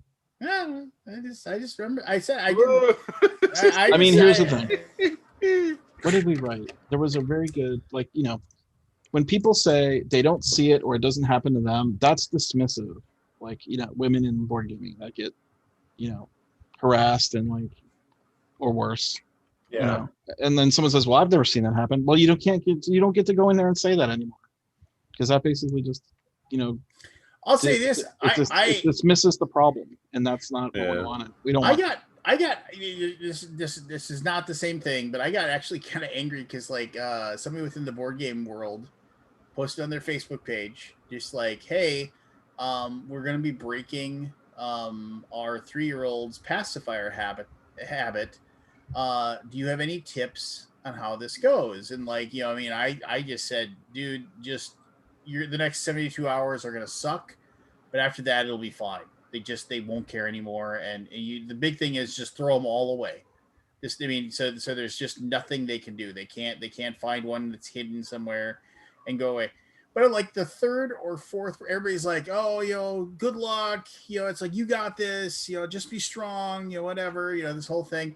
Then like the fourth or fifth person goes, well, I never had to use them on any of my 3 kids, so don't know what to tell you. It's like, what the fuck? Thanks for the. Why take the time? Why take the time to tell me how awesome you are? It's too easy to post these days, right? Yeah. So of course I said something. Thank you for adding absolutely nothing, but making yourself feel really good at other people's expense. I hope it was worth it. You're part of the problem. You're part of the problem. You got baited. I will say your social media presence on your personal thing has become much more spicy and enjoyable. I blame Donald Trump. I just can't stand people. Some guy wanted to complain about the new Masters of the Universe and gave away a massive spoiler about it. Mm-hmm. And I was just like, so we're not doing spoilers now? What's your problem? And then he was just like, what's your problem? I said, spoilers are shitty and the people who do them are fucking assholes, and that's who you are. Yeah. Lance saying that is so choice. It is, yeah. Because I'm just like, I was looking forward to watching the show with my son, and you give away a giant spoiler, and then he doubled down on it, saying it happens like almost right away. It doesn't matter. I was like, you don't get to just, it's like, tell me the next 20 shows you want to watch that you haven't, and I'm gonna go watch them for you. I'll tell you exactly what fucking happens in each one. I wouldn't care. He's like, I wouldn't care. Well, then tell me the 20 shows then. I was just like, just like fucking, all you had to say was, you know what, you're right. I'm sorry, I shouldn't have said it. But of course, he was bitching and complaining about everything's gonna have an SJW. I was like, see you later. Fuck you, block, done, gone. Plunk. Yeah. Remember that word, plunk? Oh God, I just can't. I know it's late and I'm tired because I'm getting all cranky. Well, I want to ask you about your Jason Brenner interview then. My what? Jason Brenner interview. Oh, well, those guys are pieces of shit, but I think I burned a few. Not Jason Brenner. Yeah, I know. What happened? Just the fucking idiots that are trying to run the new TSR, new TSR. That they've changed the title of it 18 times. And wait, what's TSR? So D&D was made by TSR, and then basically the not cool Gary Gygax's son, who obviously has weird. He's an old white man. We'll leave it at that. And his partner, who's another old white man, were trying to bring a new TSR company back, and they what was the deal with the copyright or the trademark or whatever? Was it a so? I mean, I'll try not to bore anybody, but basically, WotC just didn't give a shit about the TSR copyright anymore. So a guy realized that he could copyright it. He copyrighted it, trademark, and then whatever, trademarked it or whatever. he did what he had to do, and then he started publishing a couple of things under a new TSR logo, and then he was just a one-man show, and he forgot to re-up the license, and then the one Gary Gygax's son realized that he forgot to re-up the license, so he swept in to claim it. And so technically he could fight it, but he's a one-man show, and that means he need a lawyer and all this other stuff, so he couldn't afford it. And so then that guy, then he said, well, look, we'll license the TSR name back to you for like, $25 a year, and you can use it. It was just more of like, which on paper sounds okay, that's cool, right? You can just use TSR. But then they decided like a year or so later, they're like, oh, we're going to make our own new TSR, and we're going to give our very first interview, and we're going to make fun of Native Americans and make fun of people that have people with all their alternate gender identities, just seem to have just like, what are you doing? Yeah, his like first ever interview, the guy just basically just took a shit. Why not talk about your fucking game? just took a giant shit all over it, and then over the next like 2 weeks, everybody was like, of course, people descended, and they're like, we're never gonna buy anything you want. Well, fuck you, we didn't want you to buy anything anyway. And then it all degenerated. And then they changed the name of the company once. They changed the name of the company again, and now everything. And then they said, then they made claims that WotC was trying to like run them out of business, and then they got contacted by WotC lawyers, and just so it sounds like a giant mess, and it was like one of those things where it's like, well, thank God the flame that burns twice as hot burns out. They came, they exploded, they did their thing, and then the other guy that had the TSR license just basically did the whole thing. It's like, I have nothing to do with them. I'm changing the name of my company. See you later. Just like, I'm out. Yeah, it's Ernie Gygax Jr. And now, what is the Sandy Peterson drama? I don't know anything about that. I don't know anything about it. I know that all of their Kickstarters are like late in delivery, and like they're and like they've posted, oh yeah, we'll send this out. So there's a lot of people that are like getting worried that like, oh, you guys like aren't like making enough money, or you don't have any money, and like you're running out and everything like that. And so people are starting to worry that they're not going to get their stuff, but I think that's just a whole bunch of nothing. I don't know, but maybe Chad will clue me in. I don't know anything else about Sandy Peterson. I mean, I don't know if you want to get this error or anything, but I'll put it in the chat. It's a weird thing to say though. So, what was I going to say? Have you done any shipping lately? Have the shipping prices gone up or down? Oh, we just took it right up the ass to get a container get a container sent to Europe and get a container sent to the West Coast. So prices are still high. Well, here's a funny story. We were like, how much is it going to cost to get this container of all this shit to us? And from China, and they were like, $19,000, $19,500. They would normally cost between $4,000 and $5,000 for like to get it to us. Yeah. It'll cost you $19,000 or just $19,500 is what they said. Right. That offer is good till July 31st. And and Shane's like, I'm gonna think about it, and I'm gonna contact him on Monday. Monday he said, you know what, fine, we'll pay the $19,500. It's $22,000. He's just like, you gave me an offer that was good till July 31st. Well, somebody's willing to pay us $22,000. Is it you or somebody else? Oh my gosh! Wow.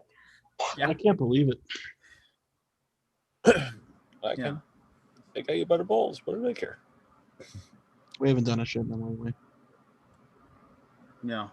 We do a Samara shipping though, so it's not. Well, and like the thing is that we have the After the Empire reprint. We have Campaign Trail, and we have Ragnarok's, all in stages of being like prepped, right? And some stuff is being made, like the wood cuttings for Campaign Trail are being done. Ragnarok's like we just finalized all the models for all the plastic pieces except for the tray. So and after the Empire, there's been a lot of wood stuff that's been made already because it's the stuff that was already existed. But like Shane said, he's just like, yeah, that stuff's not leaving China, like until things go sane. Nothing's moving.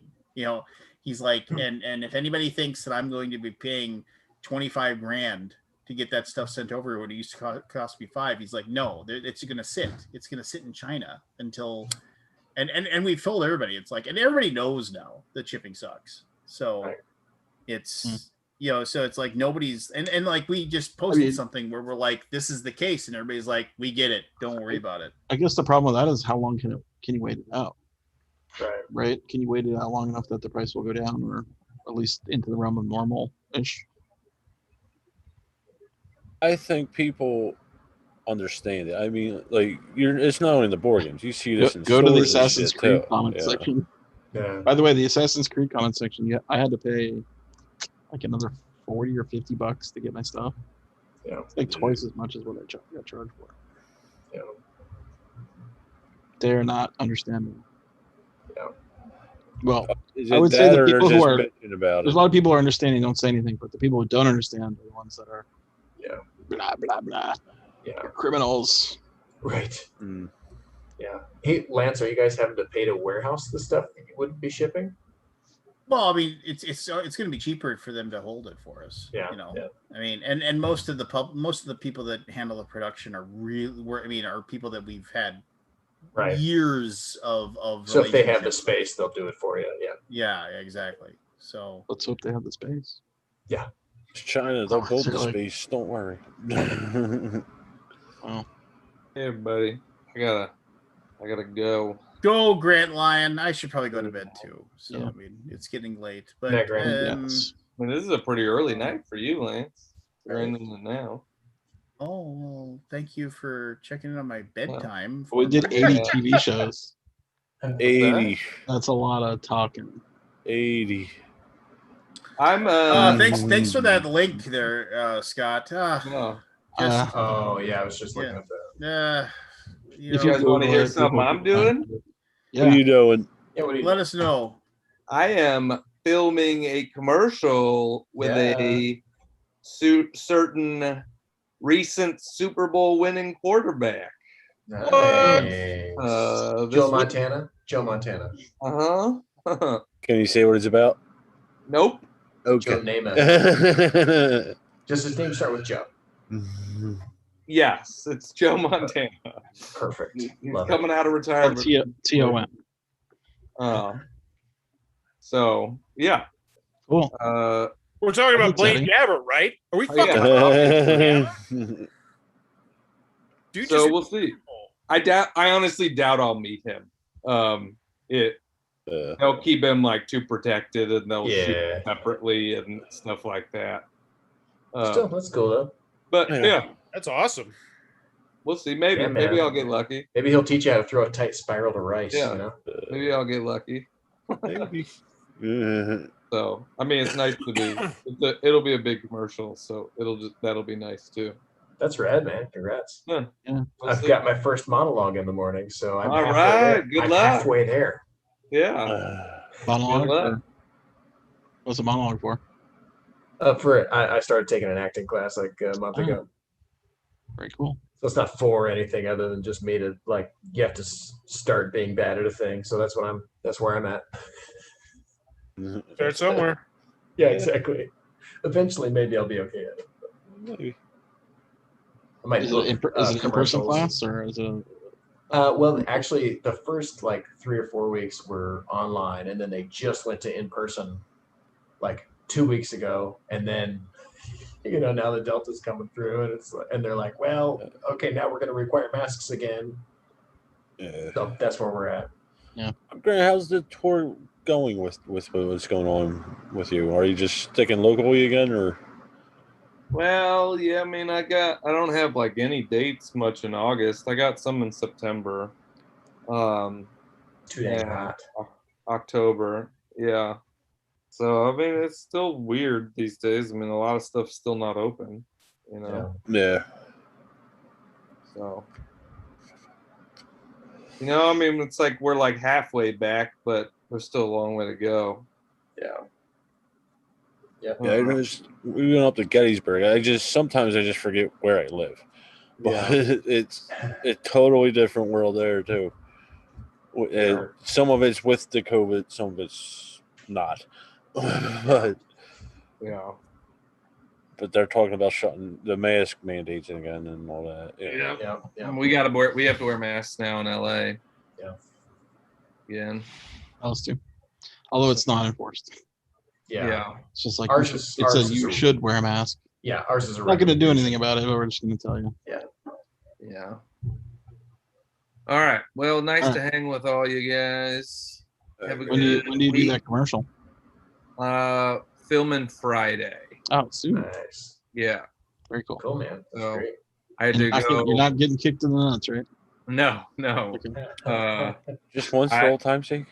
I'm playing like I'm playing like a New Orleans float artist that's making a bust of them to try to get them to come to their city. Oh, that's awesome. Yeah. Interesting. Yeah. So, all right. Well, thanks for everybody for coming back and watching the next. We had a week off. It was a weird week off, but I don't know. Sometimes it was a long week. It was weird. It was weird not having a show. But we made it. We're okay. I now have. I would say this. My daughter got a phone for her birthday, like a brand new iPhone. Yeah, Grant, get out. It was what she Get wanted. out. Get out. I know 45 minutes ago. No.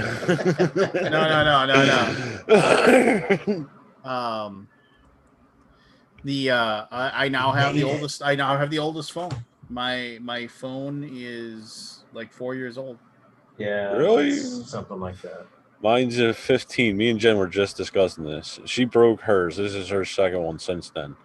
And I'm like, I don't want another contract. I don't want, She's like, do you want a new phone? I was like, no, this works fine for me. I've got to delete a bunch of stuff off this because like it's like literally got like 18 gigs of pictures and we don't want to know. No. Ha! It's my family, you jerks. Anyway.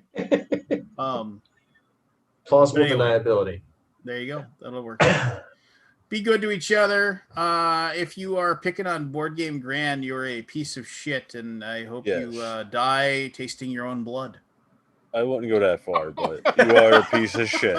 Yeah, one of those things where the car flips over and like you're lying there, and like you can't. Who hurt you as a kid, Lance? And your phone's just out of reach. This is getting graphic. And it's just like and then like the rain starts to come, so it's like even covering up like any sight of your car, and like you're like coughing up the blood in your mouth, and you realize that like you've got a collapsed lung, and you're gonna slowly die there as the blood just seeps into the top of your mouth.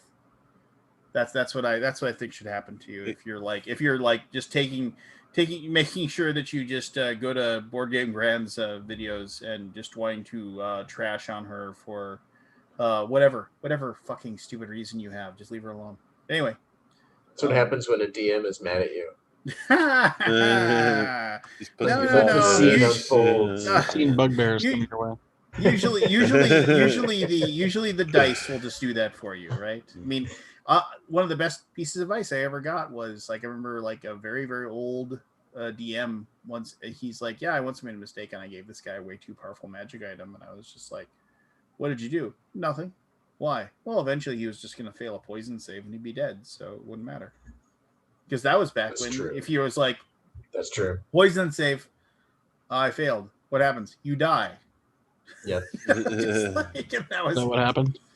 Yeah, poison save or die. Yeah. But it was like, but stuff was like stuff was weaker poison. So it was like, oh, it's like you get a +4 in your roll, so it probably won't kill you because you don't have to roll like. Just don't roll a 3 or less. A 2. Right. Oh, you're dead. There was a Kickstarter I was going to ask you about, but now that we're all leaving, it's an OSR game. It looks kind of fun. Let me see if I can find it. Oh, come on. It's so hard to find stuff. Like if you don't bookmark it, Oh yeah, Yeah. yeah. I it's mean, like it's how just do I like re-find this stuff? I don't remember the name of it. Ugh.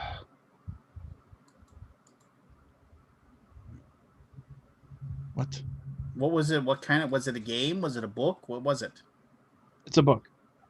I'll find it. Give me a second. I just saw something else I wanted to look at. Oh, Explore focus, Scotty. games. Focus. I'm I feel sorry. Your pain. I feel your pain, but I'm focus. I'm not gonna do it.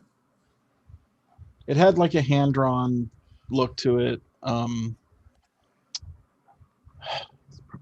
never gonna find it. Oh, is that the one with like the animals on it? Stuff is black and white. It's black and white. I think yellow was a primary color that I remember seeing in it.